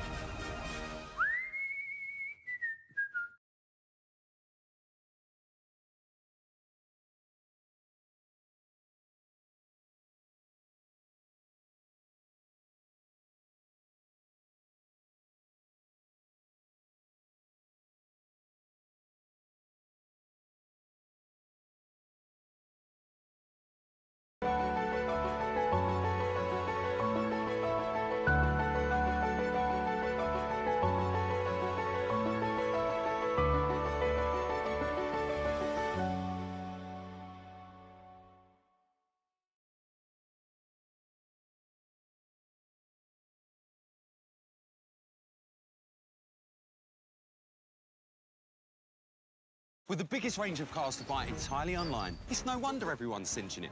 Alf cinched it. Becky cinched it with a 14-day money-back guarantee. I stitched it. You're supposed to play dead. Even my mum cinched a quality motor. You know you're everywhere. Chris and Sue cinched it with no surprise fees. Everything was covered. With so many great reasons to buy. The nation aren't just nailing it, they're cinching it.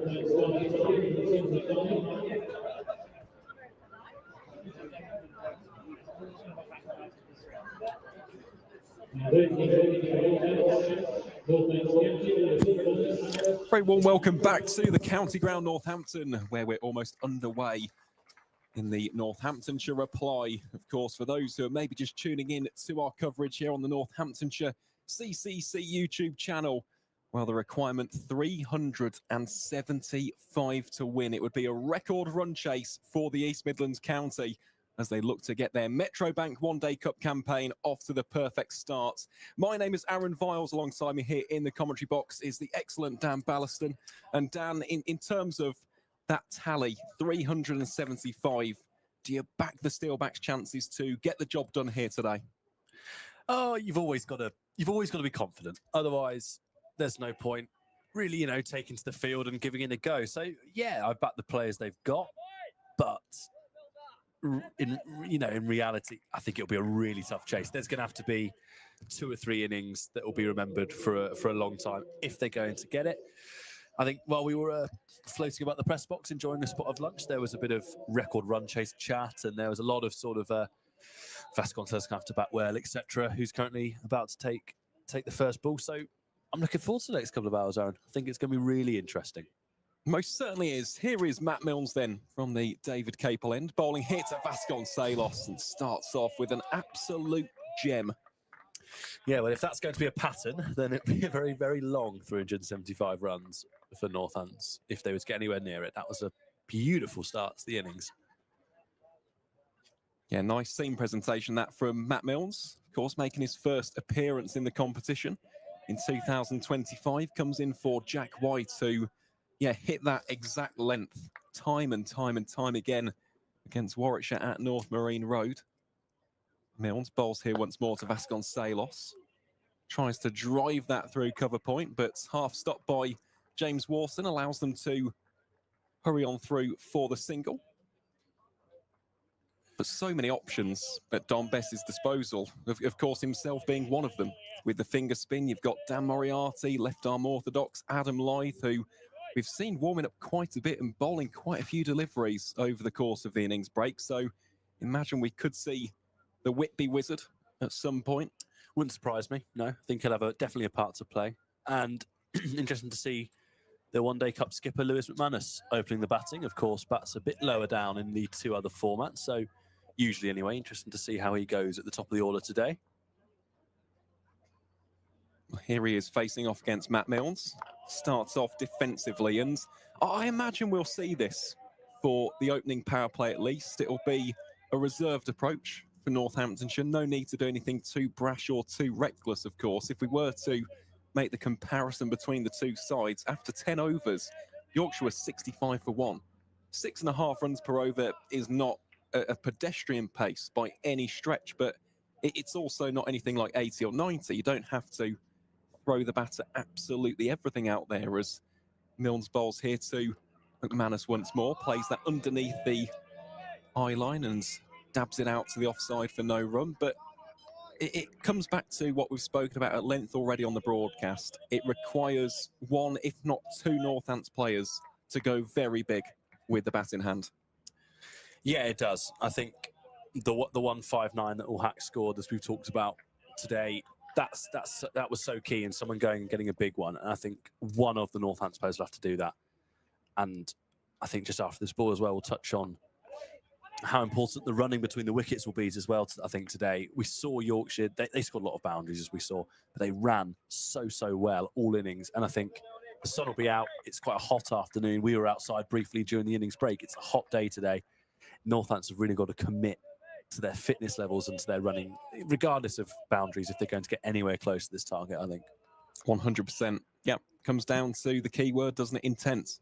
They've got to have that real positive approach and just attack.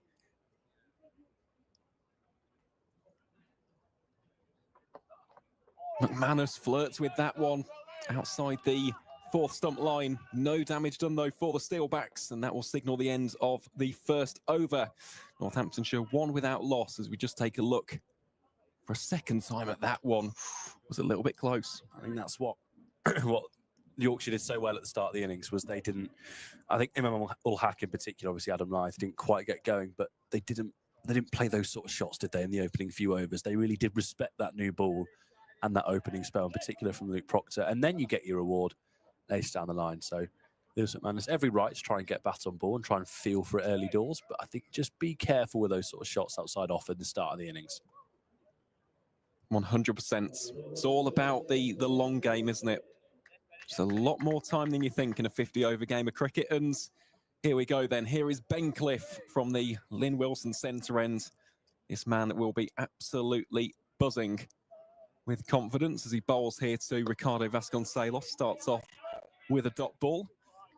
Yeah, I was there on Tuesday watching him get his first ever professional 5-wicket haul, and Ben struggled with injury in 2025. Been a few months since he had last played a senior game and got straight back into it, and it was metronomic. It was every single delivery, it seemed, was on that good to full length, almost the barrier between the two. And it was so difficult for the Bears players to really get the correct shot off.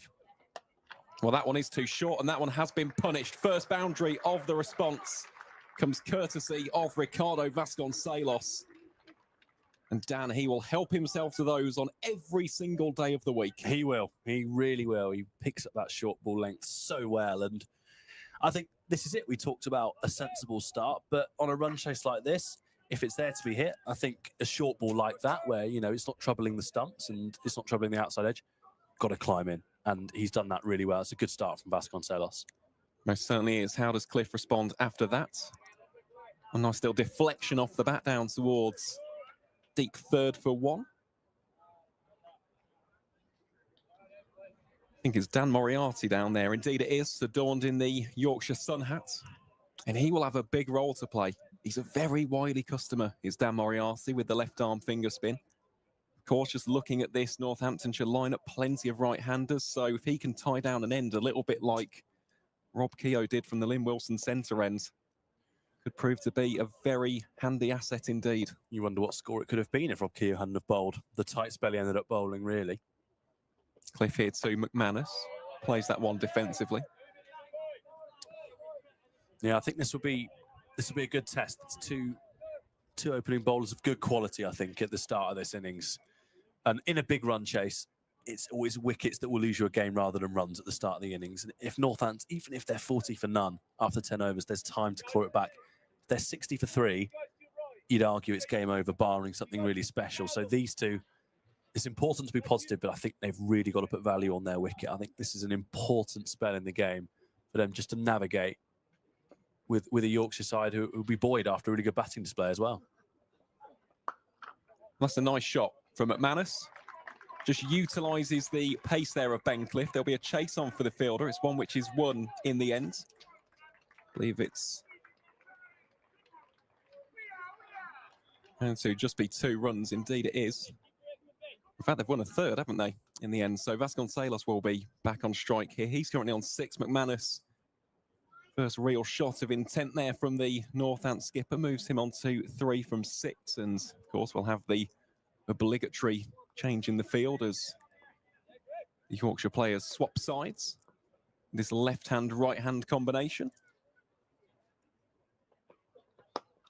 That's a better length from Ben Cliff. Of course, that's the one thing you don't want to allow for Vasconcelos as well, is for him to get into his groove, because we all know that man can dispatch 4 after 4 after 4. So that's the end of the second over. Northamptonshire 9 without loss. It's been a watchful start between McManus and Vasconcelos, but as we'll keep on mentioning, Dan, for these first 10 to 20 overs, it's not the worst approach. Definitely not. And Vasconcelos is such a hard player to keep quiet. If the key with him, and he's had a fairly stop-start season, if he can get himself in, it's then a case of staying in. And he's got the quality, that's never been doubted. So, you know, he's the man who can get the big score for them this afternoon, but he's just got to be there. I think the quality will take care of itself. It's being there that will be key.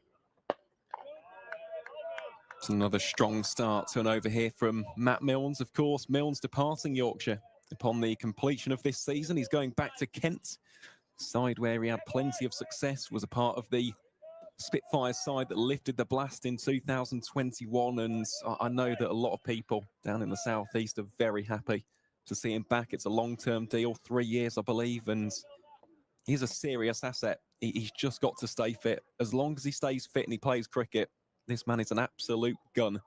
Here he is bowling to McManus, generating that short, sharp bounce. And we saw that earlier on from Luke Proctor. It's a similar approach, isn't it, from Matt Milnes? Yeah, it's been a spell of, I say a spell, it's been 1.2 overs, but it's been a start of high quality actually from Milnes. And it's not too dissimilar actually from the way that Proctor began. Just maybe it's the thing with the new ball, just extracting that bit of bounce early doors and trying to get a reward out of it. But it's been a spell. Yeah, he's started really, really nicely actually. Certainly has. That's a nice shot as well from McManus. Chase on here for Dom Best. They've ran the first 2 hard, so could be a 3 here. Indeed, there is.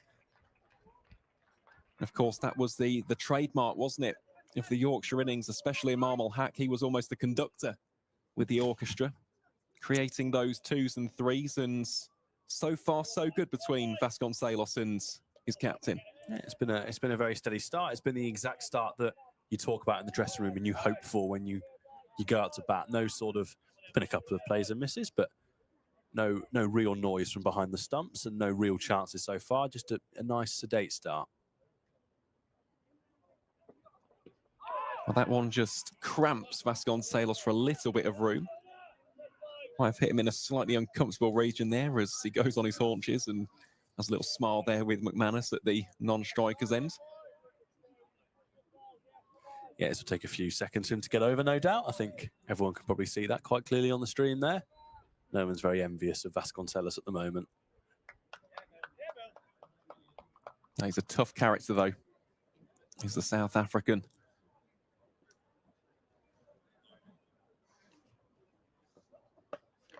Well, he just flashes the hands at that one.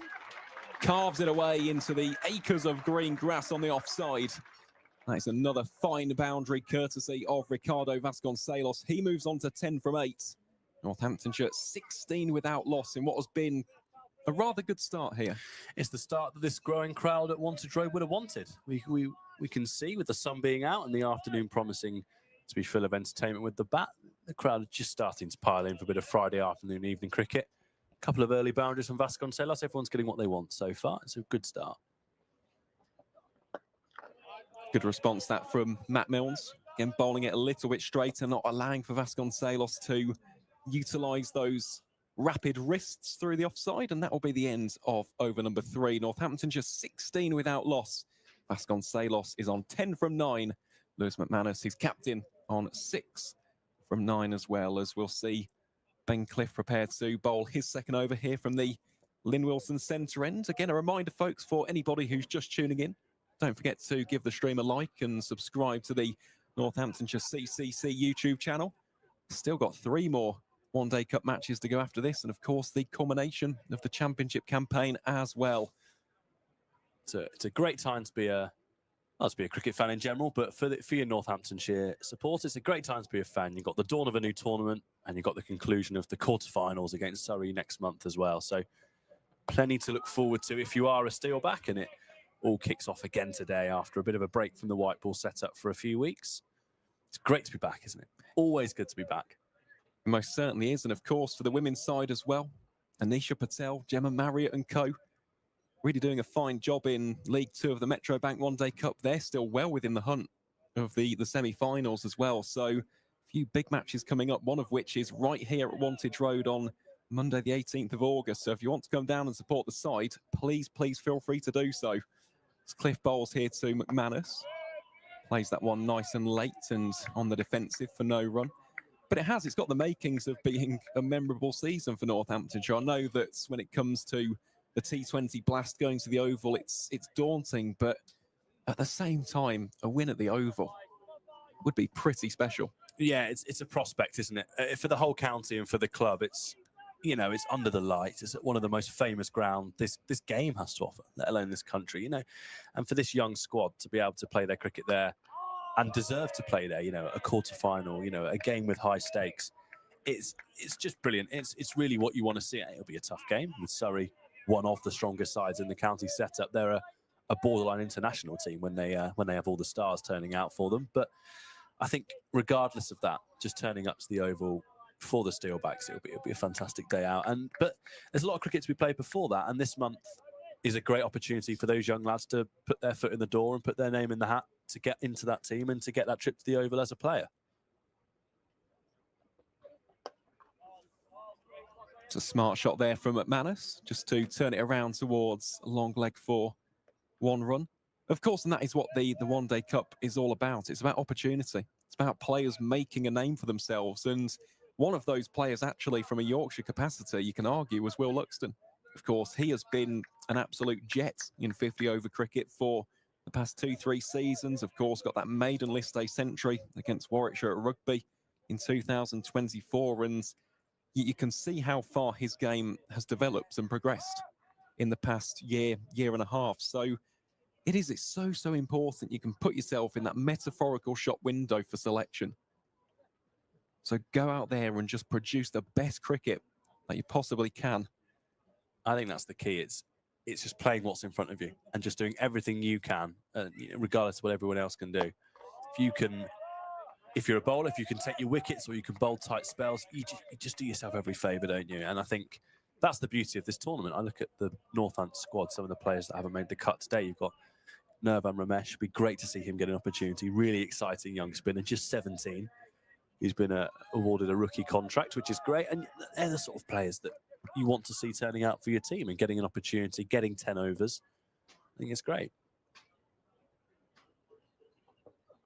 Cliff here to Vasconcelos. Some very nice looking drive and some equally good fielding there from Dom Best, the Yorkshire captain, to restrict that to just the single. So at the end of 4, Northamptonshire 18 without loss. Vasconcelos striking exactly a run a ball on 11.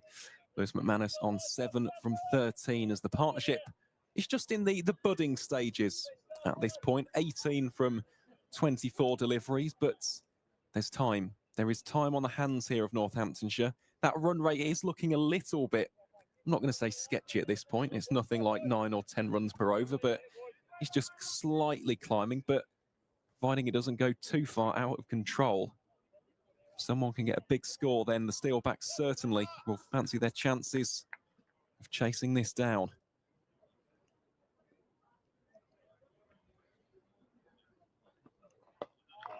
Vasconcelos just plays that one on its merits.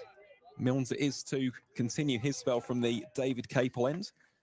Of course, as well, at the end of the next over, Dan, I think we should do a little bit of an update as well. The scores on the doors. Absolutely. It's always a busy day, isn't it? And there's a few one-day cup games taking place across the country, not just here at Wantage Road. So I think absolutely right at the end of this over. It's a little update for everyone, I think.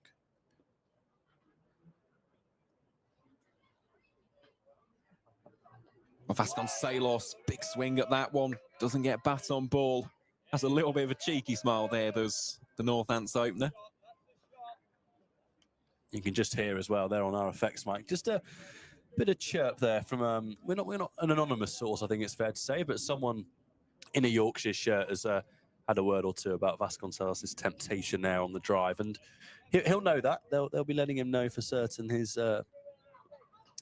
occasion at prodding at those he maybe shouldn't have done, but he started well barring that strike. Certainly has, and tries to take the quick single, but can't do so. Yeah, plenty of talk out in the middle from Yorkshire. Of course, the body language, you've got runs on the board here. You've got every single right to be like that and brimming with confidence. I mean, a couple of early wickets, and again, the complexion can change. So it's all about who can emerge on top in the early game of chess.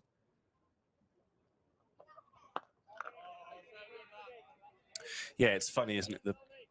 The idea of conversation in cricket. You've got Northamptonshire about 40 minutes ago were coming towards the end of their 50 overs, doing the exact same thing as Yorkshire in the field, but a bit quieter and just not as much conversation. And then you flip it on its head, you give yourself a break, and all you can hear through our microphones are just Yorkshire voices, letting the Northants batters know they're there. It's a very encouraging outfield of talk you can hear from the Yorkshire players, but nothing to show for it just as of yet. Well, that one flashed away. Shouts of catch it. It was Ben Cliff coming in from deep third, sent it over the top of a tumbling Harry Duke as well, who goes for a little bit of a trip there. Won't be too happy with his fast bowler, but no additional damage done there as far as Yorkshire concerns. It's an interesting shot, that, actually. You sort of, from our view of the commentary box, you can't actually see Ben Cliff down there at deep third man, and you just assume with the way he's played that shot, not looking to keep it down, there's no one there, and so to suddenly see someone, fairly risky strike from Vasconcelos, but in the end, gets away with one and gets off strike, which is the most important thing. McManus just pushes that one forward. Can't quite penetrate the infield, and that will be a dot ball to round out what is an excellent third over from Matt Milnes. Goes for just 1 run, and after 5 here at Wantage Road, the Northamptonshire Steelbacks 19 without loss. Yeah, and they'll be acutely aware of their run rate, below 4 at the moment. But I think, with as we've said, with 50 overs being as long as it is, I think as long as you've got wickets in hand and you're around about sort of under 10 and over run rate, it can be clawed back. And they'll know they've got Tim Robinson's an aggressive player naturally. He can claw, if he gets himself in, he can claw run rates back in a matter of balls. And so I think that they'll know the most important thing at the moment is just making sure these two openers stay at the crease as Vasconcelos just guides that one off the face for one more run, as he likes to do. And Yorkshire have started. They've started quite nicely. It's been a fairly calm start after a few hours of fireworks in the Yorkshire batting in. It's been a calm start here. Northampton just looking to set themselves up in front of their home fans.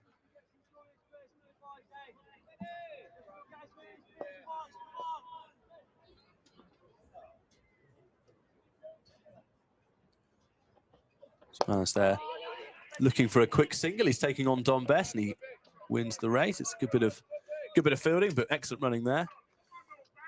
McManus getting himself off strike there, and rotating strike with the right and left hand is such a crucial thing to do, isn't it? It's sort of, you don't really notice it when you're just sort of following the score, but if you're actually watching it and you watch all the players keep changing positions in the field and having to switch their minds onto that, just changes the dynamic, and I just think it puts it into the batter's favour slightly. It's definitely a conscious effort for McManus to be doing that. So that's fielded in the gully. Vasconcelos likes that area. Anything on the offside, really, he's strong, but he loves that area, just letting the ball come to him and just using his hand-eye just to guide the ball down towards that gully point sort of area, sometimes behind square as well towards third man, but doing this time. He's on to 13 not out. And Cliff has not started as tightly as Mills, but he certainly started fairly nicely here as he comes in again. Vasconcelos works that away off his hip and it's fielded at mid-on, and that'll be another dot ball. And more raucous applause from the infield from Yorkshire. They've started in very chirpy fashion, and you can only imagine if wickets start to tumble how that will continue. Of course, an exceptional bowling display against Warwickshire earlier in the week means that they are completely justified in their excitement out in the field. They've had a very good start now with bat and ball to this campaign. This one's whipped again away. It's well fielded once more mid-wicket, and again Vasconcelos forced to stay on strike, and it's been a very tidy over actually this from Cliff here. He's bowled nicely, of course, international pedigree, under 19s representing England, so play with experience even at the age he's currently at. He's a very good young talent, and he started nicely here.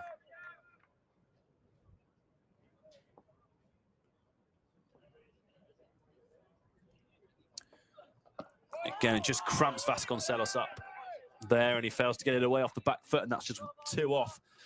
Very impressive over there from Ben Cliff, and 21 for none after 6. Again, we say Northampton get through wicket-less, but once again, that run rate always worth keeping an eye on. You just don't want it to get into the double figures, and you're really looking at a tough chase. It's currently at 8, and they're batting at 3.5 and over, which won't surprise many. I think a circumspect start was always in the offing.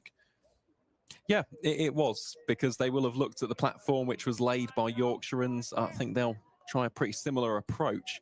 We'll just take you through quickly the score from the game taking place down in Guildford. This is in Group A, of course, this fixture being in Group B. Gloucestershire scored 293 for 9 from their 50 overs.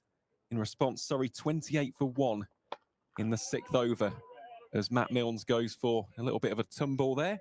And then, of course, in the later game taking place in this group, Group B, at the Cooper Associates County Ground in Taunton, Durham had won the toss, chosen to have a bat first. They're in a little bit of a pickle, 74 for 4. Just looking through the bowlers as well. Alfie Ogborn, 2 for 18 already from 5 overs. So good start there from the tall left arm quick. We said off air earlier what a hard place to win. Yeah, it really is. And it's been proven once again.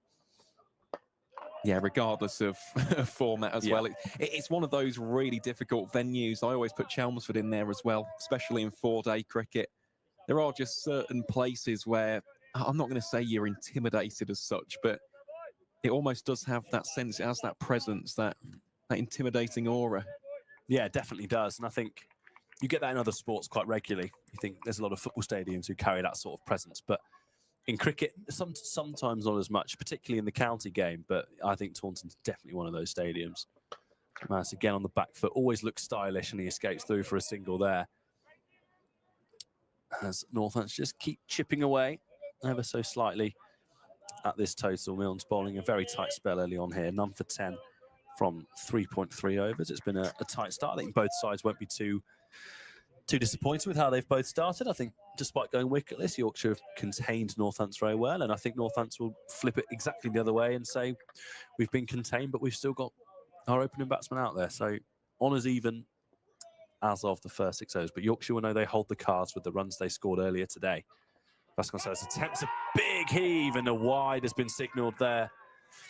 Harry Duke with his blonde flowing locks underneath his cap there. It's always a sight to enjoy seeing him wicket keep there. He was going up for a caught behind, but umpire unmoved there with a wide. You just hear a couple of chirps from the crowd. It's not sure who in the crowd has been so worked up by that decision, but it's good to see Wantage Road just growing in its atmosphere as we continue our way through this day.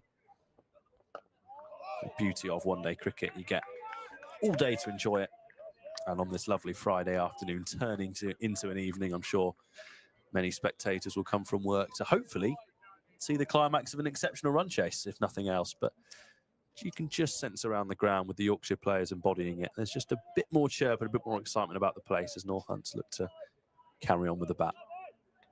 Yeah, there certainly is. And I mean, we've been so lucky with the weather. Just looking out, barely a cloud in the sky here in Northampton. And that one's again defended by Vasconcelos to continue his watchful start. He's 13 from 23. McManus 9 from 18. Striking at 50. It's been a good start, I think, for both sides, as we've said, of course. Just Northampton, I think the key for them is just to keep their explosive players. You're looking at your Tim Robinsons, your Justin Broads. Can you keep them on the balcony for as long as you can until you can eventually let them loose on this wicket, which of course is offering assistance to the batters. Vasconcelos drives elegantly once more, and that's fielded. That will conclude the 7th over, where Northampton at 23 for none. So they're just ticking along at just under 3.3 and over. And Yorkshire will know if they can. They'll just be thinking if they can keep landing the ball in the right areas, and a shot in anger will come. We've seen a couple from Vasconcelos in particular, and they'll know they'll be there. And they'll be waiting, hands ready with chances when they do.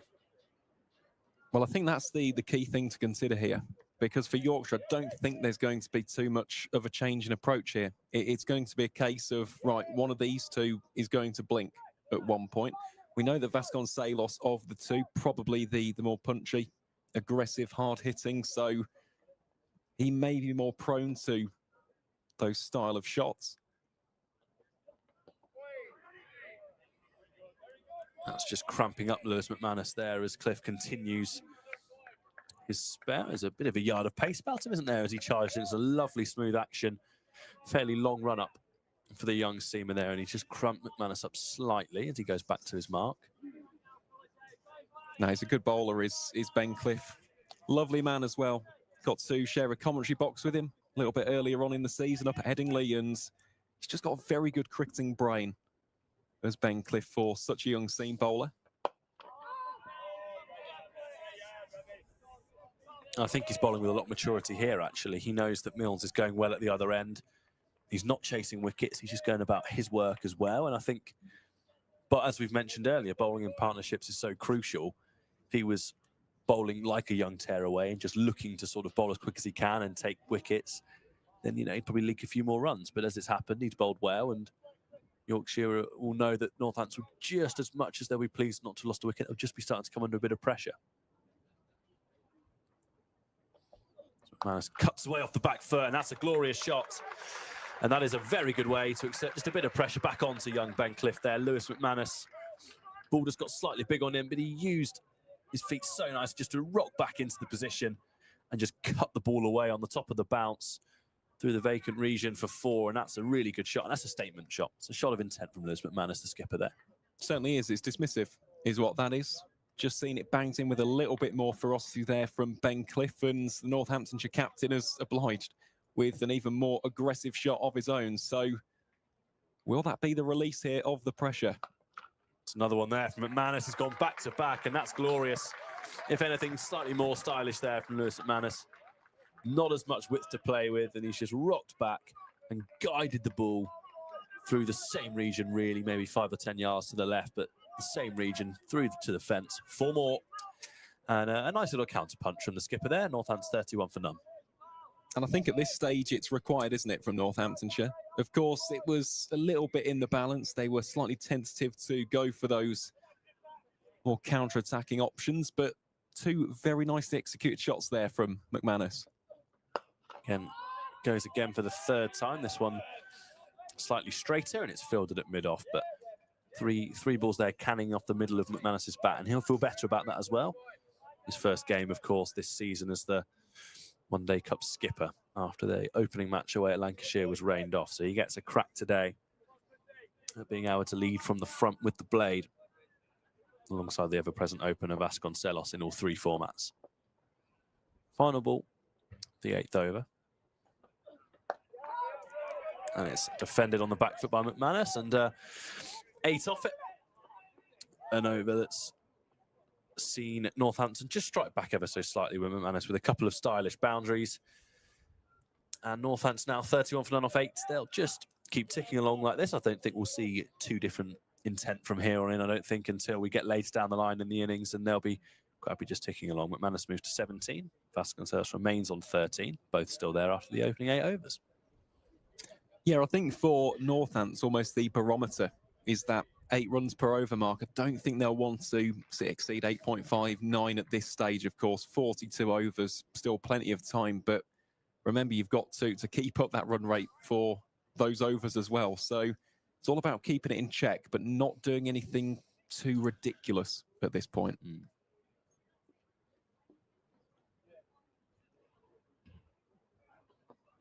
Vasconcelos works off his hit once more, and it's for no run and fizzed into the keeper. There's a real intensity about Yorkshire in the field whenever the ball's in hand.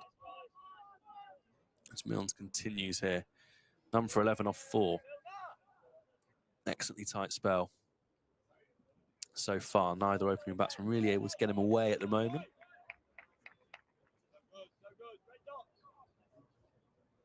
You just hear there one of the Yorkshire fielders saying great dots, and I think that's absolutely right. Vasconcelos is just being ever so slightly tied down. You just wonder where that next shot will come from, and there it is. Looks to heave away a short ball. Chance for run out, direct hit would have been awfully close against Vasconcelos there. And hands on the heads of the Yorkshire players. I think everyone knows it. We're just saying there, Vasconcelos being tied down. He tried the shot in anger, tried a real hoik off the short ball, didn't get it, jammed into the ground, took the run anyway. And I think a direct hit, he'd have been in serious trouble there. I think he would have been. Just looking at the body language of both batter and, of course, the fielders out there, is Imam Hack charging in. I mean, everything he's touched with the bat turned to gold. Can't quite connect with the stumps on that throw, but even so, that was a little bit nervy by Northamptonshire standards. And there's an edge. And whether it's carried on, they've taken another single there. McManus, this time the edge being drawn from Mills. And we'll have to see a replay as to whether that carried. I don't think it did. I don't think it did, just from our position here in the comms box. Had a decent view of that one. Adam Lloyd doesn't seem to be too disappointed, just wringing the wrist. I think it was one of those where he just dropped slightly short. Yeah. And he struggled to corral it just off of pure instinct. Yeah, McManus taking a single. It's the first genuine edge I think we've seen all day. Yeah. I think, to be honest. That's what says this time works it off his hip. And he looks to have got 4 there. It's nicely played. And that will just ease some of the tension in the Northampton opener's mind there as the ball, a little half volley on leg stump, and he works it away dismissively and in typical stylish fashion for 4 runs. And he'll be pleased with that. I think he needed that. Both players moved to 18. This partnership now 37. It's became a steady start. It's just starting to become a bit of a platform if they can just carry on batting here. We're nearing 9 overs being completed, so they know that they're just laying a platform now. Run rate well above 4. Vasconcelos again, slight top edge of the bat there. Not entirely convincing into the fielder for no run. Again, drawing applause from the fielders. Vasconcelos just wanders about his crease. Ball just seemed to leap once more again, a bit like Proctor's opening spell for Northants. Ball has the tendency when it's new, just to every now and again leap off. Definitely played more tricks at the start of the innings than it did towards the middle and end, and Northants will know that. They'll know it's important to get through this point.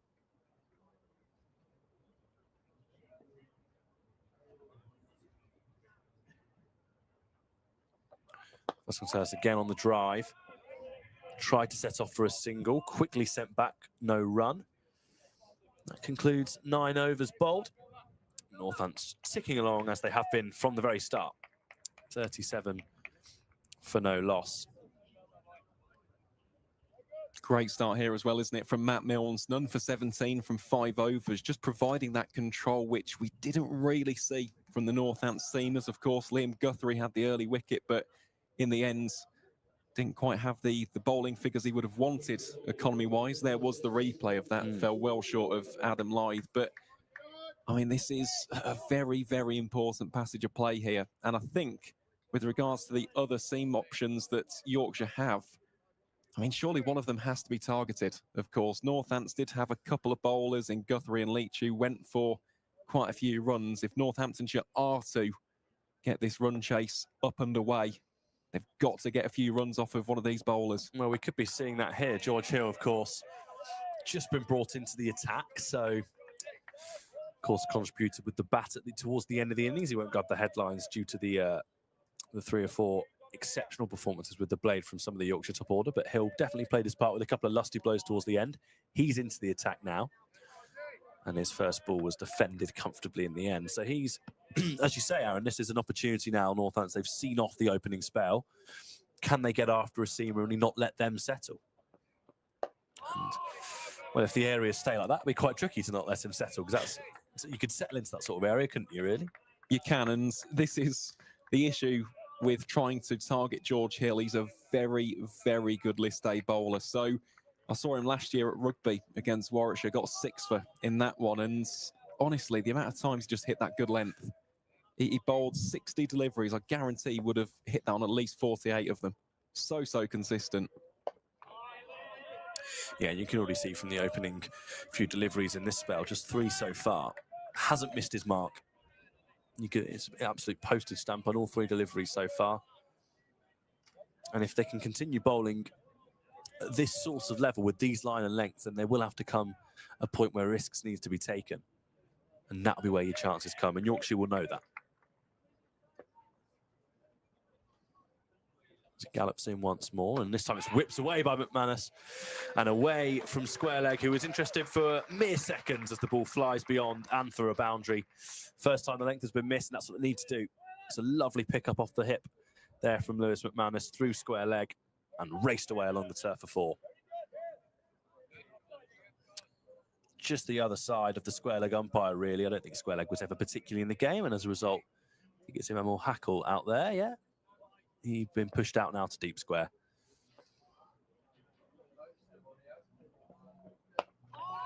Return to length here and defended. And I guess the question, as always in cricket, really, we talked about the pitch at the start of the day. We're looking at it now. It looks like it's going to be a case of Northants sticking at it, because I don't think the pitch will be helping Yorkshire as much as it did, as the same amount, really, as Northants were helped by it. No, I think that is a fair assessment. There doesn't seem to be anything too different with regards to how these deliveries are acting. They're not keeping low or showing inconsistent bounce. And that's just a classical line of length, really, isn't it, to finish George Hill's opening over there, just outside off stump, round about 4th or 5th stump, and left well alone by McManus to conclude the 10th over. So we've reached the 10-over mark. Northants 41 for no loss. I think all Northants fans will be pleased to hear it's the 2 opening batsmen out there just ticking along very comfortably at 4 and over. So it's been, I think, a steady start is the fairest assessment. Yeah, I think that is a very fair assessment. And if we are to make the comparison between the two sides at this point, of course, Yorkshire had lost the early wicket of Adam Lyth, but they were 24 runs better off. So they were 65 for 1. This is interesting as well. Ben Cliff coming on to bowl his 5th over of the chase. Of course, this is the first one from the David Capel end. So Little change in tactic here from the Yorkshire seamer. Here he is bowling to Ricardo Vasconcelos. It's a very delicate shot, that, isn't it, from the Northants opener. Utilising the pace, runs it off the face of the bat down towards deep third. Keeps that strike rotating nicely between the two. And look, partnerships are the key here for Northants. We saw plenty of big partnerships and they were sizable. We're talking 80 plus, 120 plus, and of course Matt Revis at the end getting a couple of key ones as well. It's all about just producing those stands and eating into this target. So that one bowled a lot fuller by Ben Cliff. He worked down towards deep square leg, where Matt Revis will be doing the fielding. Of course, he's going to be someone else who I think will play a major role. Revis at Scarborough got 2 wickets in his opening over against the Bears, completely broke the back of that first innings. And he is one of those bowlers on his day. He will get 2 or 3 crucial wickets and completely derail a reply.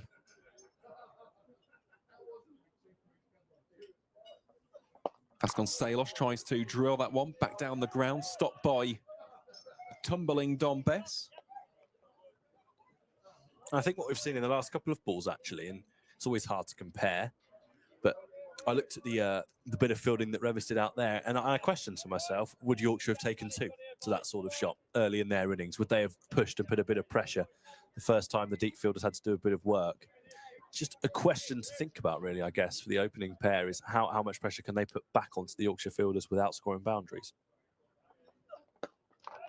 Slightly check drive that from Vasconcelos, just evades the grasp of Ben Cliff.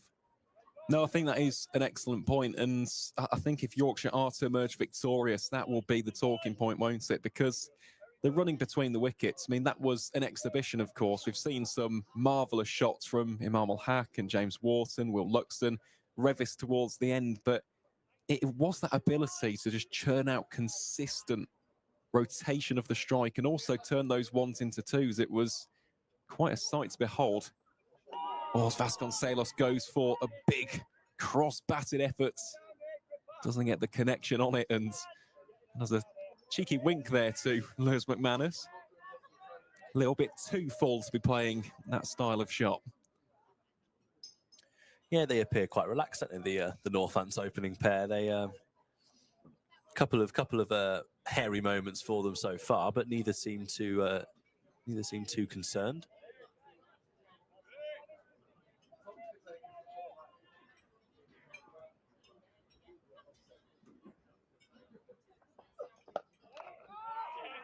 That one played with soft hands by Ricardo Vasconcelos. So Ben Cliff rounds out his 5th over with a dot ball. The over as a whole goes for just 2 runs, and after 11, Northamptonshire 43 without loss. Of course, this was I'm not going to say the turning point as such, because I think that was from the 25th over onwards. And arguably when Imam got to his century, that's when Yorkshire really started to shift through the gears. But it was this passage, wasn't it, that just began to slow Yorkshire down with the spin. So we haven't seen any kind of suggestion from Dom Bess that either he or Dan Moriarty or indeed Adam Lyth will come on to bowl yet. But spin will be rather key components. As Hill, big appeal of the LBW, but umpire unmoved.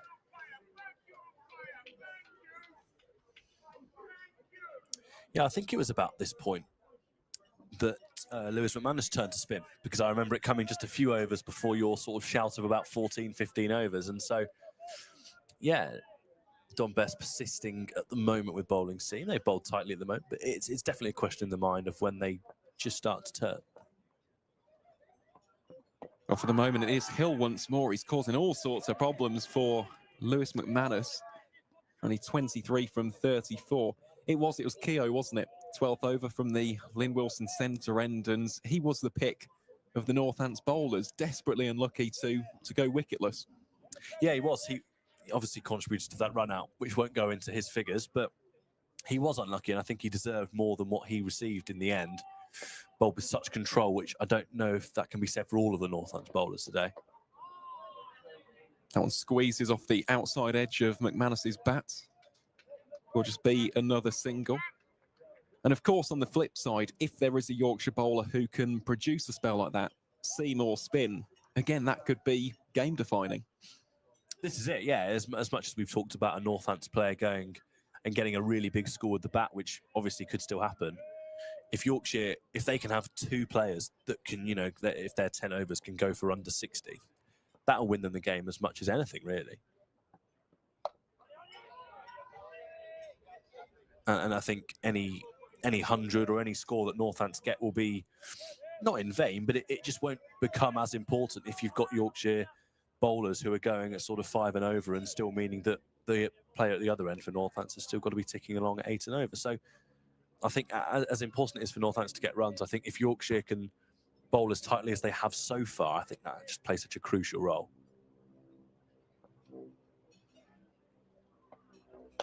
Vasconcelos takes a couple of steps down the wicket, just about guides the ball down towards Imam al-Haq for the single.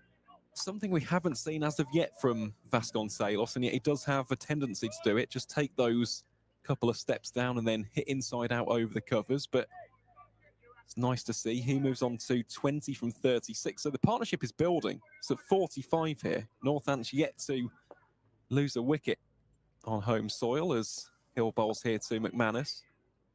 The old drop and run down towards deep third.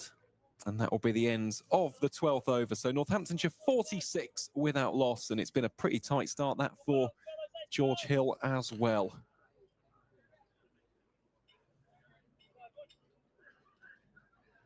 Yeah, he's definitely bowled nicely, hasn't he? The third seamer I always think is so important in 50 over cricket. You've got your opening bowlers who will go about their work at the top, and then your third seamer is such an easy one to sometimes look to target. And he's bowled a really tight start. And I think Yorkshire will be pleased that they've been able to rely on all three bowlers so far. Yeah, it's so valuable, isn't it? As Ben Cliff charges in here to McManus. And keeping him on his toes. Ben Cliff really did have quite the game against Warwickshire, I must say. I mean, those 5 wickets deserved each and every single one of them. Got the final one as well to dismiss Vance Jarney for an exceptional 82. And the thing about Ben Cliff, it is just going to be consistency, because he's got good pace. That's one thing you cannot deny. It's just a case of game in, game out, finding that radar early and getting into the wickets. And that's a genuine edge. That was a brilliant catch from Harry Duke as well. And Ben Cliff draws first bloods here in the Northamptonshire run chase. That really was an outstanding take from the Yorkshire gloveman.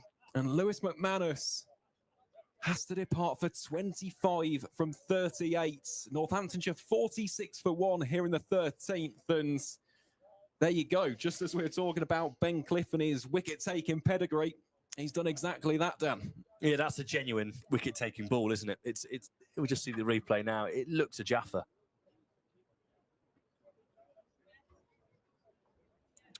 Almost cuts McManus in half, really, doesn't it? And as you mentioned, it's a superb take by Duke. And I can't say McManus looks delighted, either with himself or the decision. We don't know, of course, but he trudges off.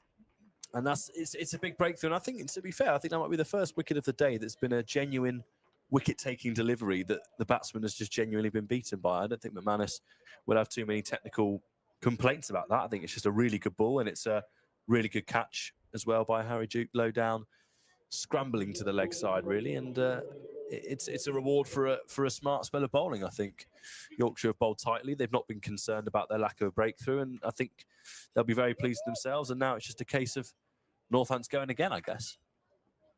Most certainly is. We're just going to take a look at the replay here. Front on, as you said, completely cuts him in half. McManus, when he shakes his head, I think there was a noise. Straight away, our reaction was that he has just tickled that behind. And yeah, you cannot take away from the quality of that catch either from Harry Duke. So the latest Northamptonshire man is Adi Sharma, a 19-year-old from Milton Keynes, also product of Stowe School, also played for Great Brick Hill.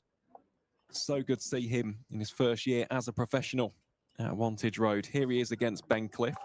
Starts off defensively. There are very few players in this Northampton lineup as graceful as Adi Sharma. He's a lovely batsman to watch when he gets going. He's had a few lovely innings in the second team this season, and he's played a few promising innings actually in the county championship as well. Hasn't quite got the scores he might have liked, but he's looked a player at home at the level. And I think he'll view this opportunity coming in at 3 with runs to score. I think he'll see this as a real chance for him to establish himself in this side.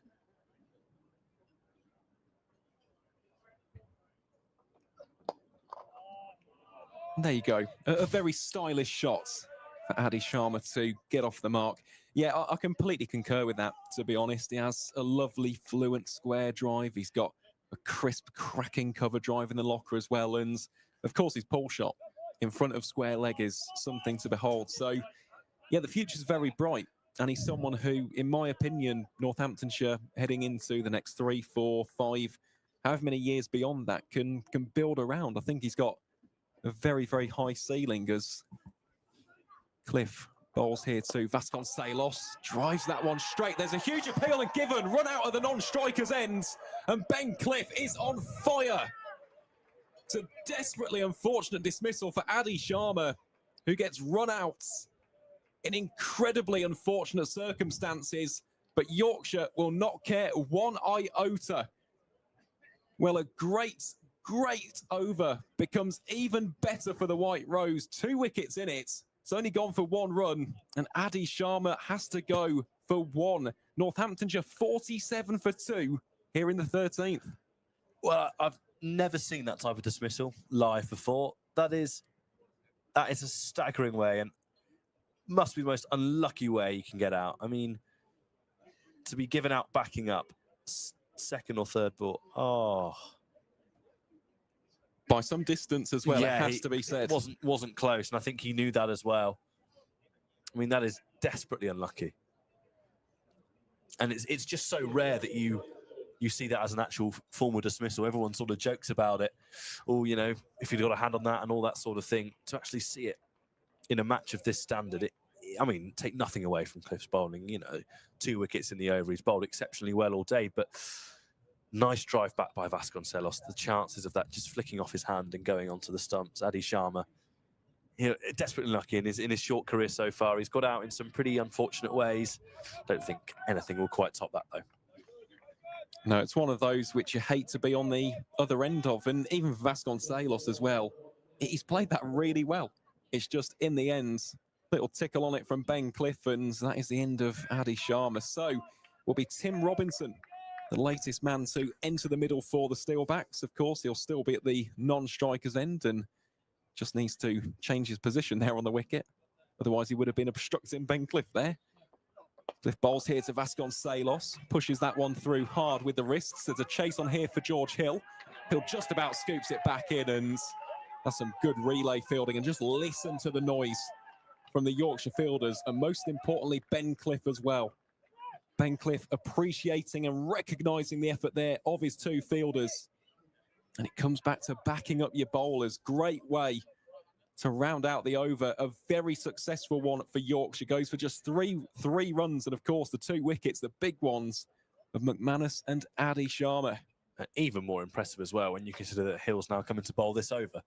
And you think he's sprinting about, putting his body on the line for the team. That's fantastic cricket, and he deserves the raptures for applause he got from both his players and the sets of fans as well in that stand just behind him. But I think after a steady start from Northampton, it's very much Yorkshire on top here, and Tim Robinson, who is an international cricketer, he really needs an innings here. Starts off rather resolutely, compact defensive shot there. Yeah, it feels like of the remaining Northants players, of course, it's going to be one of these 2 who can score that really, really significant individual knock. Of course, still got Proctor, got Broad, Bartlett, Keogh. It's the one advantage, of course. This Northamptonshire side do bat very deep, but you don't want to get caught in that mindset of, oh, right, okay, the next guy can do it. Hill bowls here to Robinson. I think that's a definite trap that a lot of good teams fall into, is they sort of bat down to around about 8. And there is the idea of, well, we're 2 down now, but actually the bloke coming in at 6, he can play. And if you don't take responsibility, and if you bat with the mindset of it needs to be me that score these runs rather than thinking, well, we back down to a certain number. I think you have more chance of going about it.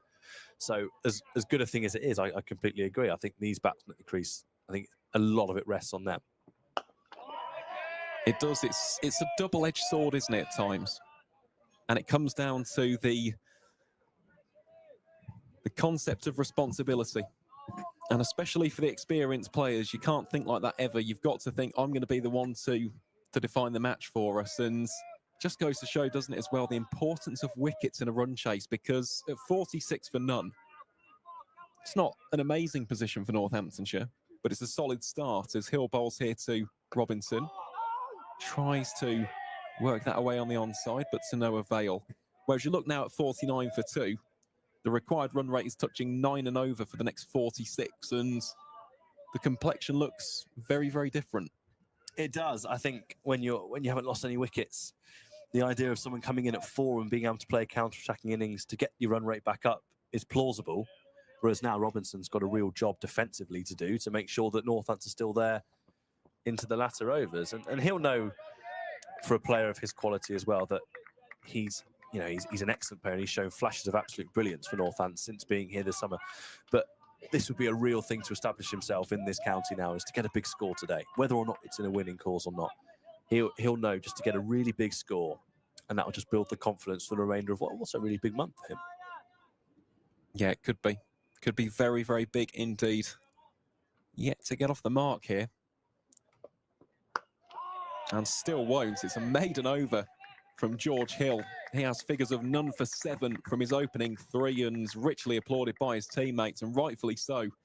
It's exactly the kind of over you want after a wicket, or 2-wicket over, I should say, from Ben Cliff. So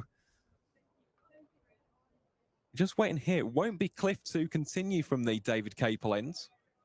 So for the first time in the Northamptonshire reply, we are going to see a little bit of finger spin. I believe it's going to be Dan Moriarty from the other side of the ground. Harry Duke has the helmet on. And at this stage, I mean, they've left it slightly later, 3 overs later compared to Northants. But at the same time, spin being utilised early by both captains here today. Yeah, I'm slightly surprised that they've opted to go with spin at this point after 2 wickets in Cliff's previous over at this end. And I thought maybe to give him another go, but of course, it's always worth remembering that your opening bowlers come back into the game later on. But chance maybe for Northampton just to get a bit of momentum back. If they can milk the spinner, not let them settle. Equally on the other side of the coin, Yorkshire will know that if Moriarty's spell is good today, it could go as far as winning the match. If he can close up an end for 10 overs, that could be where the run rate starts to go towards 12-13. Here is Moriarty. Starts here against Vasconcelos. Just evades the effort of Dom Bess, who is just clutching his hand there. We hope this isn't anything serious for the Yorkshire captain as Northamptonshire bring up the team 50. Just went over the wicket there, didn't he? A little bit awkwardly. Yeah, it's always tricky with those practice pitches covered up, isn't it? Can be unpredictable getting across those wickets at times. Yeah, you've got to be so careful. And of course, that's the last thing that Yorkshire want. Player of Dom Bess's calibre going early in the campaign. Moriarty now just marshalling the troops, moves George Hill down to long off.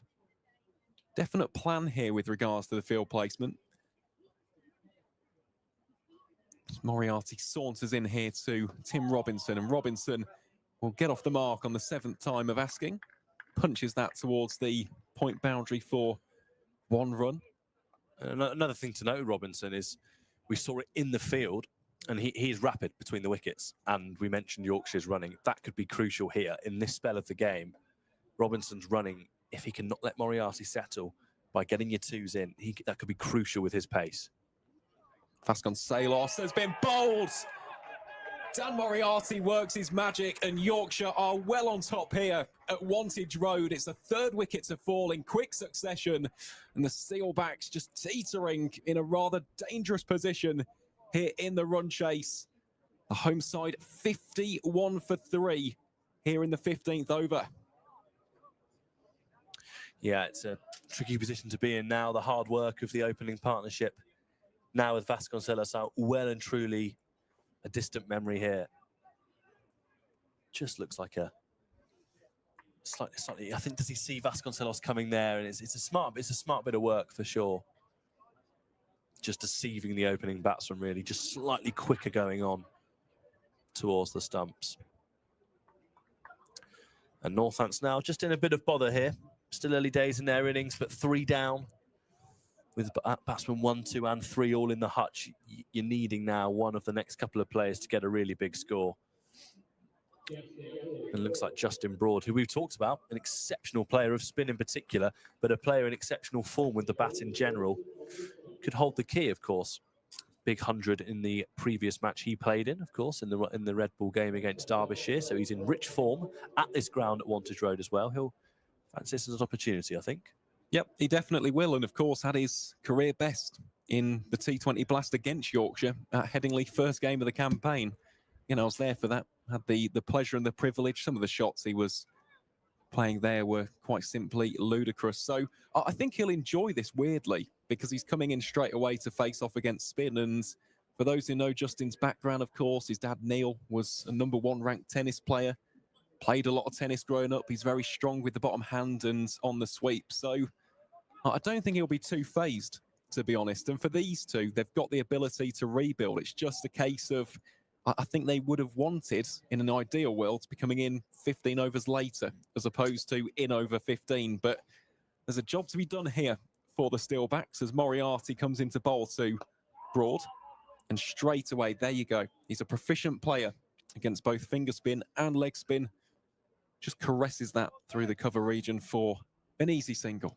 He's mirrored how we saw Imam Haq play spin, really. Just that really positive step into the ball. And you know a good player of spin when you see one, because they back that step. Robinson there, slightly rushed on the shot. Can only punch that as far as Dom Best for no run. Yeah, it's a big sign. As a spin bowler, you hate to see that. But of course, if you've got a player who's good at spin, it also makes you think. So if you get the wicket, it just means that bit much more. And slightly straying down the leg side from Moriarty. Allows for a tickle down towards deep backward square leg, where Matt Revis is lurking. And that will bring about the end of the 15th over. It's another good one for Yorkshire. Of course, seeing the back of Ricardo Vasconcelos. And at the end of 15, the Northamptonshire Steelbacks 53 for 3. Still needing 322 runs off the remaining 35 overs. Yeah, there's a long way to go still. Just looking at this Vasconcelos wicket once more. Little bit of turn there. Yeah, just on that replay in particular, just a bit of turn entered the frame there. Vasconcelos using his feet and being deceived, and that'll be something that will stay in the head of Moriarty and the Northants players. But what we've got here are two players that, for the first time in their time at Northants, really as a pair, they've got to really shut up shop and just make sure that it isn't 60 for 5, 60 for 6. And if these two can just accumulate, put a bit of pressure back on eventually, they've both got the ability to do so against both seam and spin, of course. But Moriarty, of course, turning the ball there for the wicket of Vasconcelos, that will play a part.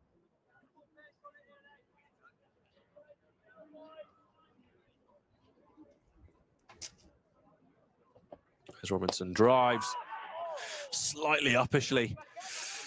For a moment, I think there was interest in the point and cover region. In the end, it goes out to deep cover and they get one for it. But Robinson not looking particularly convincing on the drive there. Oohs and ahs there, as the ball could have gone literally anywhere there as it flies through the ring for just the one run. As Broad gets ready to face up against the test of George Hill for the first time. And he just deflects off the back foot with an outside edge. No slips in place. Will trot home for a single and get himself back to the non-striker's end.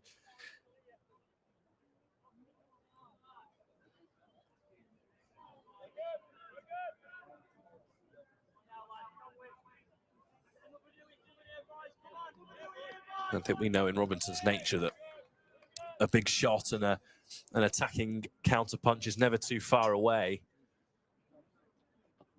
As he pulls away this time, but he pulls confidently, and he'll get 4, Tim Robinson. That's an excellent shot. And one that the Northants faithful will hope to see plenty more of for the remainder of the afternoon. Slightly short of a length there from George Hill. Not a lot of pace on it. And Robinson just sat back and he knew the pitch would allow him to do the work. And he just rocks back and pulls that confidently in front of square for 4. So a much needed boundary for Northants. And just a statement from Tim Robinson there. We know how he's going to play. We know the ability he's got to go with that. And that's a nice start for him. He moves to 7. As he waits this time again, pace off the ball, and he gets one through the gully region. It's not fielded, and it goes out to the deep. They'll get one more. So it's 7 off this over so far, which is just a bit more at the region you want to be playing at, really, isn't it, Aaron? You don't need to be ticking along at 9 and over for an entire chase, but just going towards 6 and 7 just keeps the fielders' minds active, doesn't it? Yeah. I think at this stage, though, you'd be wanting to go more towards 8 just to keep it in check, as Hill bowls here to Broad. Will be the end of the 16th over. Northamptonshire 60 for 3. Yeah, it's one of those, because that run rate already is 9.26. You've only got 7 wickets left. The minute that touches 10, I'm not going to say the alarm bells are ringing as of yet, because you've still got well over 30 overs, but that will take a pronounced period, at least 4 or 5 really good overs to get that back in check. So it's a really delicate balancing act. And of course, for Northants, they've got to be the ones to push it now. The onus solely relies on these two and the rest of that batting unit, because for Yorkshire, they've got the luxury of runs on the board. So yeah, this is going to be a fascinating, I'd say, 8-9 overs just before drinks. I think that could go a long way to dictating who emerges victorious in this encounter. I think Yorkshire can set the game up here, and they can really dangle the carrot. And almost they can give Northants opportunities to score runs, as Robinson takes one out to the deep there on the offside. Some more good work, and we just see once more there that Yorkshire aren't allowing Northants to turn those 1s into 2s like Yorkshire were doing with the bat. And Robinson will know that. He's put between the wickets, and he'll have his eye on a couple more of those 2s if he can get them. Strike turns to Justin Broad.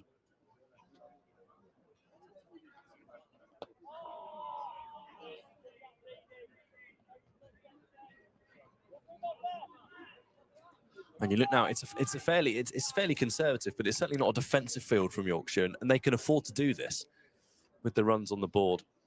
Just build that bit of pressure on 2 new batsmen. Broad cuts away, playing with the spin, and gets 1 more to the total.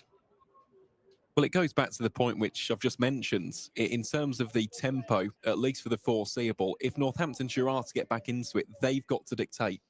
Yorkshire really can just play the natural game at the minute. And it's Robinson there with minimal foot movement off the outside edge, flying past the stumps, straight to short fine leg there. A lick of paint, and that would have been 4 down. That was mightily close to the leg stump of Tim Robinson there, as he just jammed the ball off the outside edge, and it flew. No run. It could have been much, much worse, as the 2 umpires are converging now for conversation. Unsure what the cause of it.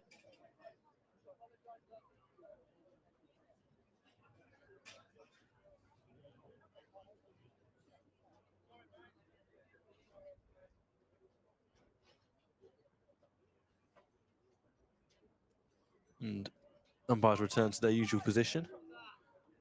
Any intelligence there? I've not quite seen anything, but I don't think we'll get to the bottom of that one.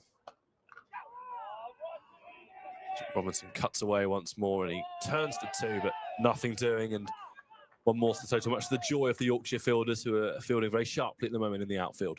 Yeah, I think with that, just to clear up a little bit of the confusion, I think there were just a few words exchanged there between Tim Robinson and it looked to be Ben Cliff.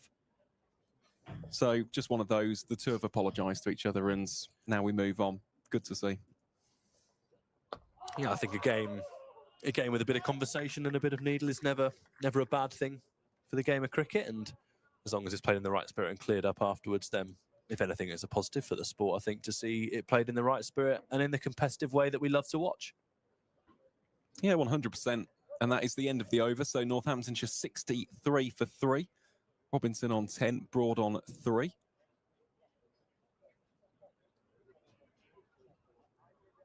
Plenty of changes taking place around the field as well. So it will be George Hill to continue. Interestingly, we haven't seen Dom Besh yet with the right arm off spin, and we didn't get to see him bowl against Warwickshire either. Yeah, that's interesting advancement, actually. You mentioned him not getting a bowl against Warwickshire, a player who you'd imagine would surely back himself with the ball, and yeah, very, very reluctant to use himself, especially when we saw Moriarty's wicket of Vasconcelos get the turn that it did get. You think, is there room for him in this kind of game? And you'd imagine the answer is yes, but I think for the time being, he'll be looking at the way his seamers are going about it, with Moriarty hopefully tying up an end as well at the David Capel end, and he'll be quite happy with, I think, how it's going. But I'm sure he'll be quick to turn to himself if he needs to. As that's whipped away firmly by Robinson, and it looks to try and split the two fielders, and it has, and that'll be 4 more for the Kiwi there. Losing an international now, just moving to 14. He's just settling into a bit of rhythm after a tricky start, and he just moves across his stumps. The ball just straying down the leg side, and he just uses the pace to whip it away and dissect the square leg and fine leg fielders and get 4 more. So a couple of boundaries now on the onside for Tim Robinson now, who will just be having a look at this. If he can get himself set, he knows there's an innings here for him. He knows the pitch will do what's required for him, as he just defends this one onto the offside. I think we've seen the odd one turn, but I do think it's a pitch still where you can... Vasconcelos went a long way down and the ball started turning. I do think that if you trust your skills and you play each ball in its merit, I do think there's more than enough in the surface to get runs on still. Yeah, there is, and regardless of whether there was turn or not, he actually played down the wrong line, so probably would have been stumped by Harry Duke anyway. But when you're seeing that early on from Moriarty, really, really positive signs that for the visitors, and George Hill gets the 4th wicket for Yorkshire. Tim Robinson has his woodwork disturbed. He has to go for 14 from 20. And now the Steelbacks really staring down a rather dangerous predicament. 67 for 4 in the 18th over. George Hill, well, he's barely put a foot wrong. Went for a boundary 2 deliveries prior and comes back in exceptional way. Yeah, we were just see a replay. We were just talking about Tim Robinson, as we just watched now. It's the top of off stump. It doesn't get an awful lot better than that. What a sight for George Hill there. Disturbing the stumps with a beautiful delivery that Robinson can only watch hit his off bail. And it's another disappointing for him. He got a start, couple of boundaries, looked to try and take the game to Yorkshire slightly, but he'll have to go. George Hill is having a pretty good match, I think it's fair to say. He is, yep. I think that is completely fair to say. He's really been one of the picks of the Yorkshire players, of course. Many to choose from, with Imam Hack, Ben Cliff also impressing in the bowling departments. Will Luxton, Matty Revis, let's not forget those crucial runs towards the end of the first 50. So we just take a look at the replay here. I mean, this is George Hill to a T. Charges in with so much energy. And it's one of those classic examples. Coaches up and down the country say it, aim for the top of off. Yeah. And he's done exactly that, jagged it back in, disturbed the stumps, and he's got his just reward. It's one of those classics. People go around the ground and be thinking, why does he do that every ball? You know, just lovely delivery, just leaves Robinson onto the top of off bail. It's as good as it gets, really. And he was pleased with that one, you could see as well. His tail will be up. And it brings George Bartlett to the crease, who himself has got runs in the past. He got a nice 60 against Derbyshire. He's a player of confidence still, as he faced his first ball, and he didn't particularly comfortable under that short ball, and it's attracted a bit more noise from the Yorkshire fielders, who now at 67 for 4 are firmly in the driving seat. We mentioned the wind viz, if there was one at Wantage Road. We mentioned what it would be at the halfway point, and I think it's definitely would be ticking over towards the Yorkshire side now, as it looks to hammer home this advantage. But as we've mentioned, double-edged sword of Northants batting deep. We are now at that point where they still have batsmen to come. As Bartlett again defends to the onside, and that concludes Hill's 5th over. And Northampton's 18th of the chase, 67 for 4 in a bit of strife. 6 runs short per over of what they need to be if they're going to challenge Yorkshire's total. And with the crowd growing still on this glorious Friday, I think they'll be just looking to see if Northampton can take this game a bit deeper. 100%. And yeah, just to mention about the crowd, it was good, wasn't it, during the innings break? We did a little bit of a lap around the ground, plenty of faces, both new and familiar, here at Wantage Road. And it has been the perfect day, hasn't it, with the weather? Barely a cloud in the sky. It's a really nice temperature. But of course, for the home supporters, not the ideal start to the run chase. Yeah, and it was always good to see a few of the young kids playing a bit of cricket on the outfield, as you love to see at any innings break in the county setup. Looks like it's been a great day out on this Friday afternoon so far. One of a few here at Wantage Road over August, with One Day Cup returning, as the first ball there is played and missed by Broad as he looked to go back on the cut. As all eyes now firmly on the middle, as Broad goes back again, and this time it's blocked. Fielded by Don Bess. Of course, Northants with a couple of players still to come in and bat. Just starting to run out of players. Justin Broad, an excellent player of spin, as you mentioned, Darren, with family pedigree, really. Of course, Neil Broad, former #1 British tennis player, a doubles player with Tim Henman, I'm led to believe, who is, of course, Henman Hill at Wimbledon, is a very well-known English sportsman. So Justin Broad, no surprise, really, that his craft of batting is so impressive as he drives there. It's well fielded, though, by captain Don Bess, and it'll be no run. Just fails to get off strike. And currently bowling out a maiden here, Moriarty, just to continue his exceptional spell. And he's doing exactly what Don Bess would want him to do, isn't he? As Broad cuts nicely. And he looks to scamper off for 2. He'll just get the 1, though. And he holds the key here. He does, and I am just looking at that required run rate. It really is touching upon 10 runs per over now, which is difficult enough in 20 over cricket. When you've got to do that consistently for 30 plus overs, I mean, has just all been Yorkshire, hasn't it, in these last 8-9 overs. It's been terrifying, the consistency of Ben Cliff and Moriarty, and of course George Hill really has flipped the complexion of this game on its head. Yes, it doesn't feel long ago that Lewis McManus cut away a couple of stylish boundaries, and we were saying about how Northampton made the ideal start of a big run chase, and suddenly now you flip it over. 69 for 4, we're approaching the 20 over mark now, 19 overs bowled. There's still a lot of work to do for them. I think the longer they keep recognised batsmen at the crease, Broad and Bartlett, they've got runs in them. The longer they keep these sort of players there, obviously easier said than done when you've got George Hill bowling deliveries like he did bowl in the previous over. But it does look like Don Bess, as we'd potentially discussed, having a bowl after not bowling himself against Warwickshire, will be coming on to bowl from the Lynn Wilson centre end. Of course, a former England Test cricketer. Needs no introduction with the ball. And he'll be another challenge itself, won't he?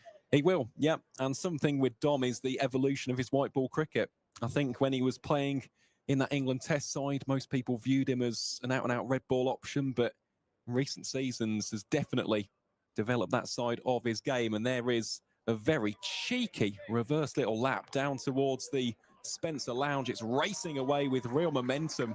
And how about that for an audacious shot from George Bartlett? Well, we've mentioned relentlessly today about how it's important not to let bowlers settle, and that is the absolutely ideal way. A little reverse lap, just let the bowler know you can have all the, you've got us 4 down, but we're still going to play our shots, and that's a superb bit of batting there from George Bartlett. It's a real bit of craft, and I've seen him do this a few times, actually. He's got so many options against spin. He hits down the ground really comfortably, but also his shots behind the wicket as well. He executes them superbly.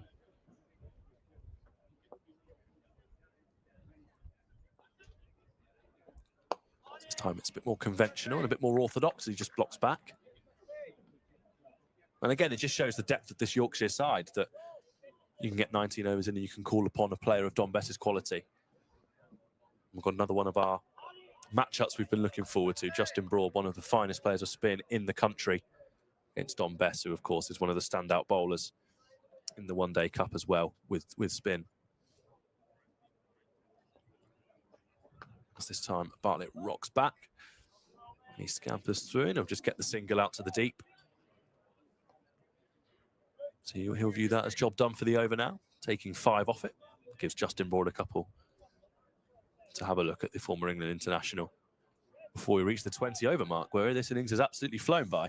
Yeah, it has. It's gone by very quickly. The day as a whole, to be honest, feels like 5 minutes ago that I was entering the ground at 9 o'clock. But yeah, what's the phrase, Dan? Time flies when you're having fun, although that one comes off the top edge.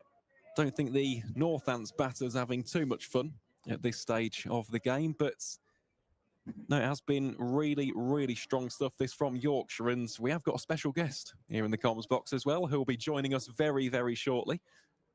We'll introduce her in a few moments' time at the conclusion of this over. It's Dom Bess. Bowls here from the Lynn Wilson centre end to George Bartlett. Bashes that one back to the bowler, and that is the end of the 20th over. So Northamptonshire 75 for 4, Justin Broad on 5, and George Bartlett on 6.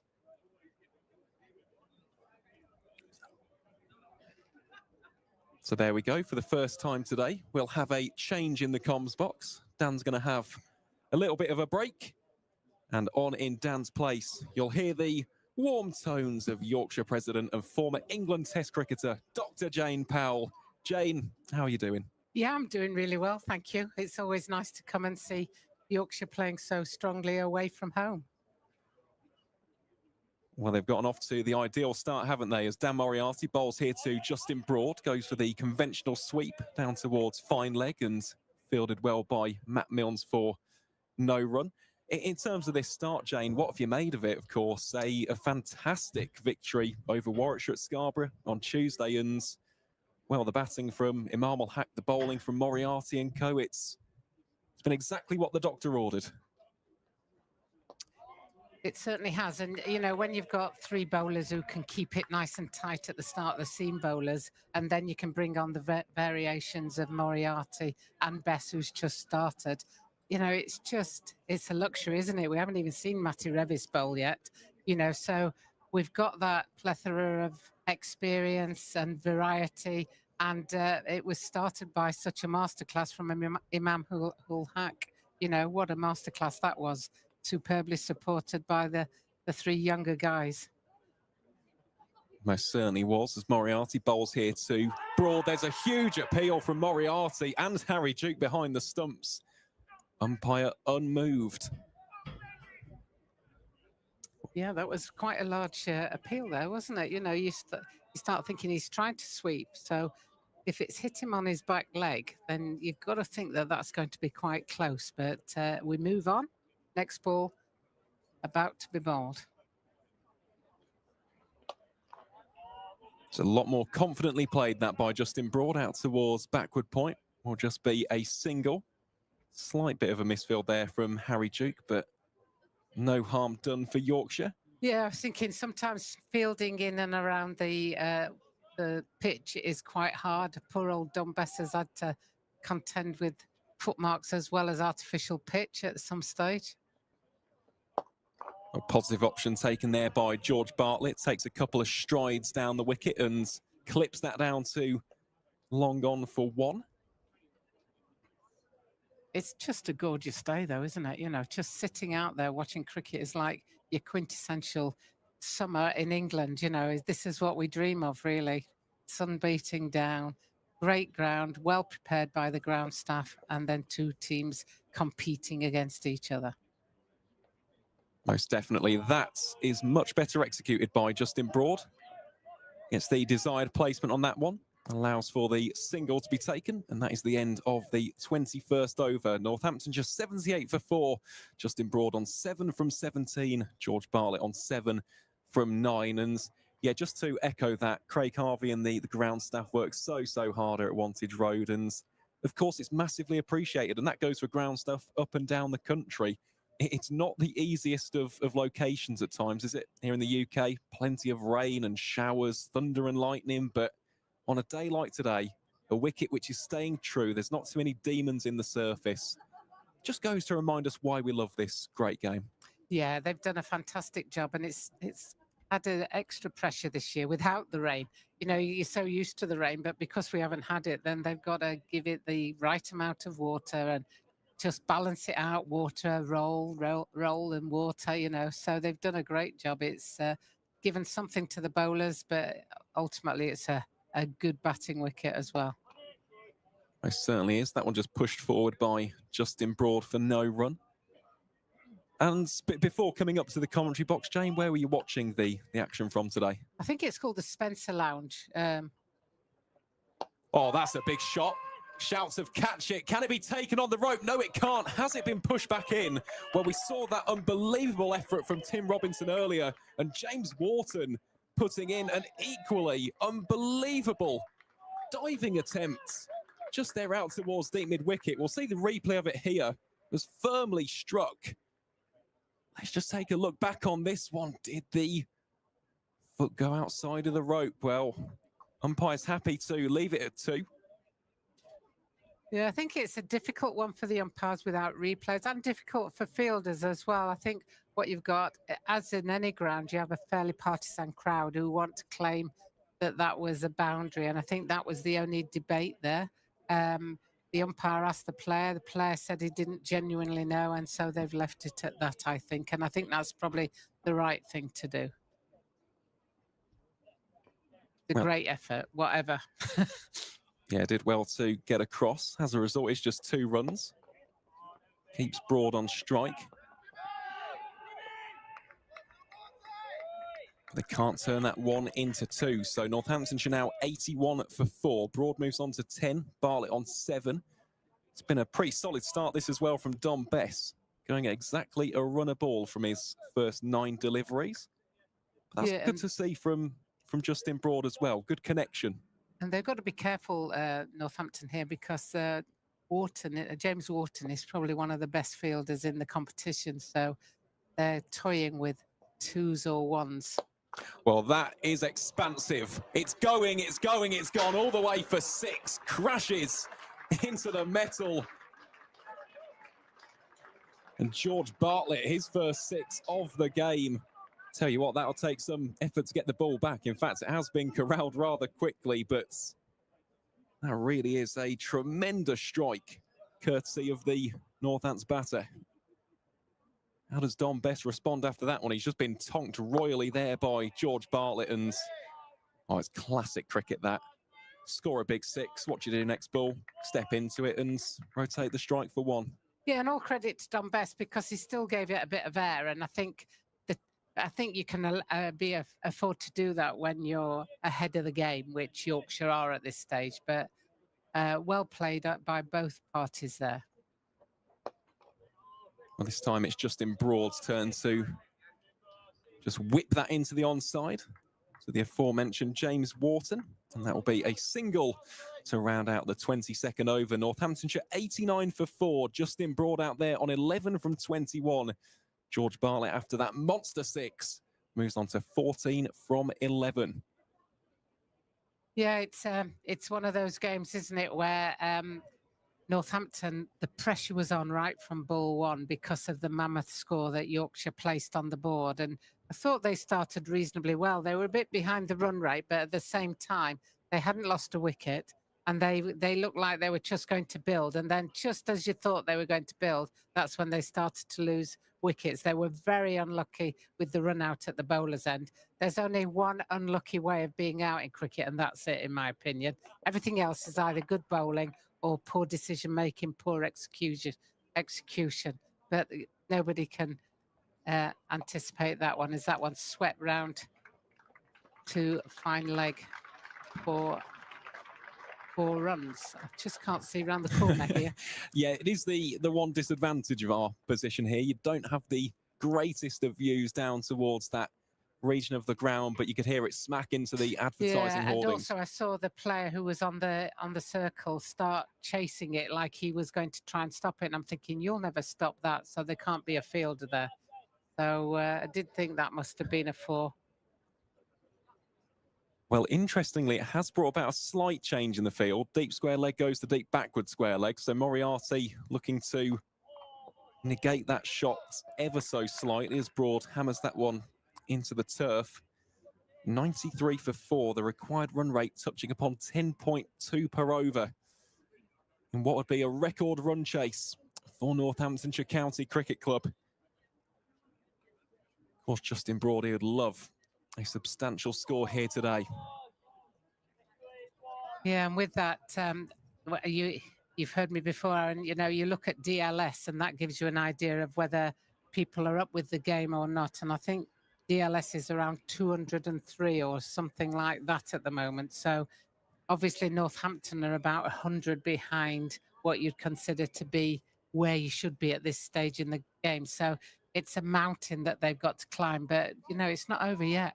There's still 7 wickets, and all you need is 2 players who get themselves in. And we've just seen a mammoth 6 the previous over. There's no reason why they can't start getting closer. Well, late cut attempted there by George Bartlett. He's 14 from 12. Of course, Rob Keogh, Luke Proctor, still to come. And after that, the likes of Dom Leach, Liam Guthrie and Yuzvendra Chahal as Moriarty takes the pace off that one. Just clipped around the corner.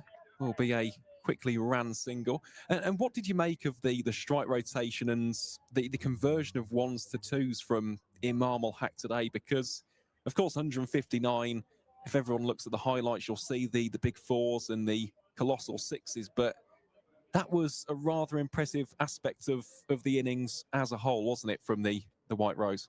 I thought the running between wickets today was exceptional. They did push 1s into 2s. I think they even pushed a 2 into a 3 at one stage. And once you start putting the field under pressure like that, then that's tough. It's a tough gig for the field, for the bowlers, really, because they think, oh, that's just a single. Oh, no, it's suddenly 2. And yeah, it's lovely. I guess we all remember Inzamam Ul Haq, who didn't particularly like the running. He just tended to deal in boundaries. But Imam Ul Haq, who's his nephew, certainly can run between the wickets and has certainly put himself about there to make sure that he's rotating the strike, he's getting the number of runs that you can possibly get from the ball. But he was ably supported by Luxton, by Wharton, by Revis, by Hill. There were the younger players came in and really sort of supported him well and ran quickly as well. So whenever you talk about running between wickets, there's always 2 parties in it, not just one. There most certainly are, as Don Best bowls here from the Lynn Wilson centre end. Yeah, bowling a bit flatter there and a bit quicker. And he's put the short mid-wicket of Luxton in there. So he'll be, he doesn't want to give him too much air, I think. Oh, and that's swept round aerially to backwards square. George Hill is the guy running around there who picks it up, and they take 2 runs. Great fielding, good cricket there. Certainly is, yep, good cricket all round. Justin Broad tried to turn that into 3, but the throw was on target there from George Hill.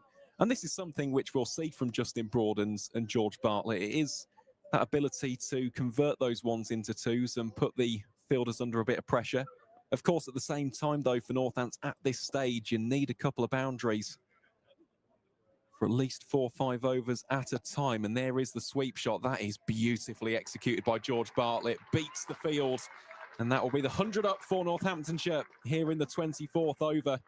Bartlett moves on to 21 from 16, and the run rate's still hovering around 10.3. But that shot right there will give him a lot of confidence, won't it, Jane? Yeah, no, he's played 2 good shots there. First one was a bit aerial, but it was nowhere near anybody from a chance perspective. And that one he played really well, kept it, his hands coming from high to low, hit it along the ground, 4 runs all the way. Great shot. Certainly was. Catalyses a change in the field. Matt Milnes comes up from long off into the circle. Again, that is just really clever cricket. Now, they're wanting to push 2 here, but there won't be a chance to do so. Will Luxton scarpered after that like a whippet. Means it's just 1 run. But so far, it's been decent going for Northamptonshire here in the 24th. 7 runs off the first 4 deliveries. As again, there's some more tinkering and alteration here from the Yorkshire captain. Brings Luxton into the offside.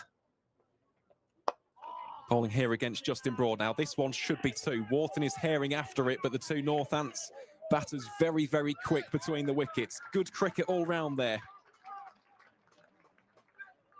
Yeah, I'm always a bit heart in mouth when people take 2 when James Wharton picks it up, but that was a comfortable 2 for Northampton, well run by both batters. Yep, Justin Broad picked his spots. Made the early call as well as Best bowls here to the aforementioned Broad. Best will go in pursuit, and this time George Bartlett there. He was the one who communicated straight away. That's just going to be a single. So in the end, a much better one for the Steelbacks. Plenty of runs coming from that one, courtesy of Dom Bess, and the home side now 105 for 4. Partnership also just ticking along rather nicely. It is the key aspect of the run chase from here on out. It's about building those substantial stands, and currently this stand stands at 38. Yeah, I guess the reality is, you know, you're looking at it, we're 1 over away from halfway, and you scored 105, 374 the target.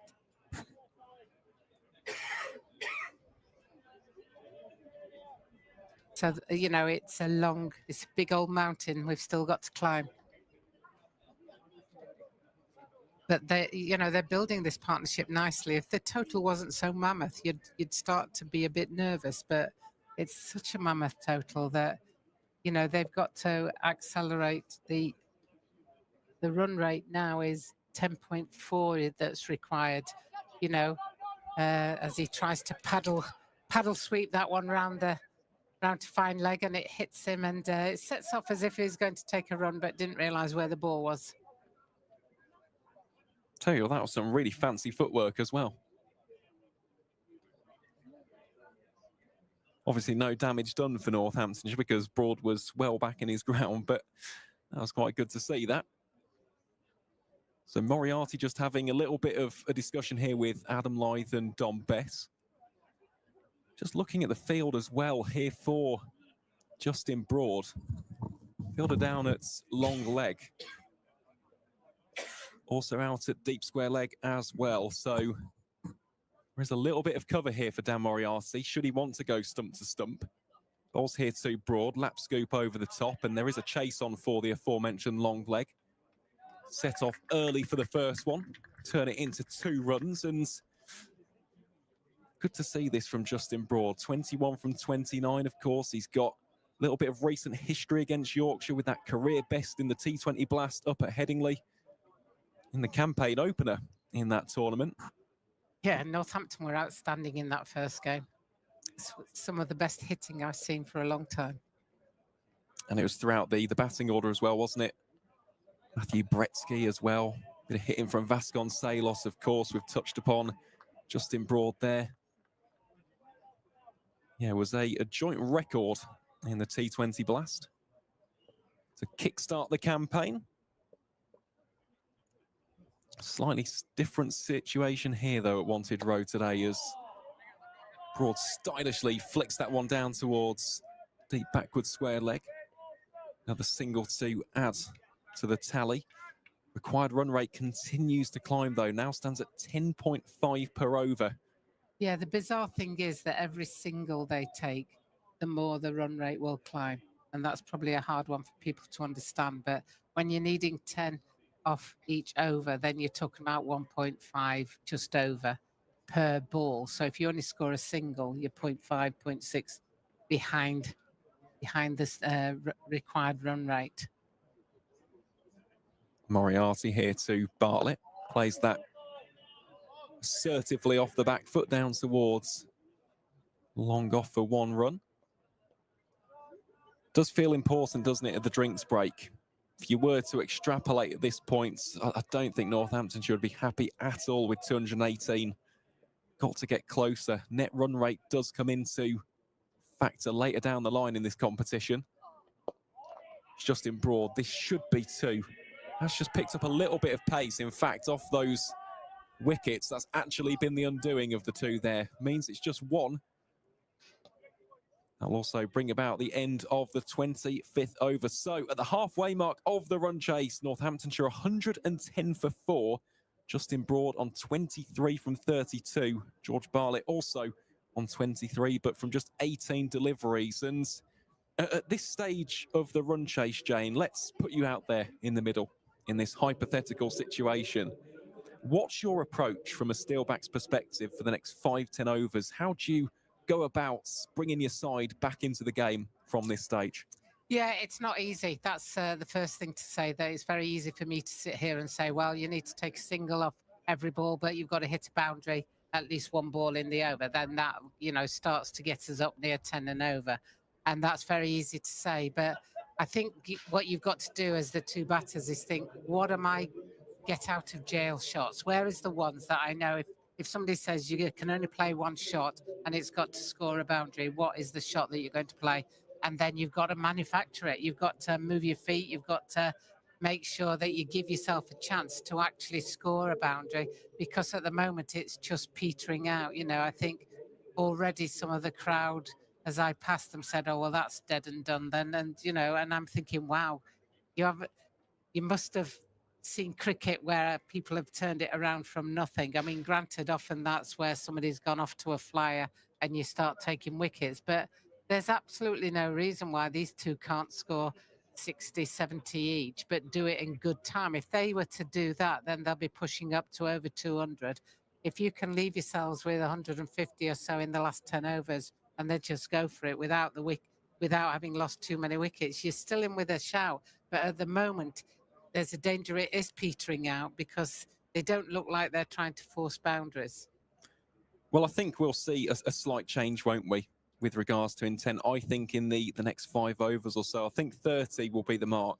If these two are still out there in the middle, they'll say, right, now it's time to really hit the throttle. But of course, with both Broad and Bartlett, I mean, they can go big. We've seen this from Justin Broad, and we're already noticing those lap sweeps, the scoop shots. We haven't really seen the reverse as of yet, which is a little bit strange for Justin. He is one of the most prolific players of that shot in the county circuit. We've seen George Bartlett effectively utilise the reverse sweep, but it's just a case of trying to generate something, and without seeming too harsh on Dom Bess here, maybe he is the bowler to target at this stage. He's going at 9 runs per over.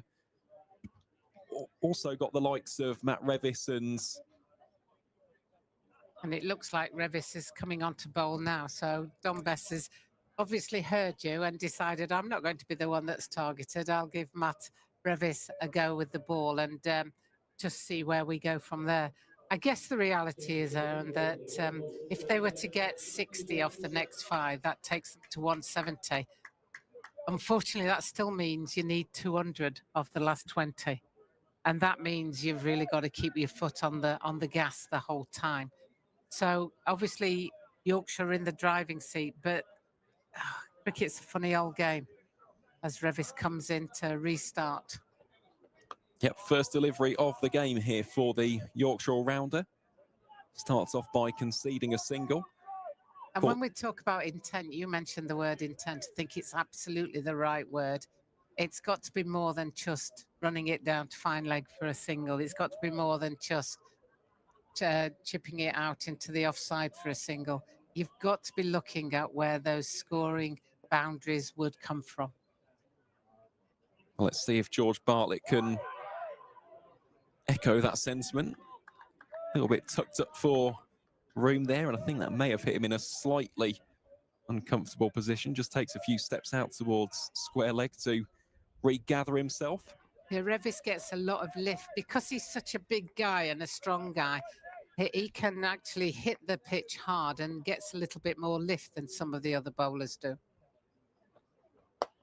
Well, there is that shift in intent. That is a wonderful shot from George Bartlett, almost pugilistic with his approach there as he races on towards 27.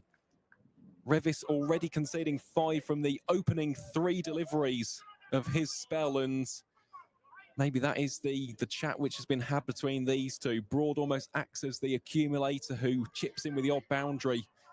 George Bartlett, the destroyer in chief.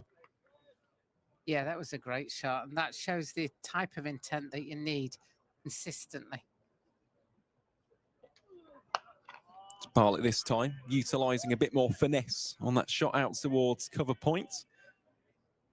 Keeps the scoreboard moving along, but it is getting to the stage now. You need, I would say, a 5-2, 7-over spell where you are scoring 10, if not 12 runs per over. As you said, 60 runs from 5.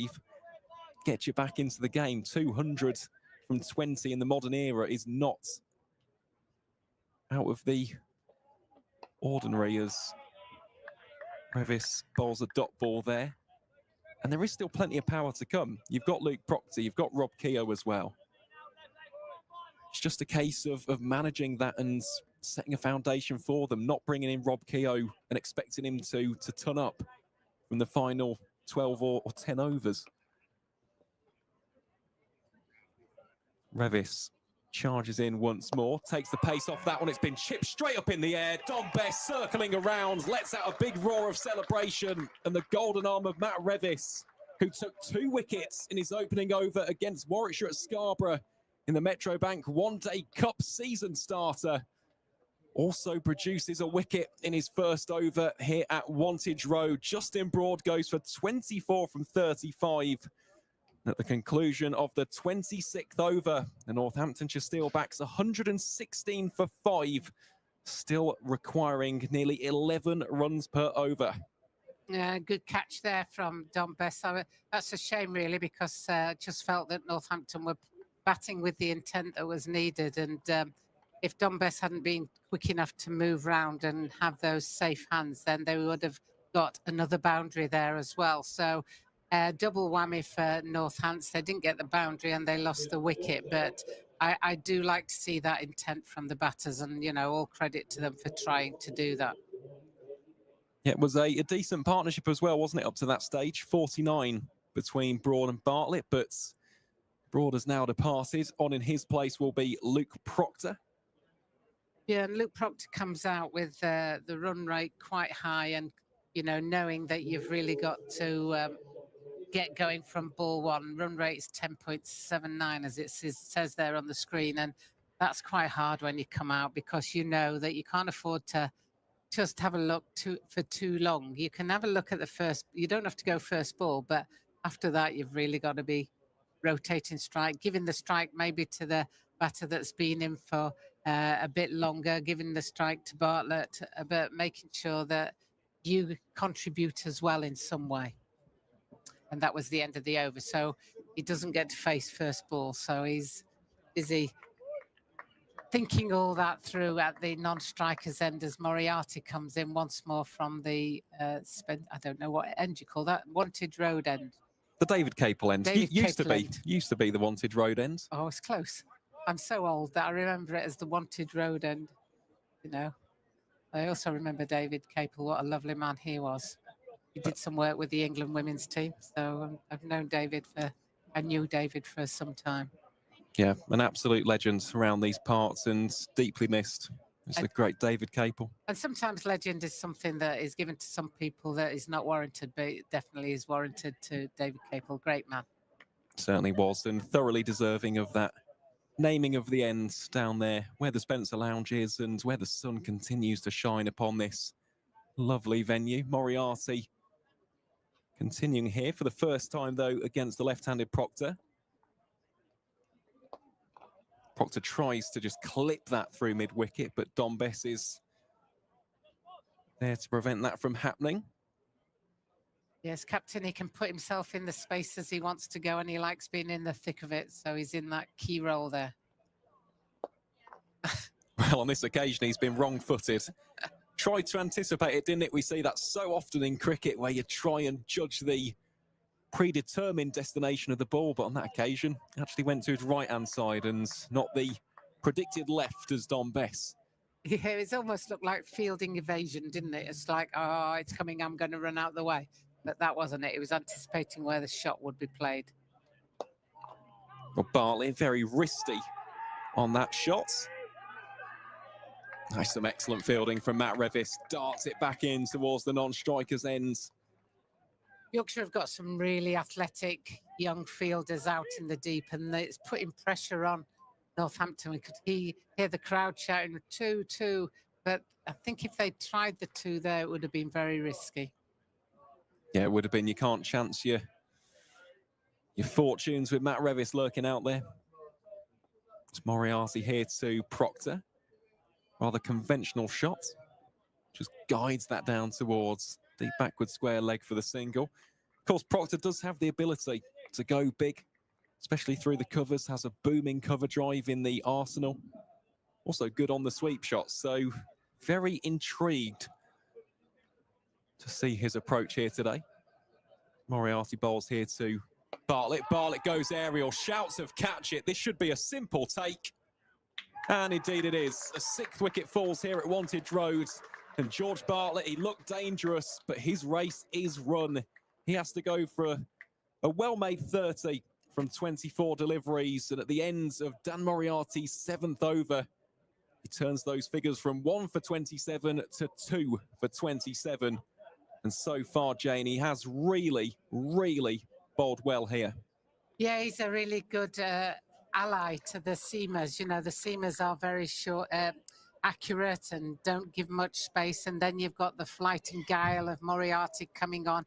And you can see the batters thinking, oh, I need to get after this. And then if they don't quite get there, the ball is turning. And if you don't quite get to the pitch of the ball, then the result is what we've just seen, where you've hit it reasonably well, but it's gone straight up in the air, and the fielder didn't actually have to move very much. Had plenty of time to set themselves, just wait for it, and it fell nicely into their hands. Certainly did. Brings Rob Keogh, the Northants stalwart, into the middle. We'll just see the replay here from Moriarty. Just targeting the stump almost. Trying to bring that leg stump into play. It was a big heave across the line there from George Bartlett. Realistically, he had to go for that shot at this point in the innings. The required run rate for the first time has now passed 11 per over. So, look, you have to score those 4s and 6s, but it's an inopportune time for a wicket to fall as far as the home side are concerned. And Dan Moriarty and Matt Revis really combining rather nicely here at the county ground in Northampton. So, will be the latter, Matt Revis, to continue his spell from the Lynn Wilson centre end. Looking at the field, plenty of protection on the offside, so probably hanging it outside the eye line here of Luke Proctor. Yeah, and a great time to come on to bowl, really, because both batters are fresh to the crease, really, so they're not set anymore, because the 2 set batters have both been dismissed in the last 2 overs, and that makes a difference, and that gives you a bit more confidence as the fielding side, because you know that Matt has got that ability to bowl the ball that's going to lift on them, that there'll be a chance coming. So everybody will be very aware of that as that's chopped down to 3rd man. Yep, good shot that, isn't it, from Luke Proctor? Just leans on it. Yeah, it is, and it's a shame, really, because they're so far behind the game. You're like, oh, you've got to go for more than that. But actually, number 7 and 8 coming into bat, you'd be really happy with the fact that they could just run the ball down to 3rd man like that. But at this stage now, you've got to be thinking about net run rate. Yep, you do. It's very, very pivotal in the Metro Bank One Day Cup as Revis bangs that one in very short. Good take that from Harry Duke. Plenty of encouragement offered by the Yorkshire fielders as that signalled as 1 for the over. Yeah, net run rate is a funny thing in the One Day Cup because it is quite important. I think it goes under the radar a little bit. If you do suffer a big defeat early on, you've got to try and muscle that back because there's only 8 matches. And already for Northamptonshire, of course, having that opener against Lancashire washed out as a result of persistent rain up at Sedbergh School, net run rate really can come into the equation if there are any other abandoned fixtures, of course. August is a long month, still plenty of cricket to go. It's not about how you start either in the competition. You've got to build it gradually, a little bit like with the T20 Blast, but at the same time, you don't want to be 3-4 matches in and really being behind the 8 ball when it comes to the net run rate.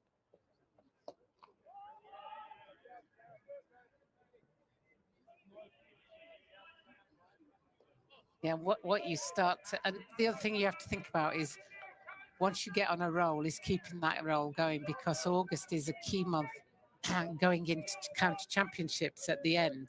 Because if you feel like you're playing well and confidence is up, you approach the final 3 county championship games with a lot more to put yourself in the right place. And that will certainly be the aim from a Yorkshire perspective, and I would think from other teams as well. They just want to make sure that when they go back into county championships, that they're in a good place. They're in a positive frame of mind. They are encouraged by what they've done in the One Day Cup. I love the One Day Cup. I love being able to see the future players coming out and playing for their counties. Absolutely love it. We all know the superstars. We know the David Willies of this world, etc. But they go out, Joe Roots, Harry Brook, great players, but they're removed for the 100. So to come here and see the young players playing, I was looking forward to seeing Sharma because he's a good youngster. He was unlucky, but you start to see all those future players that will be around for hopefully a long time playing county cricket. Most certainly do. It's Dan Moriarty continuing his spell here from the David Capel end. Bowling here to the ever-classy Rob Keogh. Of course, he's at the opposite spectrum with regards to his career. He bowled well, did Rob? Mm-hmm. Let's see what he can provide with the bat.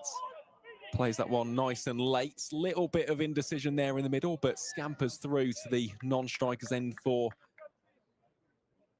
an ultimately easy single. But with Rob for years, he's just one of those most reliable campaigners across formats, across competitions, and just delivers the goods year in, year out. As is Adam Lyth. There are players that you would want in and around the youngsters day in, day out because they're such good role models. And I see Rob like that, and I see Adam Lyth like that.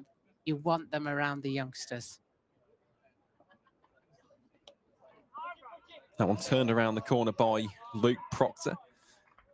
Yeah, I think Rob's got quite a big role to play in this Northants outfit in the One Day Cup. Already seen today, none for 48 from his 10. Unlucky to have gone wicketless, and handy middle order runs as well. I'll give him plenty of flights and drill out towards the covers. Chase on for the fielder. It's one which is won in the end by Matt Revis. Saves 2 runs, and even at this stage when you'd probably say Yorkshire well on top with your opposition 127 for 6, the standards have not dropped for 1 second, Jane. No, they've set themselves some standards, and it looks like they're holding each other to account. It's Proctor this one. Guides it out towards the square leg region. Another single taken down towards the substitute fielder. That's Finley Bean in the sun hat. So 1 more delivery remaining in this 29th over. So the required run rate begins to creep up to almost 12. Would take something very special from here on out. So Rob Keogh faces off against Dan Moriarty. His shot along the turf only goes as far as the aforementioned Adam Lyth. So at the end of the 29th, Northamptonshire 128 for 6. The home side required 247 runs off the remaining 21 overs. It's a required run rate of 11.76. Yeah, and you already talked about the standards that are being set, and even in that last couple of balls, you saw 2 of the Yorkshire fielders sprinting to get to the ball, trying to beat each other, and that's the standards I'm talking about, where they hold each other to account. They're both trying to get to the ball quickly, and it's a real tough one for the Northampton batters at this stage, as Revis comes in once again from the Lynn Wilson end. Slightly shorter, pulled around the corner by Luke Proctor. Moves him on to 8 from 10 deliveries. Feels like it's been a while since there's been a boundary as well, Jane. That's the other thing, of course. I think with these 2, they're very experienced campaigners. Whether or not they'll just give it a few overs to see if the game is still likely to be able to be clawed back into Northamptonshire's control, or maybe they are just playing for the net run rate. Keogh thinks about taking the quick single. Matt Milnes was patrolling there from mid-off, so it will be no run. Yeah, I bumped into Matt Milnes' parents on the way up to the box, and they were like, oh, these boys are just so nice to each other and so encouraging. And They were full of praise for the Yorkshire squad, and I'm sorry if the Northampton players think I'm ignoring them. I'm not doing that. I'm just trying to give a perspective of how easy it is to develop a team that work together for each other, and I think that's the important thing. That's what teamwork's about when you're out there. It certainly is, and look, Northamptonshire have got players like that as well, one of which is Yuzvendra Chahal, funnily enough. I mean, he is always this bundle of energy. He's a wonderful character out there in the middle, and he knows he's been there and done it across multiple competitions. Revis bowls here to Luke Proctor, just chops that one down to deep third, will be another single. You've got to encourage your young bowlers and also the fringe players as well. This is the other aspect of the One Day Cup. You've got a lot of guys who are fighting for contracts and trying to get extensions. It's so important to have that camaraderie and the team dynamic and uplift each other over the course of a 50-over game. Little discussion between Matt Milnes, Dunbess and Matt Revis.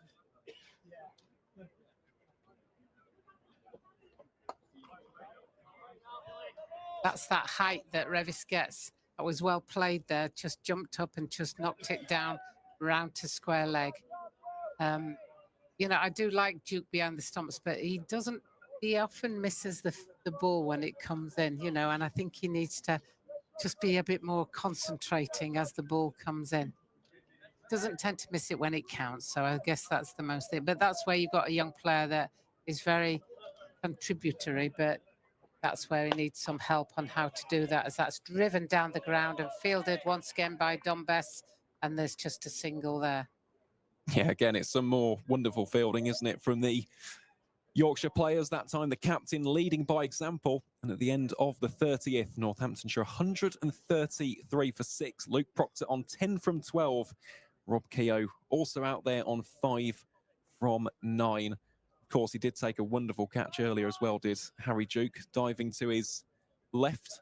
Ben Cliff, I mean, what a season he's having. Great to see him back from injury and back in the wickets. Already has 6 to his name in the competition. Only 2 matches in as well. So, yeah, should be very interesting to watch how he gets on.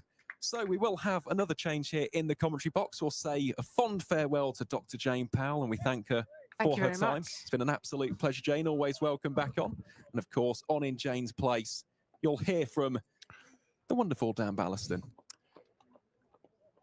Thanks, Aaron. Yeah, it's nice to be back. That was all very interesting stuff. I enjoyed that, listening to that for the last 10 overs or so. It was slightly more entertaining than, unfortunately, the wickets we lost in my absence, but still thoroughly enjoyed it. And it was nice to hear a different voice on the commentary as well, I'm sure, for the viewers and the listeners. So, yeah, I guess we're edging towards damage limitation areas for Northampton, aren't we now? 133 for 6. Of course, Proctor and Keogh, 2 recognised batsmen at first-class level, but Yorkshire have just been relentless with the ball, haven't they, as Hill continues. I thought the counter-attack from Broad and Bartley, which sort of took place in and out of my commentary stint before Jane came on there, was excellent to see, actually, and a bit of hope, I think, for Northampton moving forward, even away from today's result. Of course, the game isn't over until the 10th wicket is taken, but I think just seeing those two, the way they played against the spin in particular, I thought was a positive step, and just a shame to see them lose their wickets when they did. As Keogh looks again to defend, a couple of balls just taking that shape now. I must say how entertaining Harry Duke is to watch behind the stumps. I think it was briefly mentioned on commentary in my absence, but it's everything, the aesthetic of it. Sort of, there's a lot going on. Can't help but enjoy the hair flowing beneath the cap and the sort of running around, wanting every ball to be thrown into him, regardless of where the ball's ended up. But I tell you what, he's taken some good catches, and he's certainly been on good form today. And I think he contributes a lot to the atmosphere that Yorkshire have created in the field as well. It's very easy to be when you're on top of the game, but it hasn't died down, has it?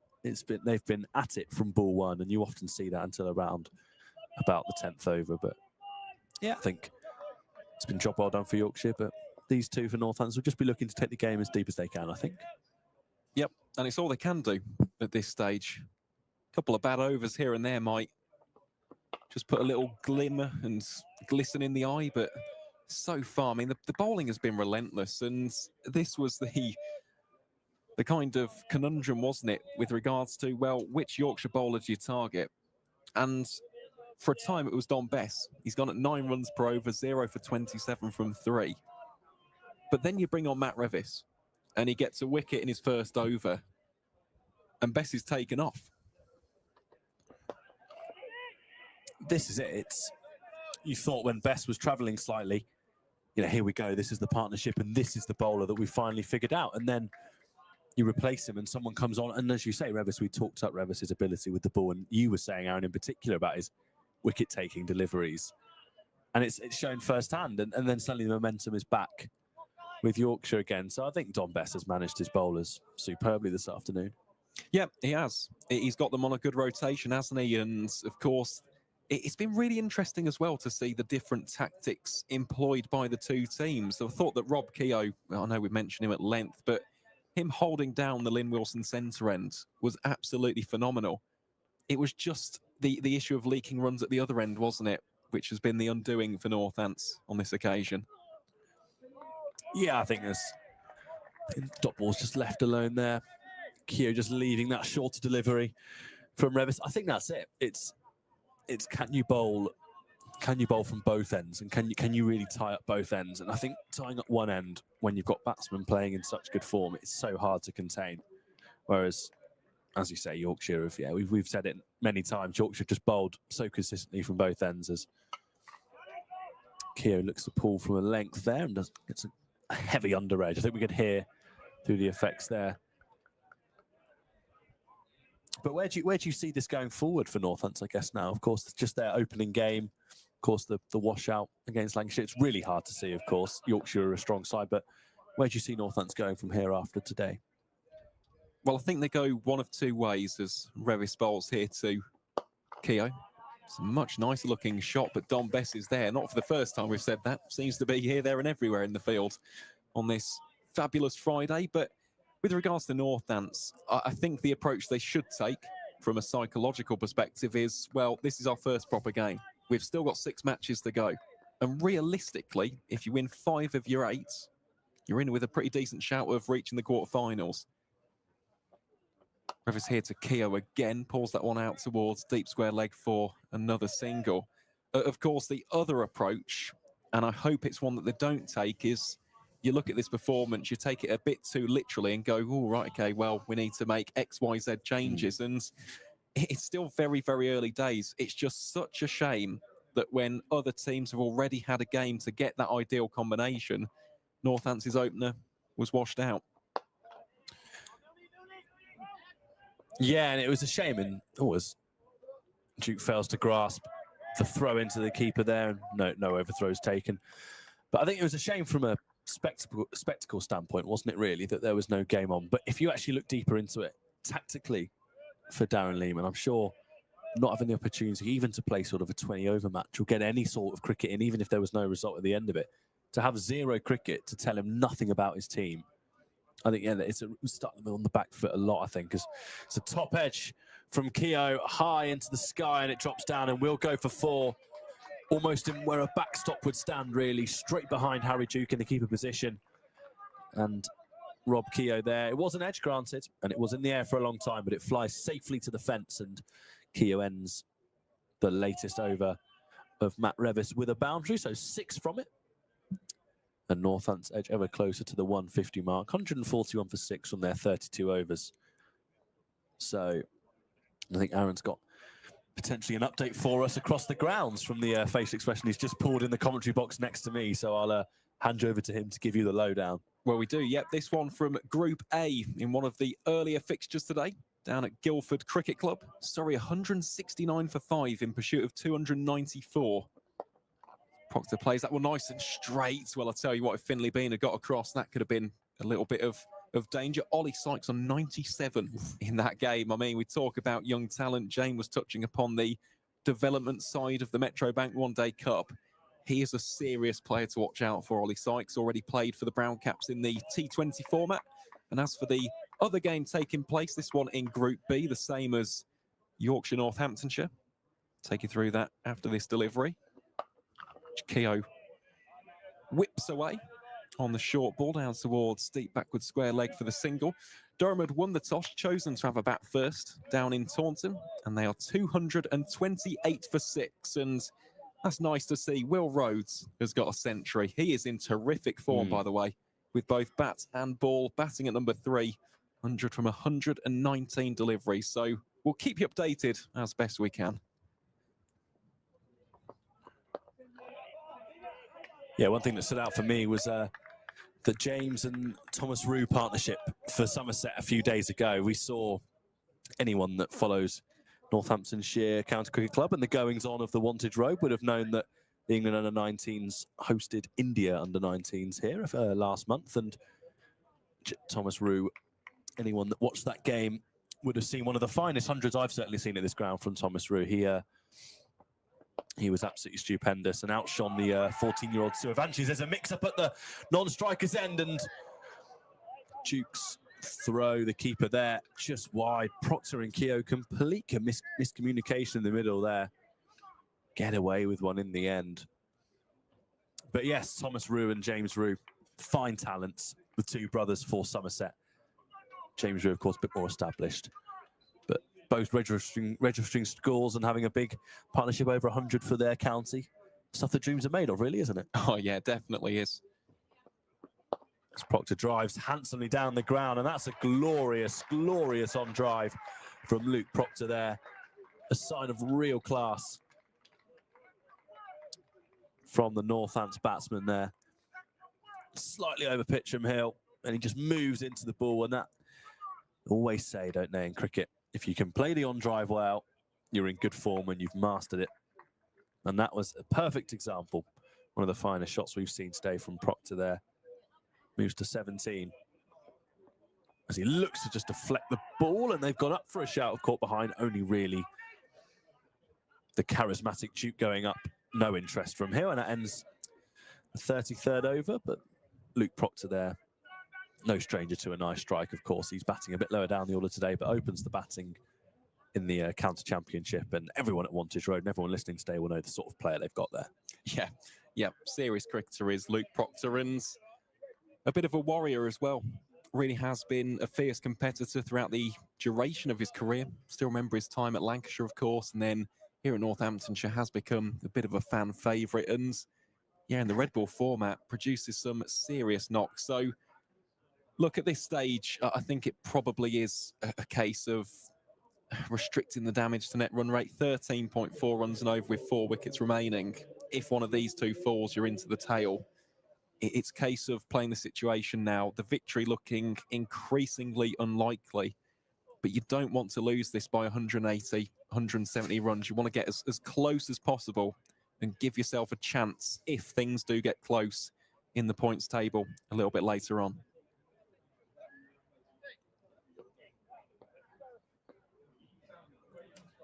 Don Best will continue. As we mentioned earlier, number 27 from 3. So the more expensive of the Yorkshire bowlers. As Keogh on the reverse sweep there doesn't connect, and you always, with the conversation on the outfield from the Yorkshire fielders, you're always waiting for an appeal or the umpire to react with how excitable they are every time the ball passes the bat. But that one's flown safely through as Best continues. Again, Keogh on the reverse, gets more of it this time, or was scrambled through. Looked like the umpire might be moving around for a leg by. Oh no, it's come off the bat. Another run for Keogh there. And this is it. It feels pretty a arduous task, doesn't it? Just accumulating runs in a losing cause. But the tournament will naturally be so tight in Group B that they might look back on this in 4 or 5 weeks' time and think, well, actually, we lost by 40 against Yorkshire, and that's actually boosted us up the table a bit. And you just never know how it might work out. So, and Keogh and Proctor are experienced cricketers. They'll absolutely know that. As Proctor defends with a straight back to Don Bess, who started this over a bit tightly, started the others. I think it's fair to say. Yep, definitely is. And I think it's also a fair point to say that Yorkshire on paper are one of the strongest, if not the strongest team in Group B. Best bowls here once more. So there's absolutely no issue with losing to a side of this strength. It's not as if you've been defeated by an awful lot of runs against a side who you should have beaten, in theory. Yorkshire are a very strong outfit. It's just a case of you don't want to lose by a real sizable total. And I still think that Northamptonshire will be fine in Group B. I think they've got more than a fighting chance, got plenty of batting. It's just the bowling department which needs to step up to the plate, I think, after today. Yeah, as another tight single takes place and the umpires are moved as Keogh in the end gets home comfortably. I think this is it with their bowling attack. You look at on another day, Yuzvendra Chahal, he can take 4 or 5 wickets as we know he can with the white ball, and that that can squeeze teams. Keogh may bowl a spell worse than the one he bowled today and pick up 3 wickets. It's just that it's the game we play really, and it's the game we enjoy. Is that Liam Guthrie took 2 wickets today? He might bowl fantastically next week and go none for 40.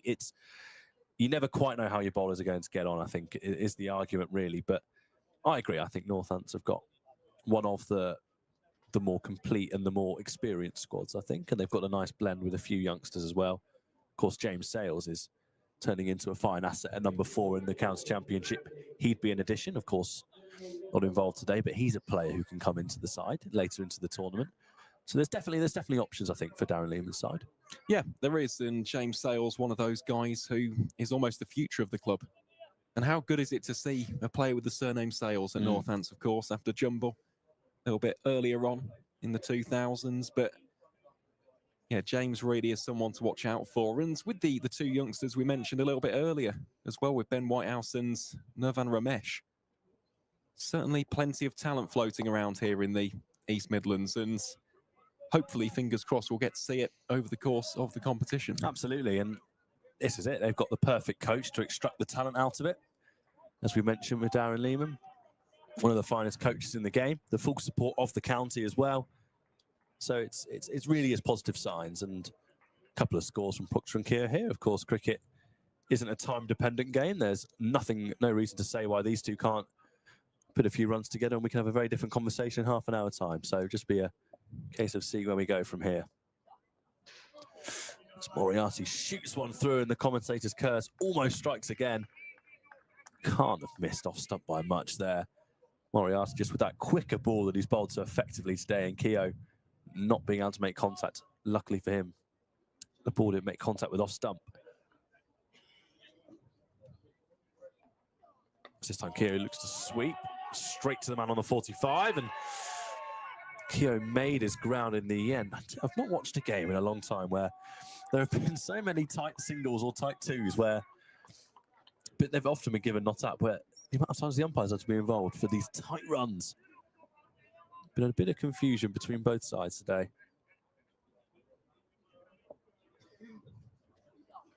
Keogh this time slaps towards long off and we'll get 1. The tactic that we saw with the Yorkshire batsmen fairly often. Just using your sweepers straight to get yourself off strike.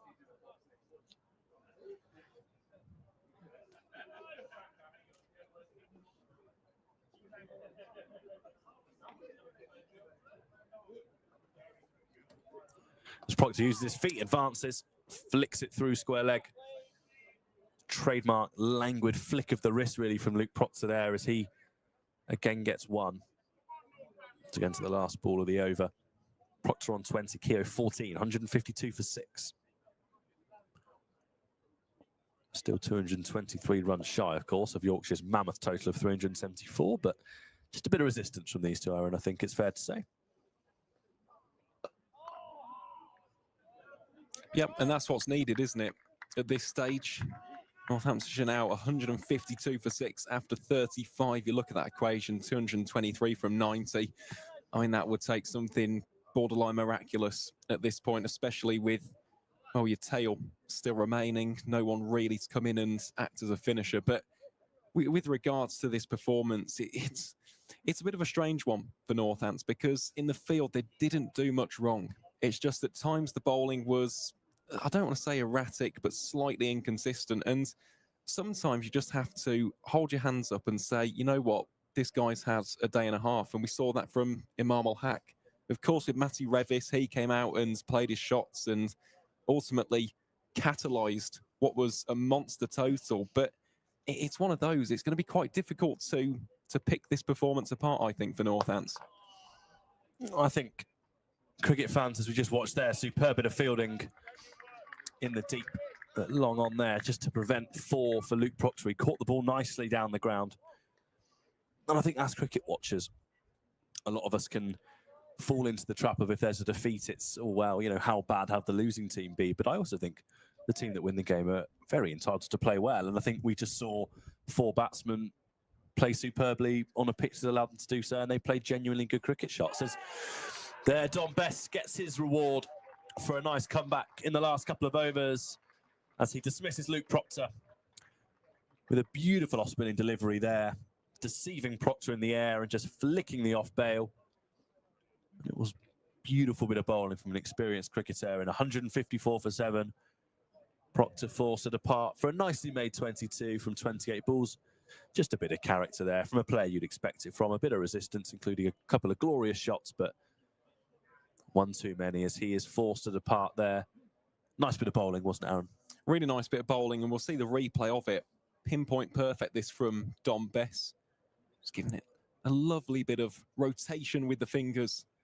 Bowled straight through the gate, and he probably has deserved that. I mean, he was given a little bit of tap earlier on, went for 27 from his first 3, but since then he's gone for 4 runs in 8 deliveries. So that is just reward, and he's been consistent since. He's just popped it in the right areas, and of course with Proctor, he's looking to take a little bit of a positive option there, even if it's just a case of caressing it out for 1 or 2 runs, but he's just played down the wrong line, and in the end, another wicket falls. 7 down now, the home side. I think it's just one flick too many. I think he's played that shot fairly nicely today to get off strike, just almost guiding the ball with his wrist, but just didn't quite follow the line of the ball on that occasion. It's a good bit of bowling from Dom Bess, and another Dom enters the fray here. Dom Leach, batting at 9, former Yorkshire man, of course, enters the middle as he faces up. He defends with a straight bat. Back to Dom Bess, who will feel an awful lot better, won't he? Yeah, always do as a spin bowler. You love to see a wicket in the column, don't you?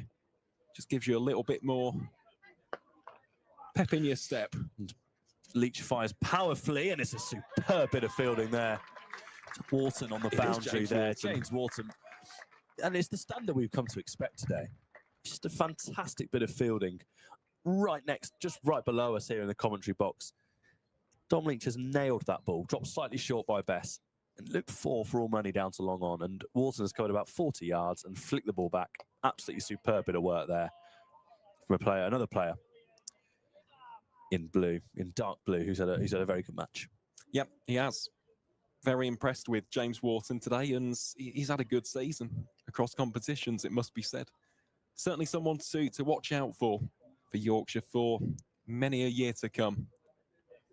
Bess drops another one short, and Leach, I think it's fair to say, has got away with one there.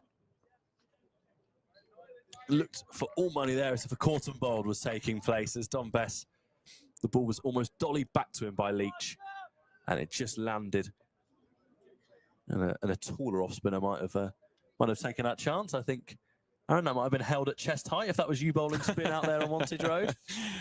I don't know about that. I don't think I'd get into a position to take a wicket. But no, even so, it's a little bit of reprieve, isn't it, for Northamptonshire? And for these two, it's a case of just going through the motions now, 14 overs left. Just try and eat in to those required runs as much as you possibly can. 218 from 84. Well, you can have some of your top order players there and they'd struggle. So, yeah, just play this sensibly from here on out and prevent that net run rate from dropping too dramatically. There has been a 6th wicket to fall as well down in Guildford. Ollie Sykes, unfortunately, didn't get his century, out for 97 in the end. In fact, it was off the very next ball after we said the update as well. Wow. Yep, commentators curse at grounds that we're not even at. Yeah, we're striking from all angles now, yeah. There's Leach on strike here. Back at Wantage Road, and he sweeps high into the sky. Think it will evade both fielders. No, it's submerged underneath and caught. He moved really well. Initially, I thought it was going to land perfectly in between the two fielders in the deep. But it was, in the end, sprinting, made the ground up. Straightforward catch. And Dom Leach's short cameo at the crease. He departs here. Just looking at who took this catch on a boundary. It was moving superbly, really. Yep, Matt Revis. Was it Matt Revis? Yeah, well, another player, as we say, who was impressed today. Just moved, and in the end, turned what I thought was going to be a really difficult chance into a straightforward one with a bit of fast movement on the boundary there. Yep, third wicket as well for Dan Moriarty, and that has probably been the difference between the two sides in terms of your wickets in the column for the spinners. Moriarty has caused all sorts of problems, and look, he's deserved those wickets. 34 runs as well from 9.2 overs. I mean, not only is that impressive with the wickets, but the economy rate touching under 4. Well, we said, didn't we, that as important it was for a Northants player to score runs, if a Yorkshire bowler could bowl a really tight spell and, as we said, go under 5 and over, well, Moriarty's gone under 4 and over. And he's just bowled superbly. And you know, Keogh bowled fantastically well, but your difference here is that Moriarty's got a 3 in front of that hyphen and 3 wickets in a run chase. He's just kept peppering them and not allowed any momentum. And this is another example there. 8 down now. And what was an uphill climb for Northants now has come to quite a quick end, really. But they will look to bat with a bit of pride towards the end now and move on. Of course, facing Warwickshire as early as on Sunday. Yep. Warwickshire away at Rugby School, so a quick turnaround and no real time to dwell, I guess. No, and that is the positive of the competition with regards to the structure and the schedule. As Guthrie drives down the ground first ball. And he'll get 1. He trots through to the non-striker's end, moves off the mark. And of course, back in action here on the 17th. Yes, excellent event, Sunday the 17th against Sussex Sharks. So it'll be who won, of course, last night. So they've got their first win. So that'll be a competitive game between the two sides. It's always nice seeing new teams as well come to Wantage Road for the season. Of course, Sussex in the South Group as Northants chase 2 here and they get home 4-2, Keogh making sure. Of course, Sussex in Division 1 of the County Championship and in the South Group of the Blast. So the first time they'll be coming to Wantage Road. Always nice to see new teams. Yeah, they've got some serious talent as well, especially the youngsters coming through down on the South Coast.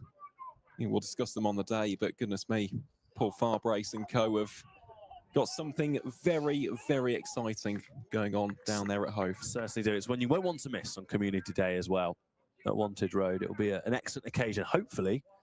And of course, Aaron, as we know all too well, we can get no guarantee, but the weather sticks around like it has done this afternoon. It's been a glorious day for us to call some cricket, hasn't it? And we hope it will be like that as well on the 17th.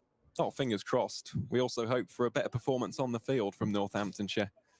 Of course, that'd be the ideal one. Celebrating Community Day, as you said, always a nice event here in the East Midlands. So, yeah, plenty of cricket between now and then, though. Absolutely.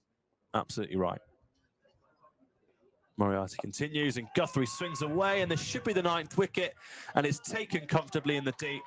And Moriarty, the last ball of his spell, and he will finish 4 for 37, leaving Northants on the brink. Yorkshire make it 160 for 9. Move back to 159. Yeah, 160 for 9. Scoreboard playing tricks on us late in the day there.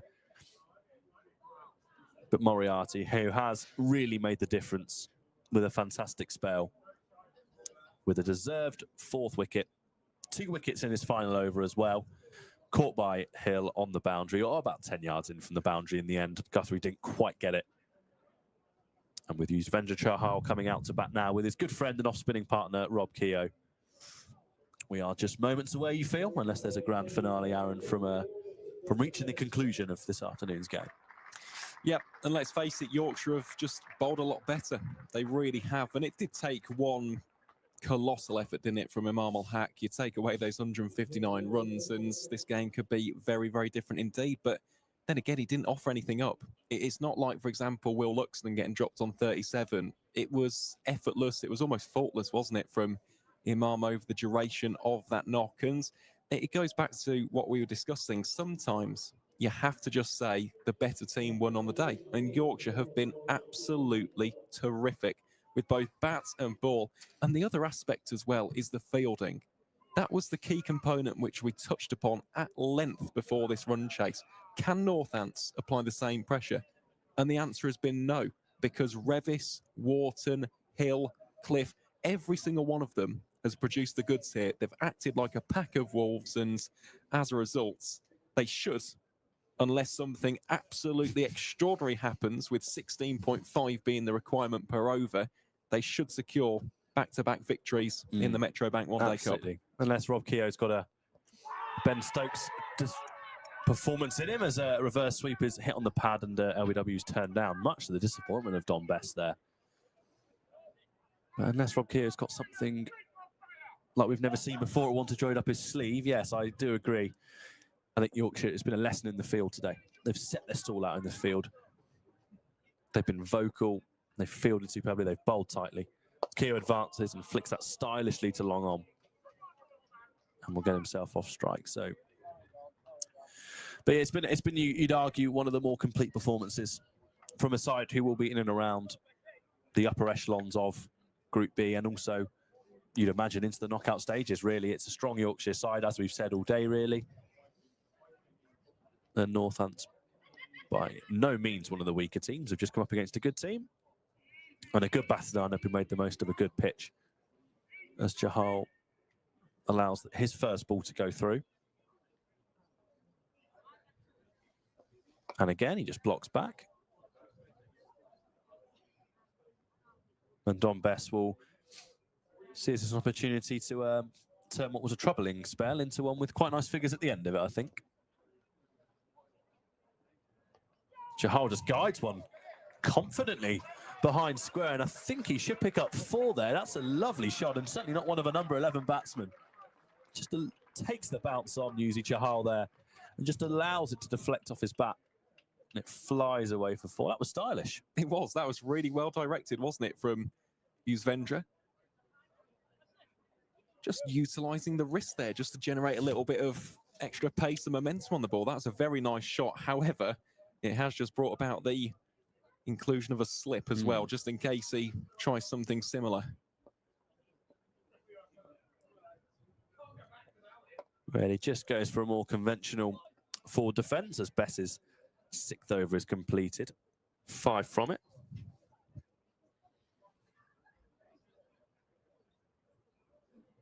And yeah, we've seen Chahal play the odd flamboyant innings for Northants. He's certainly over here for his bowling expertise rather than his batting, but I'm sure he'll take great enjoyment in having the opportunity to play a few shots this afternoon. Oh, if he gets the chance, absolutely. I think any number 11 around the world is like that. If you got the chance to score some runs, get the average up. Absolutely.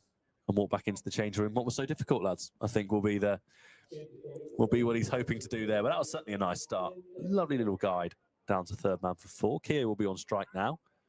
And a change of bowler as Cliff comes back on, looking to sew up. Well, there's been a good Yorkshire performance. He bowls short and Keogh pulls in front of square, pulls expertly and will get 4 into the groundsman's hut there. Exceptional placement from Keogh. He knew exactly where the deep fielder was and has just pummeled that ball about 10 yards in front of him.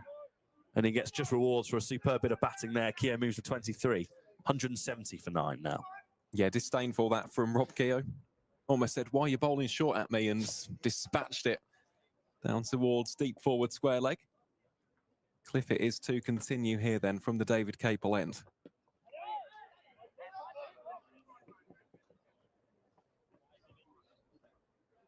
Yeah, I'm sure a player of Rob Keogh's experience will be used to facing young bowlers who like to fire in the odd short ball, and dismissive, I think, is the word you've used at times today, and I think that's an appropriate example for it.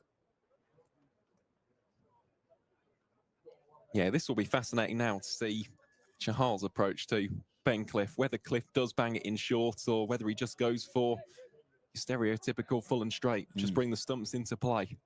Let's wait and see what the Yorkshire seamer has in store for us here.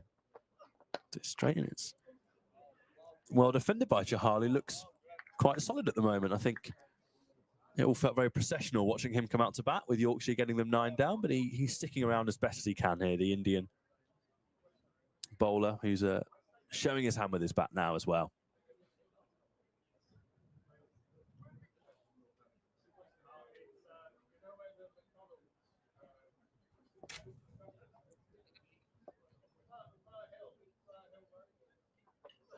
And a genuine edge, and there's no second slip, and that will fly, and it's well cut off again.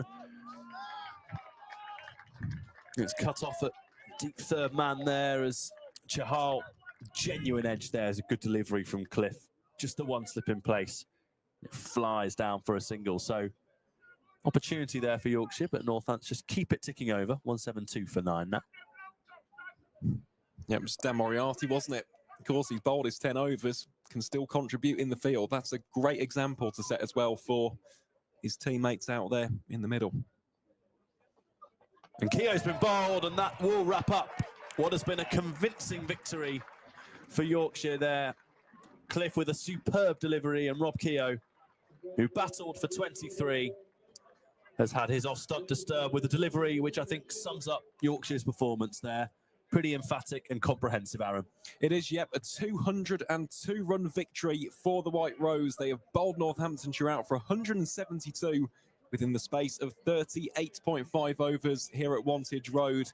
It's a thoroughly deserved victory for the visiting side, and Ben Cliff, I think that's rather apt actually that he's the man to finish it off. I thought he bowled absolutely brilliantly early doors. Of course, we've seen a 4-wicket haul courtesy of Dan Moriarty. Wickets also for the likes of George Hill and Matt Revis for good measure. So all things considered, a thoroughly clinical and professional performance from Yorkshire today, and they make it back-to-back victories in the Metro Bank One Day Cup. I believe they will be the table toppers in Group B. Still early doors though, and that is the key thing to remember here. Of course, for Northamptonshire, naturally it's disappointing. 202 runs, that is a heavy defeat. We said anything more than 180, that is going to be a large chunk to overcome should things get tight a little bit later on. But in terms of what you've seen today, Dan, if we are to just relate it to the next few matches, where can Northants build from this performance today? It's a good question. I think the result might be a little misleading. I don't think it's been a shocking performance from Northamptonshire today. I think with the ball, they bowled well at times. I think their seamers will just look at being a bit more consistent, hitting your lengths for 4 to 5 balls and over rather than 2 to 3. And then I think the big thing for them will be the batting, in particular, I think running between the wickets and just building on those starts. I liked the look of Bartlett and I like the look of Justin Broad, but your 20s and 30s, they're just not quite going to win your games. And I think you look at Imam Ul-Haq, batted really nicely, but he batted time. And if I look at it, I think the big takeaways will be bowling with consistency and batting your overs. And I think Northamptonshire know they've come up against a really top side today, and they've just got to take it on the chin and I think go again Sunday. If I could push you for a man of the match, I know there's been a few contenders. Who would you throw in the ring? I think you have to say Imam Ul-Haq. 159. At the end of the day, that's what's won the game here. Because if, let's say, he gets 50, for example, there's a massive, massive difference between chasing something below 300 and chasing 374. So I know it's the cliche choice, but I think I'll go with Imam Ul-Haq. I think you're absolutely right. I'd love to be different, but I think if a bloke gets 150, you're hard pushed. But yeah, I think that's absolutely right, Aaron. Yep, certainly is. So Imam Ul-Haq then, our player of the match here in the comms box. And of course, lessons to be learned, but all is not lost here in the Metro Bank One Day Cup. The Steelbacks back in action on Sunday, not too far away at Rugby against Warwickshire County Cricket Club. So we hope to see you on the stream there, supporting the boys as they hope to get their One Day Cup campaign back on the right track. But from us here on Northants TV and on the Northamptonshire CCC live stream, I've been Aaron Files. Alongside me has been Dan Ballaston. We've also heard from Dr. Jane Powell, the Yorkshire president, over the duration of the day's play. And if you can get yourself down to Wantage Road on Sunday, the 17th of August, tickets are still available. So get to the website right now. But from all of us here on the Northants CCC YouTube live stream, thank you ever so much for tuning in to our coverage today. And we wish you all a very safe and enjoyable start to your weekend.